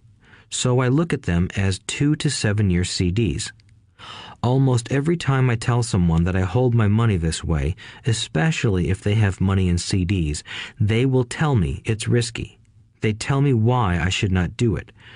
When I ask them where they get their information, they say from a friend or an investment magazine. They've never done it, and they're telling someone who's doing it why they shouldn't. The lowest yield I look for is 16%, but people who are filled with doubt are willing to accept a far lower return. Doubt is expensive. My point is that it's those doubts and cynicism that keep most people poor and playing it safe. The real world is simply waiting for you to get rich. Only a person's doubts keep them poor. As I said, getting out of the rat race is technically easy. It doesn't take much education, but those doubts are cripplers for most people. Cynics never win, said Rich Dad. Unchecked doubt and fear creates a cynic. Cynics criticize and winners analyze was another of his favorite sayings. Rich Dad explained that criticism blinded while analysis opened eyes. Analysis allowed winners to see that critics were blind and to see opportunities that everyone else missed. And finding what people miss is key to any success. Real estate is a powerful investment tool for anyone seeking financial independence or freedom. It is a unique investment tool. Yet every time I mention real estate as a vehicle, I often hear, "I don't want to fix toilets." That's what Peter Lynch calls noise. That's what my rich dad would say is the cynic talking, someone who criticizes and does not analyze, someone who lets their doubts and fears close their mind instead of open their eyes. So when someone says, "I don't want to fix toilets," I want to fire back, "What makes you think I want to?" They're saying a toilet is more important than what they want. I talk about freedom from the rat race, and they focus on toilets. That is the thought pattern that keeps most people poor. They criticize instead of analyze. I don't once hold the key to your success, Rich Dad would say, because I too do not want to fix toilets. I shop hard for a property manager who does fix toilets. And by finding a great property manager who runs houses or apartments, well, my cash flow goes up. But more importantly, a great property manager allows me to buy a lot more real estate since I don't have to fix toilets. A great property manager is key to success in real estate. Finding a good manager is more important to me than the real estate. A great property manager often hears of great deals before real estate agents do, which makes them even more valuable. That is what Rich Dad meant by, I don't once hold the key to your success. Because I do not want to fix toilets either, I figured out how to buy more real estate and expedite my getting out of the rat race. The people who continue to say, I don't want to fix toilets, often deny themselves the use of this powerful investment vehicle. Toilets are more important than their freedom. In the stock market, I often hear people say, I don't want to lose money. Well, what makes them think I or anyone else likes losing money? They don't make money because they choose to not lose money. Instead of analyzing, they close their minds to another powerful investment vehicle, the stock market. I was riding with a friend past our neighborhood gas station. He looked up and saw that the price of gas was going up and thus the price of oil. My friend is a worrywart, or a Chicken Little. To him, the sky is always going to fall, and it usually does, on him. When we got home, he showed me all the stats as to why the price of oil was going to go up over the next few years, statistics I had never seen before, even though I already owned substantial shares of an existing oil company. With that information, I immediately began looking for and found a new undervalued oil company that was about to find some oil deposits.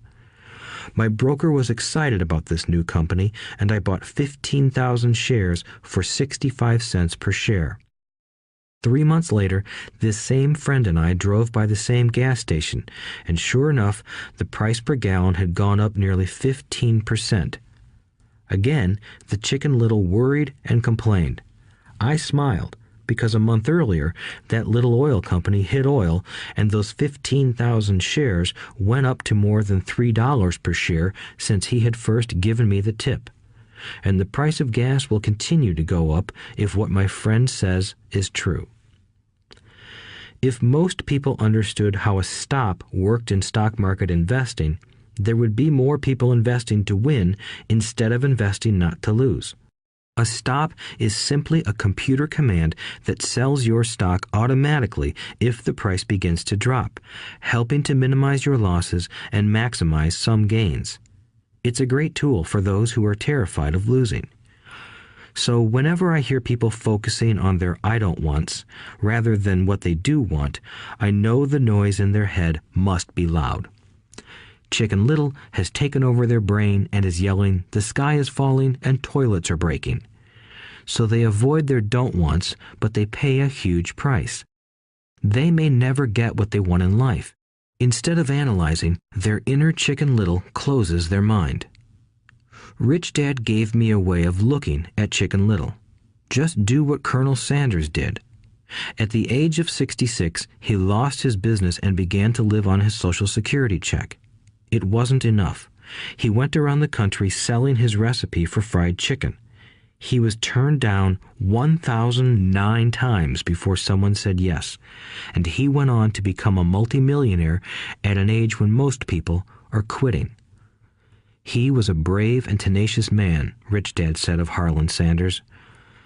So when you're in doubt and feeling a little afraid, just do what Colonel Sanders did to his little chicken. He fried it. Overcoming laziness. Busy people are often the most lazy. We have all heard stories of a businessman who works hard to earn money. He works hard to be a good provider for his wife and children. He spends long hours at the office and brings work home on weekends. One day he comes home to an empty house. His wife has left with the kids. He knew he and his wife had problems, but rather than work to make the relationship strong, he stayed busy at work.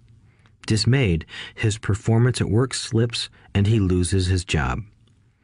Today, I often meet people who are too busy to take care of their wealth, and there are people too busy to take care of their health. The cause is the same. They're busy, and they stay busy as a way of avoiding something they do not want to face. Nobody has to tell them. Deep down, they know. In fact, if you remind them, they often respond with anger or irritation. If they aren't busy at work or with the kids, they're often busy watching TV, fishing, playing golf, or shopping. Yet deep down, they know they are avoiding something important. That's the most common form of laziness. Laziness by staying busy. So, what is the cure for laziness? The answer is a little greed. For many of us, we were raised thinking of greed or desire as bad. Greedy people are bad people, my mom used to say, yet we all have inside of us this yearning to have nice, new, or exciting things. So to keep that emotion of desire under control, often parents find ways of suppressing that desire with guilt. You only think about yourself.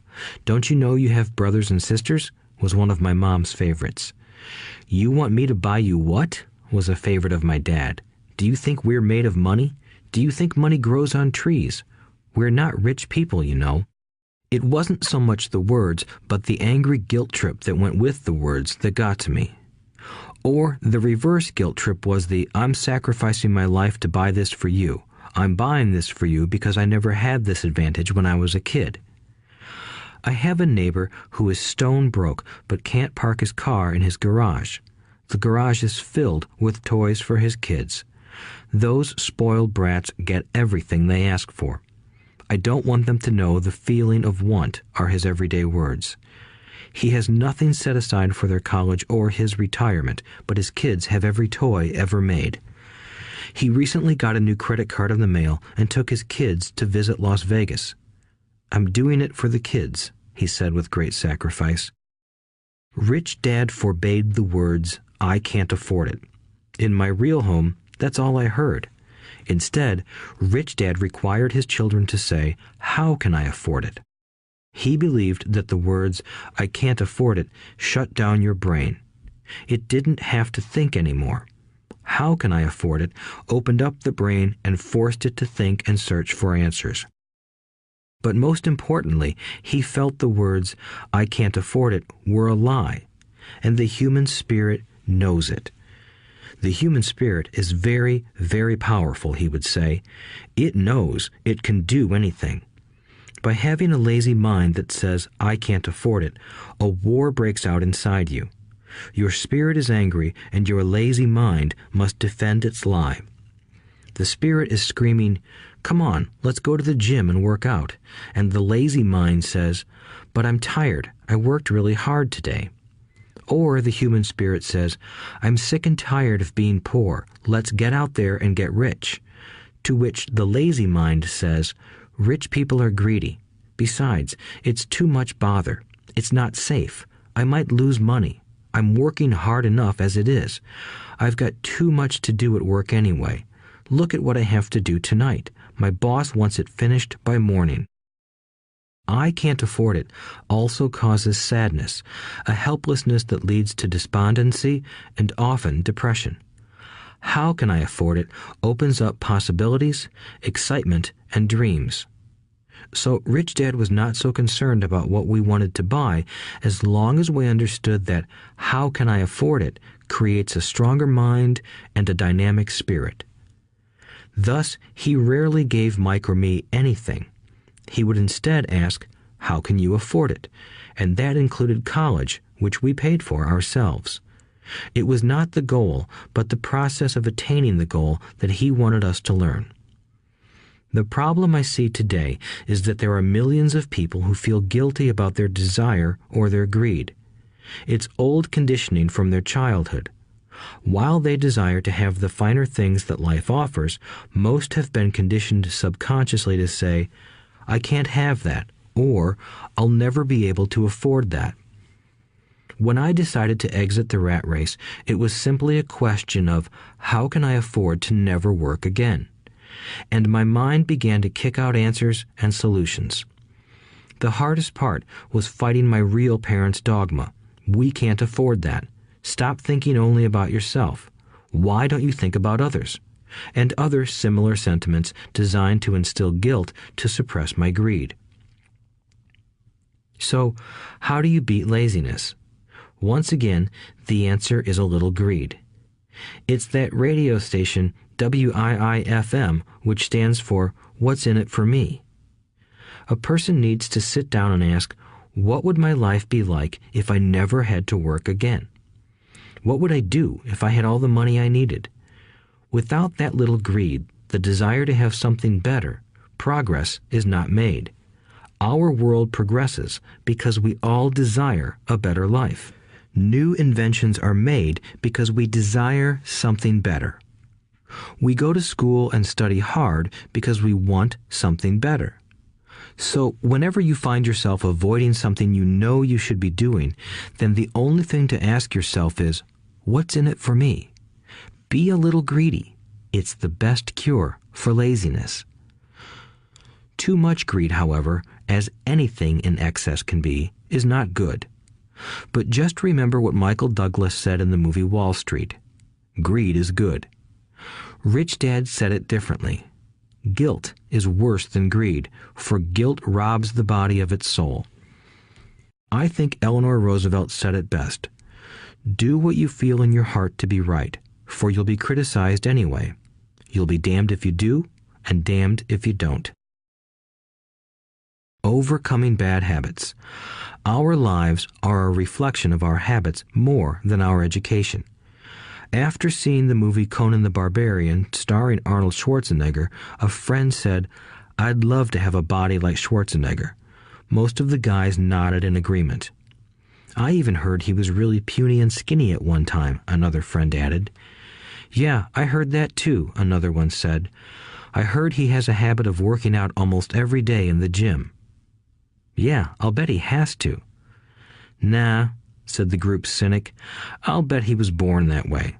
Besides, let's stop talking about Arnold and get some beers." This is an example of habits controlling behavior.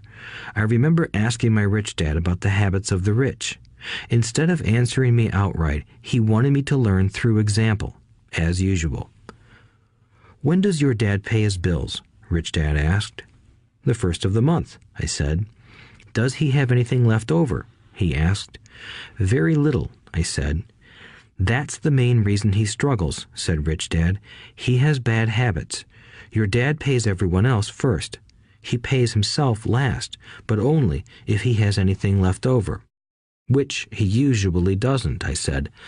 "But he has to pay his bills, doesn't he? You're saying he shouldn't pay his bills?"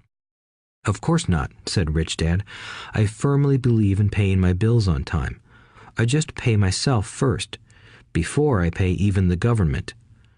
"But what happens if you don't have enough money?" I asked. "What do you do then?" "The same," said Rich Dad. "I still pay myself first, even if I'm short of money. My asset column is far more important to me than the government." "But," I said, "don't they come after you?" "Yes, if you don't pay," said Rich Dad. "Look, I did not say not to pay. I just said I pay myself first, even if I'm short of money." "But," I replied, "how do you do that?" "It's not how. The question is why," Rich Dad said. "Okay, why?" "Motivation," said Rich Dad. "Who do you think will complain louder if I don't pay them? Me or my creditors?" "Your creditors will definitely scream louder than you," I said, responding to the obvious. "You wouldn't say anything if you didn't pay yourself."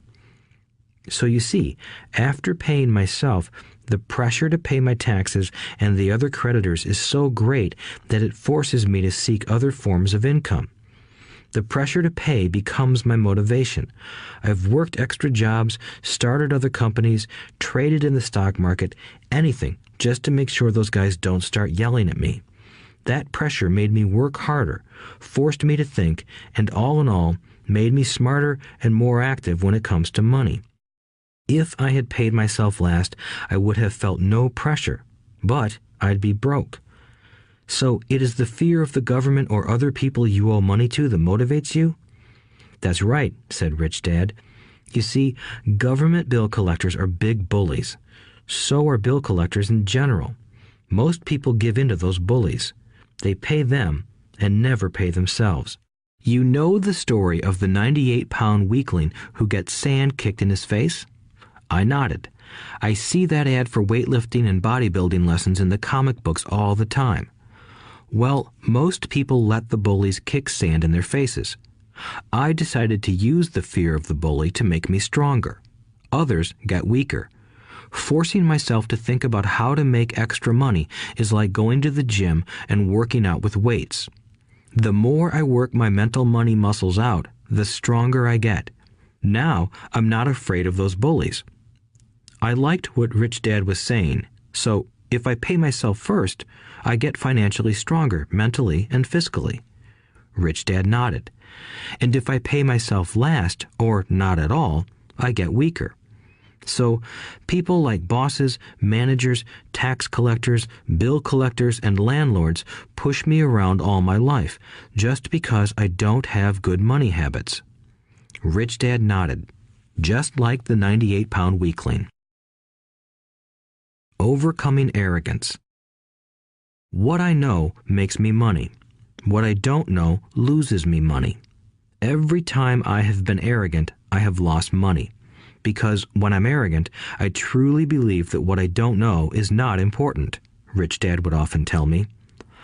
I have found that many people use arrogance to try to hide their own ignorance. It often happens when I am discussing financial statements with accountants or even other investors. They try to bluster their way through the discussion. It is clear to me that they don't know what they're talking about. They're not lying, but they are not telling the truth. There are many people in the world of money, finances, and investments who have absolutely no idea what they're talking about. Most people in the money industry are just spouting off sales pitches like used car salesmen. When you know you are ignorant in a subject, start educating yourself by finding an expert in the field or a book on the subject. Chapter 8. Getting Started. There is gold everywhere. Most people are not trained to see it. I wish I could say acquiring wealth was easy for me, but it wasn't. So in response to the question, how do I start, I offer the thought process I go through on a day-to-day basis. It really is easy to find great deals. I promise you that. It's just like riding a bike. After a little wobbling, it's a piece of cake. But when it comes to money, it takes determination to get through the wobbling. That's a personal thing. To find million-dollar deals of a lifetime requires us to call on our financial genius. I believe that each of us has a financial genius within us. The problem is that our financial genius lies asleep, waiting to be called upon. It lies asleep because our culture has educated us into believing that the love of money is the root of all evil.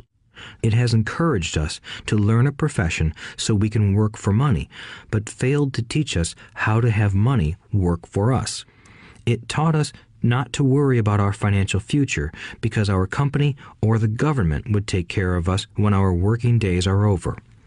However, it is our children, educated in the same school system, who will end up paying for this absence of financial education.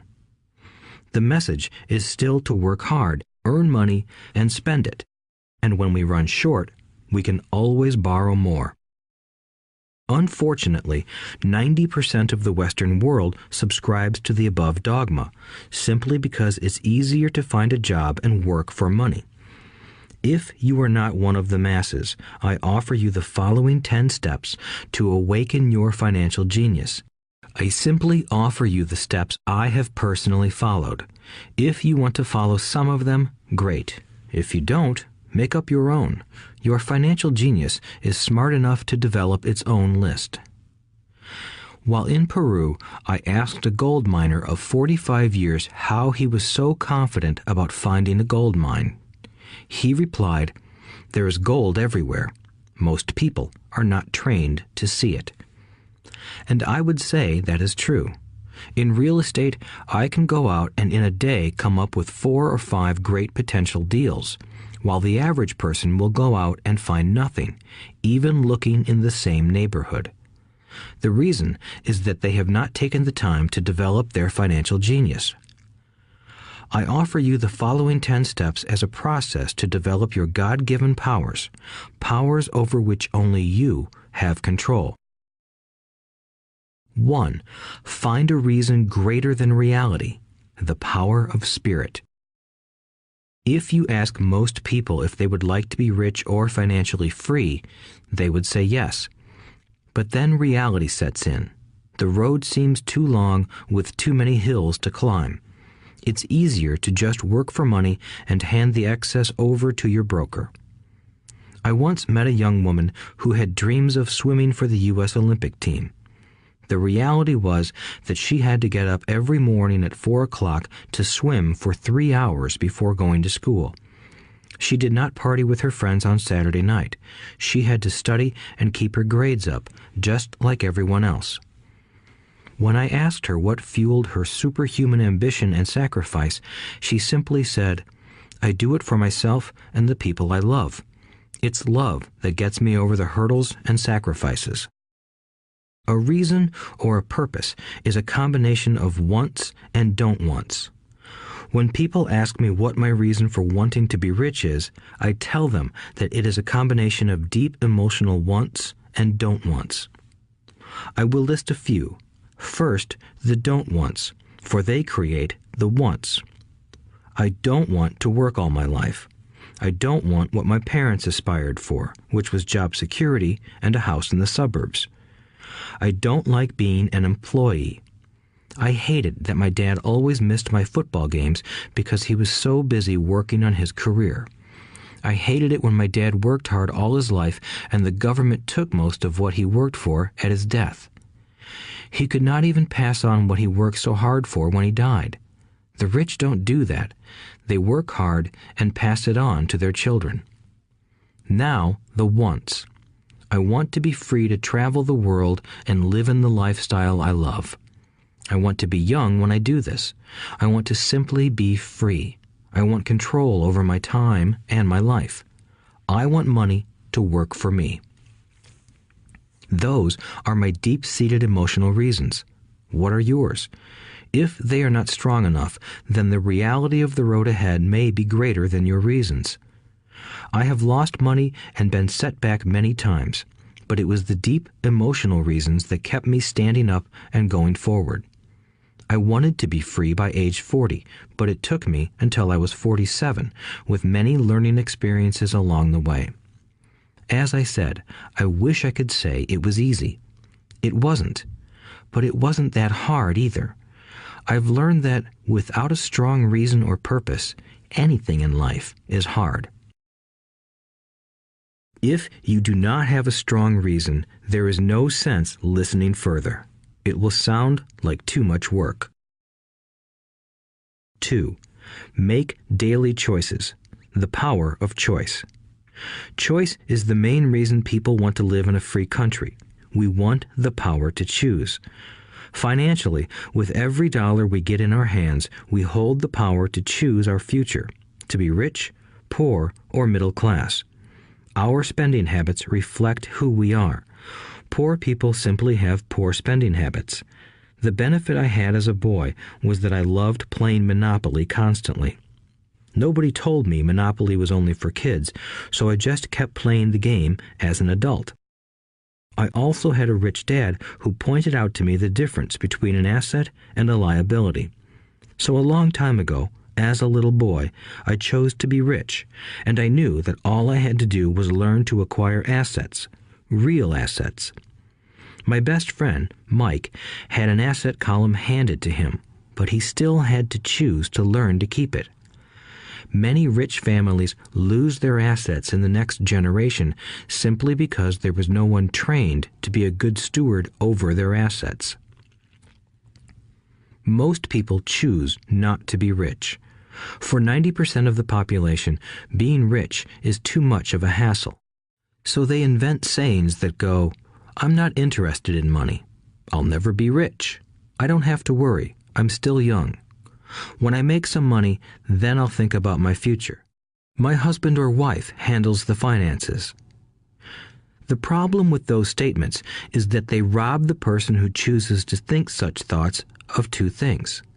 One is time, which is your most precious asset. The second is learning. Having no money should not be an excuse to not learn, but that is a choice we all make daily. The choice of what we do with our time, our money, and what we put in our heads. That is the power of choice. All of us have choice. I just choose to be rich, and I make that choice every day. Invest first in education.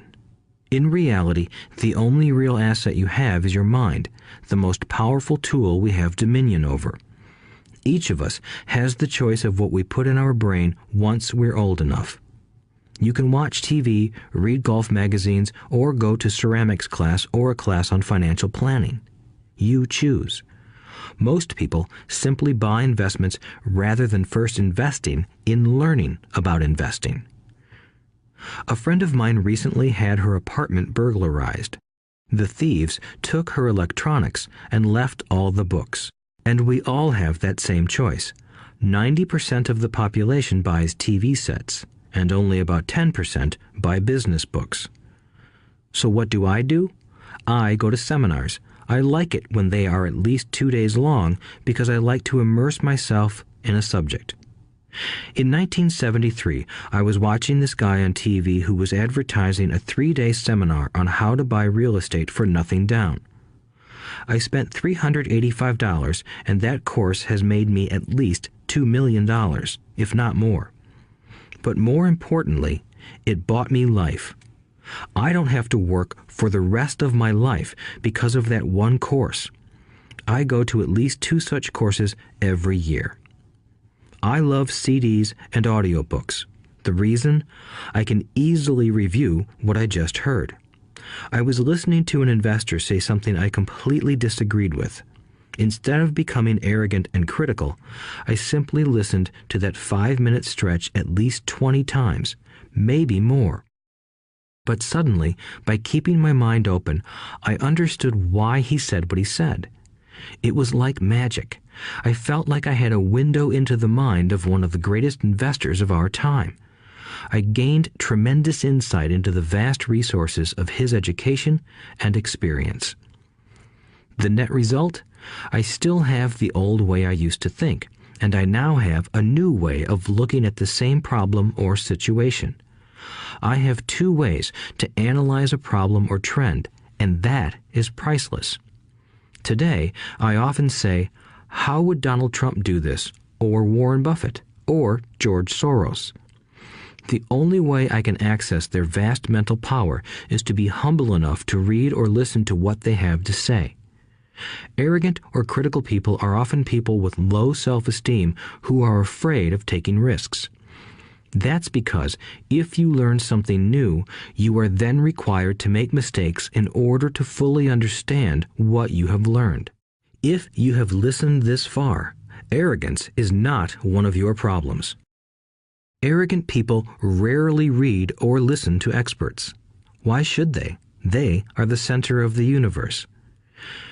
There are so many intelligent people who argue or defend when a new idea clashes with the way they think. In this case, their so-called intelligence combined with arrogance equals ignorance. Each of us knows people who are highly educated or believe they are smart, but their balance sheet paints a different picture.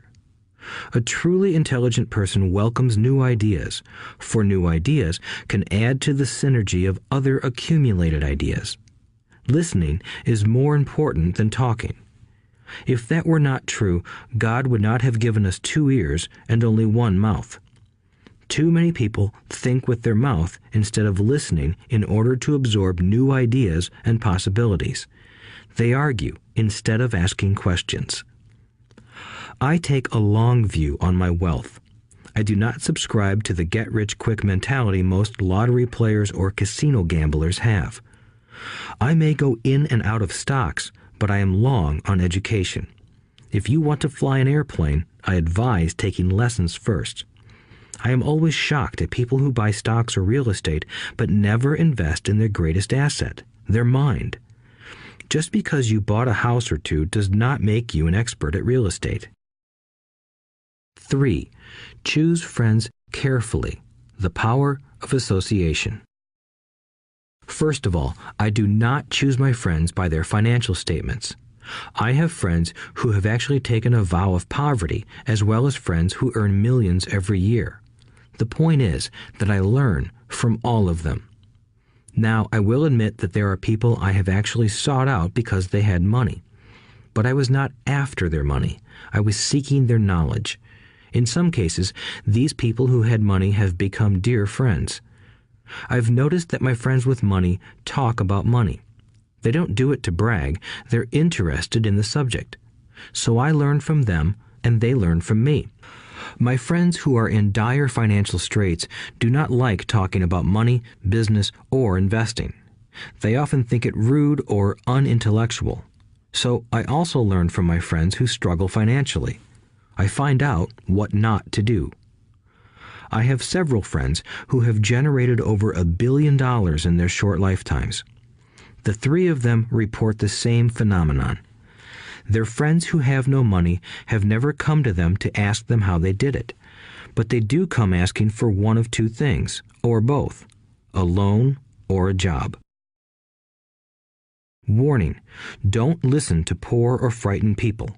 I have such friends, and while I love them dearly, they are the Chicken Littles of life. To them, when it comes to money, especially investments, it's always, the sky is falling, the sky is falling. They can always tell you why something won't work. The problem is that people listen to them. But people who blindly accept doom and gloom information are also Chicken Littles. As that old saying goes, birds of a feather flock together. If you watch business channels on TV, they often have a panel of so-called experts.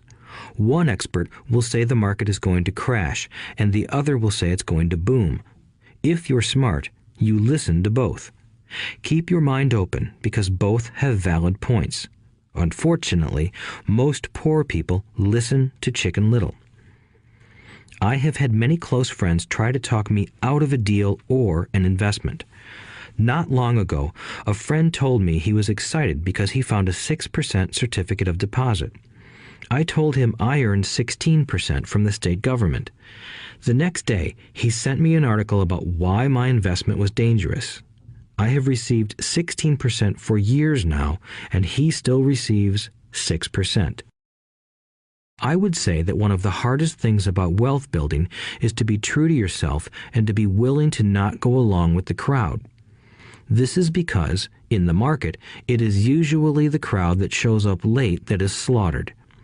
If a great deal is on the front page, it's too late in most instances. Look for a new deal. As we used to say as surfers, there is always another wave. People who hurry and catch a wave late usually are the ones who wipe out. Smart investors don't time the markets. If they miss a wave, they search for the next one and get themselves in position. This is hard for most investors because buying what is not popular is frightening. Timid investors are like sheep going along with the crowd. Or their greed gets them in when wise investors have already taken their profits and moved on. Wise investors buy an investment when it's not popular. They know their profits are made when they buy, not when they sell. They wait patiently. As I said, they do not time the market. Just like a surfer, they get in position for the next big swell. It's all insider trading. There are forms of insider trading that are illegal, and there are forms of insider trading that are legal. But either way, it's insider trading. The only distinction is, how far away from the inside are you? The reason you want to have rich friends is because that is where the money is made. It's made on information. You want to hear about the next boom, get in and get out before the next bust. I'm not saying do it illegally, but the sooner you know, the better your chances are for profits with minimal risk. That is what friends are for, and that is financial intelligence. 4. Master a formula and then learn a new one. The power of learning quickly. In order to make bread, every baker follows a recipe, even if it's only held in their head. The same is true for making money. Most of us have heard the saying, "You are what you eat." I have a different slant. I say, "You become what you study." In other words, be careful what you learn, because your mind is so powerful that you become what you put in your head. For example, if you study cooking, you then tend to cook. If you don't want to be a cook anymore, then you need to study something else. When it comes to money, the masses generally have one basic formula they learned in school, and it's this: work for money. The predominant formula I see in the world is that every day millions of people get up, go to work, earn money, pay bills, balance checkbooks, buy some mutual funds, and go back to work. That is the basic formula, or recipe. If you're tired of what you're doing, or you're not making enough, it's simply a case of changing the formula via which you make money. Years ago, when I was 26, I took a weekend class called How to Buy Real Estate Foreclosures. I learned a formula. The next trick was to have the discipline to actually put into action what I had learned. That is where most people stop. For 3 years, while working for Xerox, I spent my spare time learning to master the art of buying foreclosures. I've made several $1 million using that formula. So, after I mastered that formula, I went in search of other formulas. For many of the classes, I did not directly use the information I learned, but I always learned something new. I have attended classes designed for derivative traders, commodity option traders, and chaologists. I was way out of my league, being in a room full of people with doctorates in nuclear physics and space science. Yet, I learned a lot that made my stock and real estate investing more meaningful and lucrative. Most junior colleges and community colleges have classes on financial planning and buying traditional investments. They are good places to start, but I always search for a faster formula. That is why, on a fairly regular basis, I make more in a day than many people will make in their lifetime. Another side note, in today's fast-changing world, it's not so much what you know anymore that counts, because often what you know is old. It is how fast you learn. That skill is priceless. It's priceless in finding faster formulas, recipes, if you will, for making dough. Working hard for money is an old formula born in the day of cavemen. 5. Pay yourself first. The power of self-discipline. If you cannot get control of yourself, do not try to get rich. It makes no sense to invest, make money, and blow it. It is the lack of self-discipline that causes most lottery winners to go broke soon after winning millions. It is the lack of self-discipline that causes people who get a raise to immediately go out and buy a new car or take a cruise. It is difficult to say which of the 10 steps is the most important, but of all the steps, this step is probably the most difficult to master if it is not already a part of your makeup. I would venture to say that personal self-discipline is the number one delineating factor between the rich, the poor, and the middle class. Simply put, people who have low self-esteem and low tolerance for financial pressure can never be rich. As I have said, a lesson learned from my rich dad was that the world will push you around. The world pushes people around, not because other people are bullies, but because the individual lacks internal control and discipline. People who lack internal fortitude often become victims of those who have self-discipline. In the entrepreneur classes I teach, I constantly remind people to not focus on their product, service, or widget, but to focus on developing management skills. The 3 most important management skills necessary to start your own business are management of 1. Cash flow, 2. People, 3. Personal time. I would say the skills to manage these three apply to anything, not just entrepreneurs. The three matter in the way you live your life as an individual or as part of a family, a business, a charitable organization, a city, or a nation. Each of these skills is enhanced by the mastery of self-discipline. I do not take the saying, "pay yourself first," lightly. The statement, "pay yourself first," comes from George Clayson's book, The Richest Man in Babylon. Millions of copies have been sold. But while millions of people freely repeat that powerful statement, few follow the advice. As I said, financial literacy allows one to read numbers, and numbers tell the story. By looking at a person's income statement and balance sheet, I can readily see if people who spout the words, "pay yourself first," actually practice what they preach. In reality, each month, many allocate money to their asset column before they pay their monthly expenses. Although millions of people have read Clayson's book and understand the words, "pay yourself first," in reality, they pay themselves last. Now, I can hear the howls from those of you who sincerely believe in paying your bills first, and I can hear all the responsible people who pay their bills on time. I am not saying be irresponsible and not pay your bills. All I am saying is do what the book says, which is pay yourself first. If you can truly begin to understand the power of cash flow, you will soon realize why 90% of people work hard all their lives and need government support like Social Security when they are no longer able to work. Kim and I have had many bookkeepers, accountants, and bankers who have had a major problem with this way of looking at pay yourself first. The reason is that these financial professionals actually do what the masses do. They pay themselves last. There have been times in my life when, for whatever reason, cash flow was far less than my bills. I still paid myself first. My accountant and bookkeeper screamed in panic. "They're going to come after you. The IRS is going to put you in jail. You're going to ruin your credit rating. They'll cut off the electricity."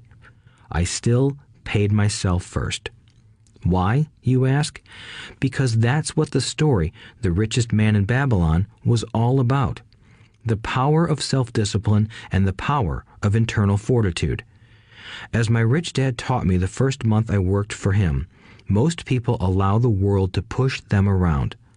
A bill collector calls and you pay or else. A sales clerk says, "Oh, just put it on your charge card." Your real estate agent tells you, "Go ahead. The government allows you a tax deduction on your home." That is what the book is really about. Having the guts to go against the tide and get rich. You may not be weak, but when it comes to money, many people get wimpy. I am not saying be irresponsible. The reason I don't have high credit card debt and doodad debt is because I pay myself first. The reason I minimize my income is because I don't want to pay it to the government. That is why my income comes from my asset column through a Nevada corporation. If I work for money, the government takes it. Although I pay my bills last, I am financially astute enough to not get into a tough financial situation. I don't like consumer debt. I actually have liabilities that are higher than 99% of the population, but I don't pay for them. Other people pay for my liabilities. They're called tenants. So rule number 1 in paying yourself first is don't get into debt in the first place. Although I pay my bills last, I set it up to have only small, unimportant bills that are due. When I occasionally come up short, I still pay myself first. I let the creditors and even the government scream. I like it when they get tough. Why? Because those guys do me a favor. They inspire me to go out and create more money. So I pay myself first, invest the money, and let the creditors yell. I generally pay them right away anyway. Kim and I have excellent credit. We just don't cave into pressure and spend our savings or liquidate stocks to pay for consumer debt. That is not too financially intelligent. To successfully pay yourself first, keep the following in mind. 1. Don't get into large debt positions that you have to pay for. Keep your expenses low. Build up assets first. Then buy the big house or nice car. Being stuck in the rat race is not intelligent. 2. When you come up short, let the pressure build and don't dip into your savings or investments. Use the pressure to inspire your financial genius to come up with new ways of making more money and then pay your bills. You will have increased your ability to make more money as well as your financial intelligence. So many times I have gotten into financial hot water and used my brain to create more income while staunchly defending the assets in my asset column. My bookkeeper has screamed and dived for cover, but I was like a good soldier defending the fort. Fort assets. Poor people have poor habits. A common bad habit is innocently called dipping into savings. The rich know that savings are only used to create more money, not to pay bills. I know that sounds tough, but as I said, if you're not tough inside, the world will always push you around anyway. If you do not like financial pressure, then find a formula that works for you. A good one is to cut expenses, put your money in the bank, pay more than your fair share of income tax, buy safe mutual funds, and take the vow of the average. But this violates the pay yourself first rule. This rule does not encourage self-sacrifice or financial abstinence. It doesn't mean pay yourself first and starve. Life was meant to be enjoyed. If you call on your financial genius, you can have all the goodies of life, get rich, and pay bills. And that is financial intelligence. 6. Pay your brokers well. The power of good advice. Sometimes I see people posting a sign in front of their house that says, "For sale by owner." Or I see people on TV claiming to be discount brokers. My rich dad taught me to take the opposite approach. He believed in paying professionals well, and I have adopted that policy also. Today, I have expensive attorneys, accountants, real estate brokers, and stockbrokers. Why? Because if, and I do mean if, the people are professionals, their services should make you money. And the more money they make, the more money I make. We live in the information age. Information is priceless. A good broker should provide you with information as well as take the time to educate you. I have several brokers who do that for me. Some taught me when I had little or no money, and I am still with them today. What I pay a broker is tiny in comparison with what kind of money I can make because of the information they provide. I love it when my real estate broker or stockbroker makes a lot of money because that usually means I made a lot of money. A good broker saves me time in addition to making me money. Like when I bought the vacant land for $9,000 and sold it immediately for over $25,000 so I could buy my Porsche quicker. A broker is my eyes and ears in the market. They're there every day, so I do not have to be. I'd rather play golf. People who sell their house on their own must not value their time much. Why would I want to save a few bucks when I could use that time to make more money or spend it with those I love? What I find funny is that so many poor and middle-class people insist on tipping restaurant help 15 to 20%, even for bad service, but complain about paying a broker 3 to 7%. They enjoy tipping people in the expense column and stiffing people in the asset column. That is not financially intelligent. Keep in mind that not all brokers are created equal. Unfortunately, most brokers are only salespeople. They sell, but they themselves own little or no real estate. There is a tremendous difference between a broker who sells houses and a broker who sells investments.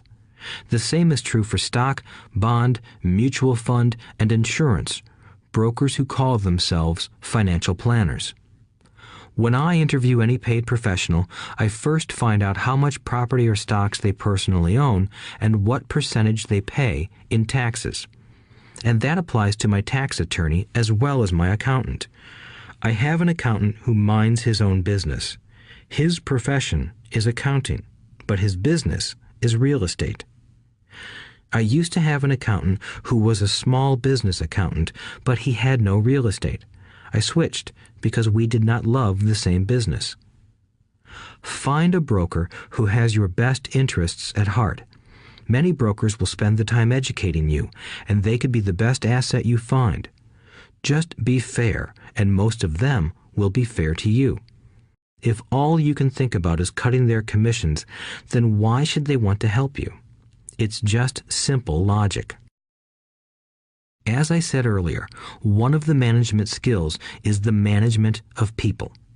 Many people only manage people they feel smarter than and they have power over. Many middle managers remain middle managers, failing to get promoted because they know how to work with people below them, but not with people above them. The real skill is to manage and reward the people who are smarter than you in some technical area. That is why companies have a board of directors. You should have one too. That is financial intelligence. 7. Be an Indian giver. The power of getting something for nothing.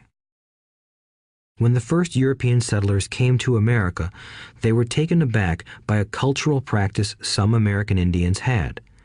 For example, if a settler was cold, the Indian would give the person a blanket. Mistaking it for a gift, the settler was often offended when the Indian asked for it back. The Indians also got upset when they realized that settlers did not want to give it back. That is where the term Indian giver came from, a simple cultural misunderstanding. In the world of the asset column, being an Indian giver is vital to wealth. The sophisticated investor's first question is, how fast do I get my money back? They also want to know what they get for free, also called a piece of the action. That is why the ROI, or return on investment, is so important. For example, I found a small condominium that was in foreclosure a few blocks from where I lived. The bank wanted $60,000 and I submitted a bid for $50,000, which they took simply because, along with my bid, was a cashier's check for $50,000. They realized I was serious. Most investors would say, "Aren't you tying up a lot of cash? Would it not be better to get a loan on it?" The answer is, not in this case. My investment company uses this condominium as a vacation rental in the winter months when the snowbirds come to Arizona. It rents for $2,500 a month for 4 months out of the year. For rental during the off-season, it rents for only $1,000 a month. I had my money back in about 3 years. Now I own this asset, which pumps money out for me, month in and month out. The same is done with stocks. Frequently, my broker calls and recommends I move a sizable amount of money into the stock of a company that he feels is just about to make a move that will add value to the stock, like announcing a new product. I will move my money in for a week to a month while the stock moves up. Then I pull my initial dollar amount out and stop worrying about the fluctuations of the market because my initial money is back and ready to work on another asset. So my money goes in, and then it comes out, and I own an asset that was technically free. True, I have lost money on many occasions, but I only play with money I can afford to lose. I would say, on an average 10 investments, I hit home runs on 2 or 3, while 5 or 6 do nothing, and I lose on 2 or 3. But I limit my losses to only the money I have in at that time. People who hate risk put their money in the bank. In the long run, safe savings are better than no savings. But it takes a long time to get your money back, and, in most instances, you don't get anything for free with it. On every one of my investments, there must be an upside, something for free, like a condominium, a mini storage, a piece of free land, a house, stock shares, or an office building. And there must be limited risk or a low-risk idea. There are books devoted entirely to this subject, so I will not talk about it here. Ray Kroc, of McDonald's fame, sold hamburger franchises, not because he loved hamburgers, but because he wanted the real estate under the franchise for free. So wise investors must look at more than ROI. They look at the assets they get for free once they get their money back. That is financial intelligence. 8. Use assets to buy luxuries. The power of focus. A friend's child has been developing a nasty habit of burning a hole in his pocket. Just 16, he wanted his own car. The excuse? All his friends' parents gave their kids cars. The child wanted to go into his savings and use it for a down payment. That was when his father called me and then came to see me. Do you think I should let him do it, or should I just buy him a car? I answered, it might relieve the pressure in the short term, but what have you taught him in the long term? Can you use this desire to own a car and inspire your son to learn something? Suddenly, the lights went on and he hurried home. 2 months later, I ran into my friend again. Does your son have his new car? I asked. No, he doesn't, but I gave him $3,000 for the car. I told him to use my money instead of his college money. Well, that's generous of you, I said. Not really. The money came with a hitch. So what was the hitch? I asked. Well, first we played your cash flow game. We then had a long discussion about the wise use of money. After that, I gave him a subscription to the Wall Street Journal and a few books on the stock market. Then what? I asked. What was the catch? I told him that $3,000 was his, but he could not directly buy a car with it. He could use it to find a stockbroker and buy and sell stocks. Once he had made $6,000 with the $3,000, the money would be his for the car, and the $3,000 would go into his college fund. And what are the results? I asked. Well, he got lucky early in his trading, but lost everything a few days later.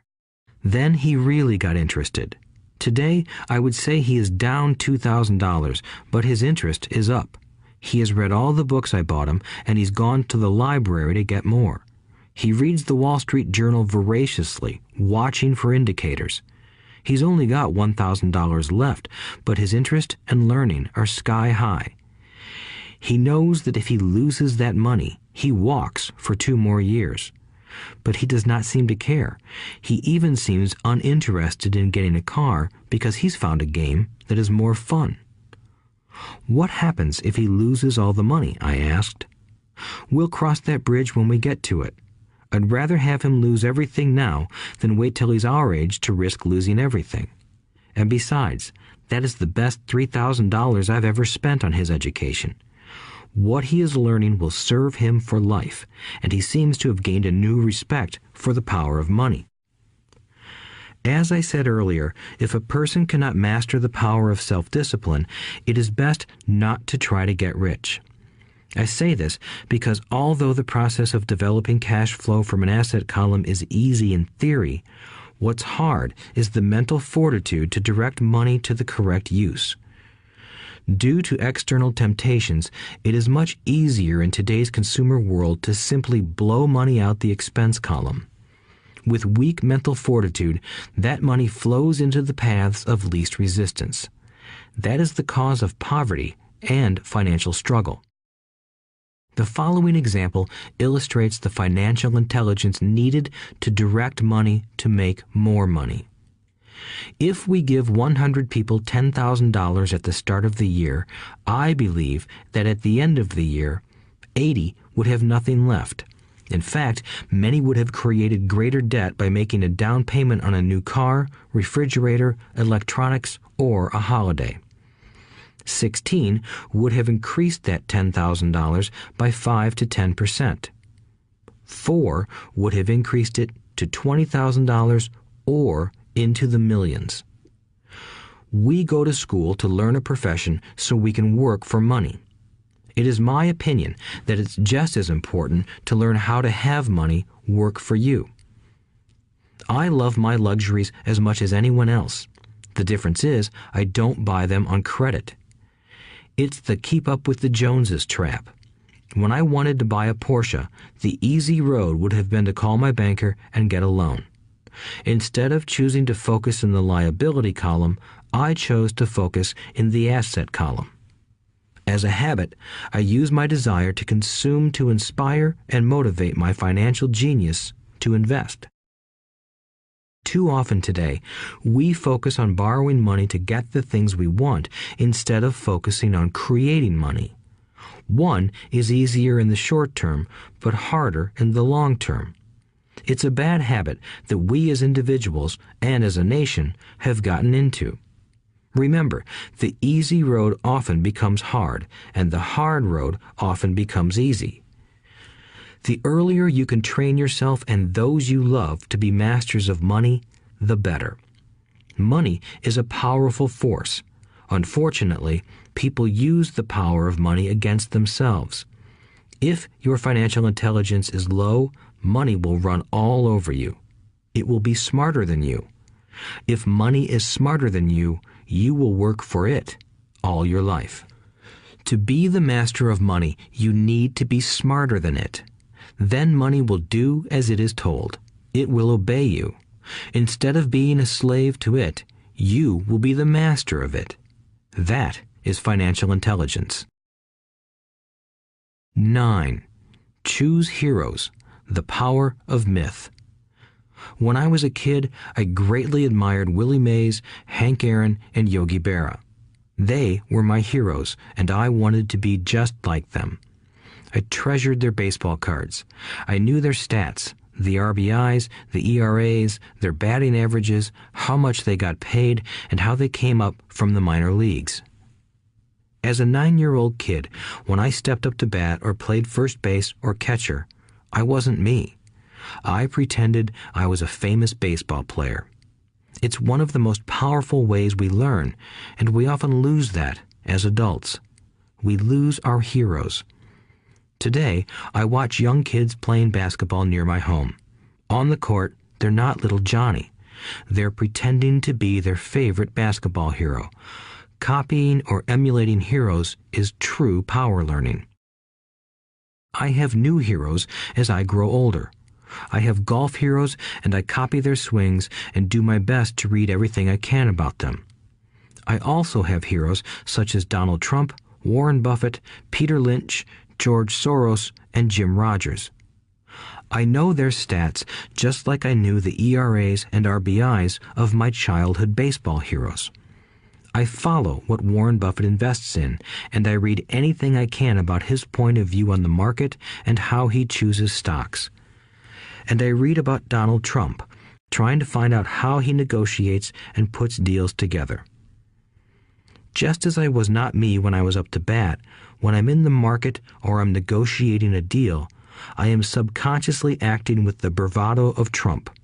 Or, when analyzing a trend, I look at it as though Warren Buffett were doing it. By having heroes, we tap into a tremendous source of raw genius. But heroes do more than simply inspire us. Heroes make things look easy. Making it look easy convinces us to want to be just like them. If they can do it, so can I. When it comes to investing, too many people make it sound hard.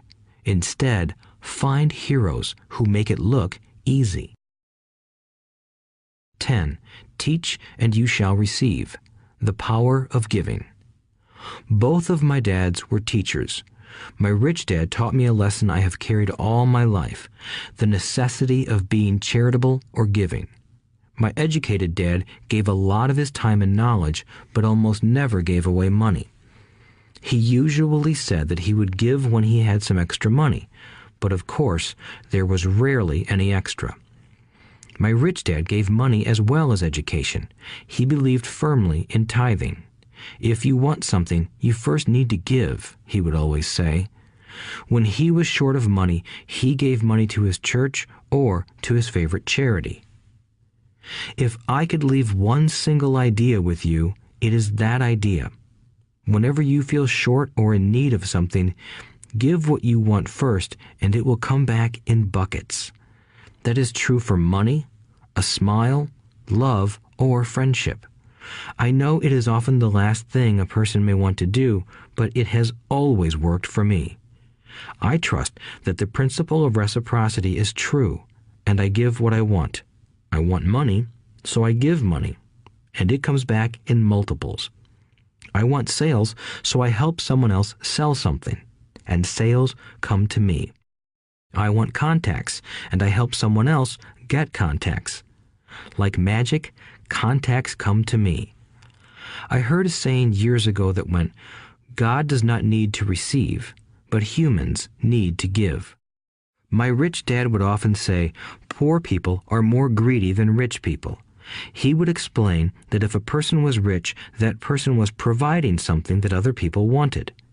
In my life, whenever I have felt needy or short of money or short of help, I simply went out or found in my heart what I wanted and decided to give it first. And when I gave, it always came back. It reminds me of the story of the guy sitting with firewood in his arms on a cold, freezing night. He is yelling at the pot-bellied stove, "When you give me some heat, then I'll put some wood in you." And when it comes to money, love, happiness, sales, and contacts, all one needs to remember is to give first. Often, just the process of thinking of what I want and how I could give that to someone else breaks free a torrent of bounty. Whenever I feel that people aren't smiling at me, I simply begin smiling and saying hello. Like magic, the next thing I know, I'm surrounded by smiling people. It is true that your world is only a mirror of you. So that's why I say, teach and you shall receive. I have found that the more I teach those who want to learn, the more I learn. If you want to learn about money, teach it to someone else. A torrent of new ideas and finer distinctions will come in. There are times when I have given and nothing has come back, or what I have received is not what I wanted. But upon closer inspection and soul-searching, I was often giving to receive in those instances, instead of giving for the joy that giving itself brings. My dad taught teachers, and he became a master teacher. My rich dad always taught young people his way of doing business. In retrospect, it was their generosity with what they knew that made them smarter. There are powers in this world that are much smarter than we are. You can get there on your own, but it's easier with the help of the powers that be. You only need to be generous with what you have. Chapter 9. Still want more? Here are some to-dos. Many people may not be satisfied with my 10 steps. They see them more as philosophies than actions. I think understanding the philosophy is just as important as the action. There are many people who want to do instead of think, and then there are people who think but do not do. I would say that I am both. I love new ideas, and I love action. So for those who want a to-do list on how to get started, I will share with you some of the things I do in abbreviated form. Stop doing what you're doing. In other words, take a break and assess what is working and what is not working. The definition of insanity is doing the same thing over and over and expecting a different result. Stop doing what is not working and look for something new. Look for new ideas. For new investing ideas, I go to bookstores and search for books on different and unique subjects. I call them formulas.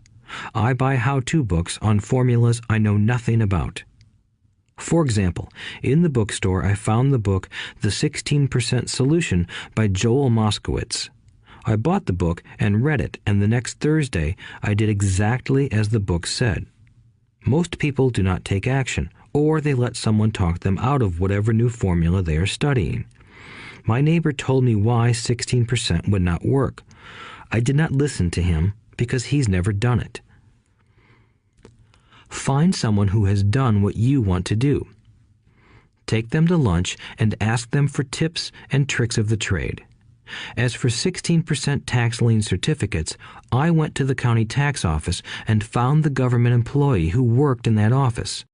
I found out that she, too, invested in the tax liens. Immediately, I invited her to lunch. She was thrilled to tell me everything she knew and how to do it. After lunch, she spent all afternoon showing me everything. By the next day, I found 2 great properties with her help that have been accruing interest at 16% ever since. It took a day to read the book, a day to take action, an hour for lunch, and a day to acquire 2 great deals. Take classes, read, and attend seminars. I search newspapers and the internet for new and interesting classes, many of which are free or inexpensive. I also attend and pay for expensive seminars on what I want to learn. I am wealthy and free from needing a job simply because of the courses I took. I have friends who did not take those classes who told me I was wasting my money, and yet they're still at the same job. Make lots of offers. When I want a piece of real estate, I look at many properties and generally write an offer. If you don't know what the right offer is, neither do I. That is the job of the real estate agent. They make the offers. I do as little work as possible. A friend wanted me to show her how to buy apartment houses. So one Saturday, she, her agent, and I went and looked at 6 apartment houses. 4 were dogs, but 2 were good. I said to write offers on all 6, offering half of what the owners asked for. She and the agent nearly had heart attacks. They thought it was rude and would offend the sellers, but I really don't think the agent wanted to work that hard. So they did nothing and went on looking for a better deal. No offers were ever made, and that person is still looking for the right deal at the right price. Well, you don't know what the right price is until you have a second party who wants to deal. Most sellers ask too much. It is rare that a seller asks a price that is less than something is worth. Moral of the story: make offers. People who are not investors have no idea what it feels like to try to sell something. I have had a piece of real estate that I wanted to sell for months. I would have welcomed any offer. They could have offered me 10 pigs and I would have been happy. Not at the offer, but just because someone was interested. I would have countered, maybe for a pig farm in exchange. But that's how the game works. The game of buying and selling is fun. Keep that in mind. It's fun and only a game. Make offers. Someone might say yes. I always make offers with escape clauses. In real estate, I make an offer with language that details subject to contingencies, such as the approval of a business partner. Never specify who the business partner is. Most people don't know that my partner is my cat. If they accept the offer, and I don't want the deal, I call home and speak to my cat. I make this ridiculous statement to illustrate how absurdly easy and simple the game is. So many people make things too difficult and take it too seriously. Finding a good deal, the right business, the right people, the right investors, or whatever is just like dating. You must go to the market and talk to a lot of people, make a lot of offers, counter-offers, negotiate, reject, and accept. I know single people who sit at home and wait for the phone to ring, but it's better to go to the market, even if it's only the supermarket. Search, offer, reject, negotiate, and accept are all parts of the process of almost everything in life. Jog, walk, or drive a certain area once a month for 10 minutes. I have found some of my best real estate investments doing this. I will jog a certain neighborhood for a year and look for change. For there to be profit in a deal, there must be 2 elements, a bargain and change. There are lots of bargains, but it's change that turns a bargain into a profitable opportunity. So when I jog a neighborhood I might like to invest in. It is the repetition that causes me to notice slight differences. I notice real estate signs that are up for a long time. That means the seller might be more agreeable to deal. I watch for moving trucks going in or out. I stop and talk to the drivers. I talk to the postal carriers. It's amazing how much information they acquire about an area. I find a bad area, especially an area that the news has scared everyone away from. I drive it for sometimes a year, waiting for signs of something changing for the better. I talk to retailers, especially new ones, and find out why they're moving in. It takes only a few minutes a month, and I do it while doing something else, like exercising or going to and from the store. Shop for bargains in all markets. Consumers will always be poor. When the supermarket has a sale, say on toilet paper, the consumer runs in and stocks up. But when the housing or stock market has a sale, most often called a crash or correction, the same consumer often runs away from it. When the supermarket raises its prices, the consumer shops somewhere else. But when housing or the stock market raises their prices, the same consumer often rushes in and starts buying. Always remember, profits are made in the buying, not in the selling. Look in the right places. A neighbor bought a condominium for $100,000. I bought the identical condo next door for $50,000. He told me he's waiting for the price to go up. I told him that profit is made when you buy, not when you sell. He shopped with a real estate broker who owns no property of her own. I shopped at the foreclosure auction. I paid $500 for a class on how to do this. My neighbor thought that the $500 for a real estate investment class was too expensive. He said he could not afford the money or the time. So he waits for the prices to go up. Look for people who want to buy first, then look for someone who wants to sell. A friend was looking for a certain piece of land. He had the money, but did not have the time. I found a large piece of land, larger than what my friend wanted to buy, tied it up with an option, called my friend, and he said he wanted a piece of it.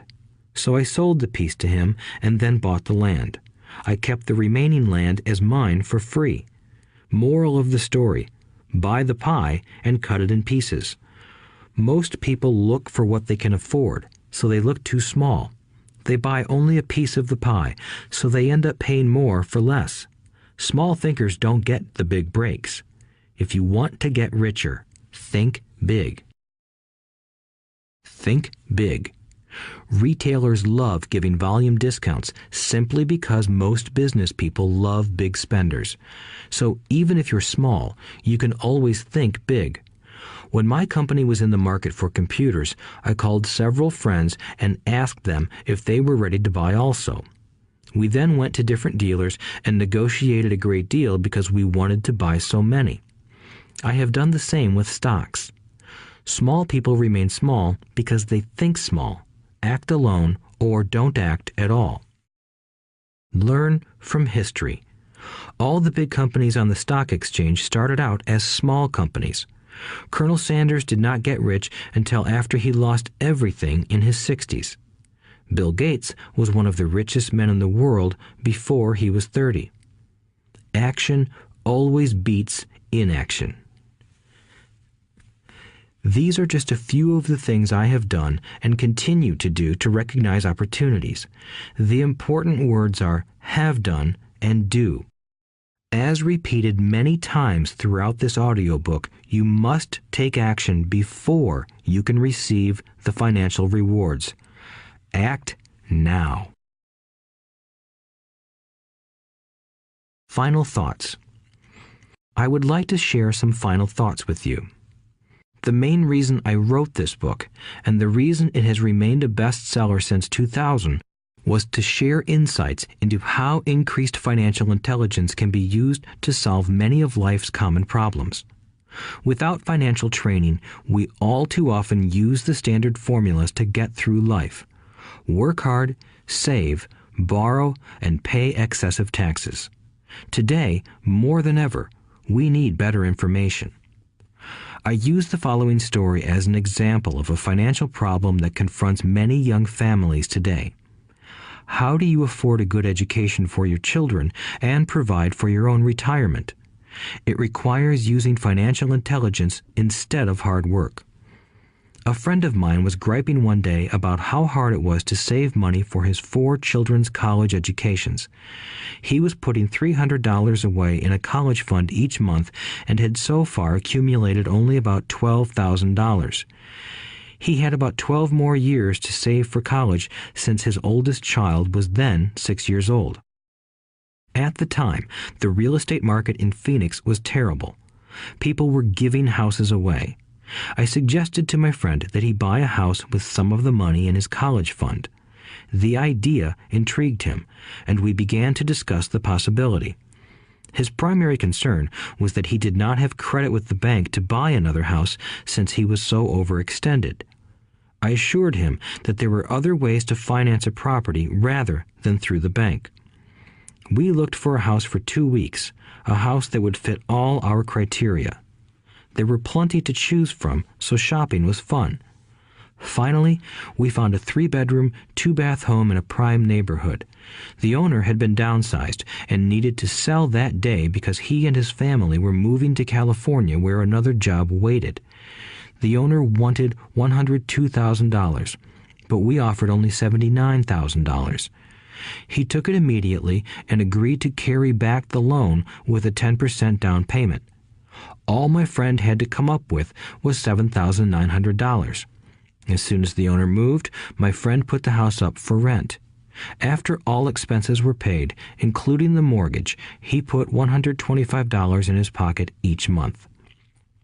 His plan was to keep the house for 12 years and let the mortgage get paid down faster by applying the extra $125 to the principal each month. We figured that in 12 years, a large portion of the mortgage would be paid off and he could possibly be clearing $800 a month by the time his first child went to college. He could also sell the house if it had appreciated in value. 3 years later, the real estate market greatly improved in Phoenix, and he was offered $156,000 for the same house by the tenant who lived in it. Again, he asked me what I thought. I advised that he sell it, using a 1031 tax-deferred exchange. Suddenly, he had nearly $80,000 to operate with. I called another friend in Austin, Texas, who then moved this tax-deferred capital gain into a mini storage facility. Within 3 months, he began receiving checks for a little less than $1,000 a month, which he then poured back into the college fund. A couple of years later, the mini warehouse sold, and he received a check for nearly $330,000 as proceeds from the sale. He rolled those funds into a new project that would now generate over $3,000 a month in income, again going into the college fund. He is now very confident that his goal will be met easily. It only took $7,900 to start and a little financial intelligence. His children will be able to afford the education they want, and he will then use the underlying asset, wrapped in his legal entity, to pay for his retirement. As a result of this successful investment strategy, he will be able to retire early. Thank you for listening to this audiobook. I hope it has provided some insights into utilizing the power of money to work for you. Today, we need greater financial intelligence to simply survive. The idea that it takes money to make money is the thinking of financially unsophisticated people. It does not mean that they're not intelligent. They have simply not learned the science of money making money. Money is only an idea. If you want more money, simply change your thinking. Every self-made person started small with an idea and then turned it into something big. The same applies to investing. It takes only a few dollars to start and grow it into something big. I meet so many people who spend their lives chasing the big deal or trying to amass a lot of money to get into a big deal. But to me, that is foolish. Too often, I have seen unsophisticated investors put their large nest egg into one deal and lose most of it rapidly. They may have been good workers, but they were not good investors. Education and wisdom about money are important. Start early. Buy a book. Go to a seminar. Practice. Start small. I turned $5,000 cash into a $1 million asset, producing $5,000 a month cash flow in less than 6 years. But I started learning as a kid. I encourage you to learn because it's not that hard. In fact, it's pretty easy once you get the hang of it. I think I have made my message clear. It's what is in your head that determines what is in your hands. Money is only an idea. There is a great book called Think and Grow Rich. The title is not Work Hard and Grow Rich. Learn to have money work hard for you, and your life will be easier and happier. Today, don't play it safe. Play it smart. The 3 incomes. In the world of accounting, there are 3 different types of income. 1, ordinary earned. 2, portfolio. 3, passive. When my poor dad said to me, "Go to school, get good grades, and find a safe, secure job," he was recommending I work for earned income. When my rich dad said, "The rich don't work for money, they have their money work for them," he was talking about passive income and portfolio income. Passive income, in most cases, is income derived from real estate investments. Portfolio income is income derived from paper assets such as stocks and bonds. Portfolio income is the income that makes Bill Gates the richest man in the world, not earned income. Rich Dad used to say, the key to becoming wealthy is the ability to convert earned income into passive income or portfolio income as quickly as possible. He would say, taxes are highest on earned income. The least taxed income is passive income. That is another reason why you want your money working hard for you. The government taxes the income you work hard for more than the income your money works hard for. In my second book, Rich Dad's Cash Flow Quadrant, I explain the 4 different types of people who make up the world of business. They are E, employee, S, self-employed, B, business owner, and I, investor. Most people go to school to learn to be an E or an S.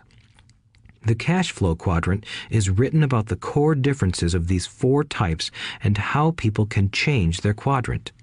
In fact, most of our products are created for people in the B and I quadrants.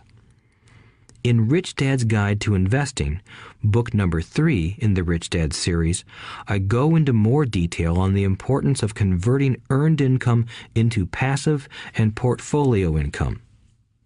Rich Dad used to say, all a real investor does is convert earned income into passive and portfolio income.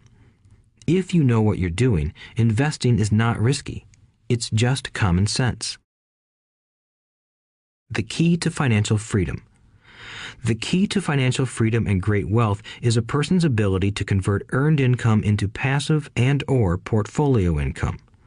My rich dad spent a lot of time teaching Mike and me this skill. Having this ability is the reason my wife Kim and I are financially free, never needing to work again. We continue to work because we choose to.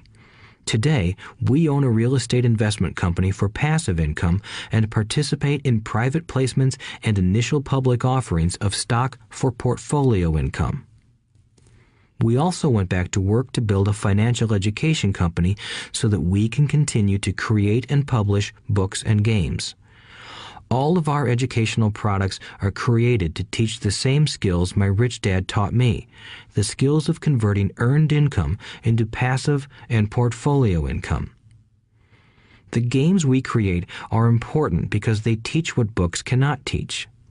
For example, you would never learn to ride a bicycle by only reading a book. Our cash flow games for adults and cash flow for kids game are designed to teach players the basic investment skills of converting earned income into passive and portfolio income. They also teach the principles of accounting and financial literacy. These games are the only educational products in the world that teach people all of these skills simultaneously. Cash Flow 202 is the advanced version of Cash Flow 101 and requires the game board from 101 as well as a full understanding of 101 before it can be played. Cash Flow 101 and Cash Flow for Kids teach the principles of fundamental investing. Cash Flow 202 teaches the principles of technical investing. Technical investing involves advanced trading techniques such as short selling, call options, put options, and straddles. A person who understands these advanced techniques is able to make money when the market goes up, as well as when the market comes down. As my rich dad would say, a real investor makes money in an up market and a down market. That is why they make so much money. One of the reasons they make more money is simply because they have more self-confidence. Rich Dad would say they have more self-confidence because they are less afraid of losing. In other words, the average investor does not make as much money because they are so afraid of losing money. The average investor does not know how to protect themselves from losses, and that is what Cash Flow 202 teaches. Average investors think investing is risky because they have not been formally trained to be professional investors. As Warren Buffett, America's richest investor, says, risk comes from not knowing what you're doing. My board games teach the simple basics of fundamental investing and technical investing while people are having fun. I occasionally hear someone say, your educational games are expensive, which poses the question of ROI, the return on investment, or the value returned for the price paid.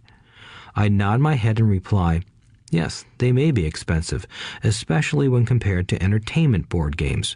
But my games are not as expensive as a college education, working hard all your life for earned income, paying excessive taxes, and then living in terror of losing all of your money in the investment markets. When someone walks away mumbling about the price, I can hear my rich dad saying, if you want to be rich, you must know what kind of income to work hard for, how to keep it, and how to protect it from loss. That is the key to great wealth. Rich Dad would also say, if you do not understand the differences in those three incomes and do not learn the skills on how to acquire and protect those incomes, you will probably spend your life earning less than you could and working harder than you should. My poor dad thought a good education, a good job, and years of hard work were all you needed to be successful. My rich dad also thought a good education was important. But to him, it was also important that Mike and I know the differences in the three incomes and what kind of income to work hard for. To him, that was basic financial education. Knowing the differences in the three incomes and learning the investment skills of how to acquire the different incomes is basic education for anyone who strives to acquire great wealth and achieve financial freedom, a special kind of freedom that only a few will ever know. As Rich Dad states in lesson number 1, the rich do not work for money. They know how to have money work hard for them. Rich Dad said, earned income is money you work for, and passive and portfolio income is money working for you. Knowing that little difference has been significant in my life. Or, as Robert Frost ends his poem, and that has made all the difference. Take action. All of you were given two great gifts, your mind and your time. It is up to you to do what you please with both. With each dollar bill that enters your hand, you and only you have the power to determine your destiny. Spend it foolishly, and you choose to be poor. Spend it on liabilities, and you join the middle class. Invest it in your mind and learn how to acquire assets, and you will be choosing wealth as your goal and your future. The choice is yours, and only yours. Every day, with every dollar, you decide to be rich, poor, or middle class. Choose to share this knowledge with your children, and you choose to prepare them for the world that awaits. No one else will. You and your children's future will be determined by choices you make today, not tomorrow. I wish you great wealth and much happiness with this fabulous gift called life. Robert Kiyosaki.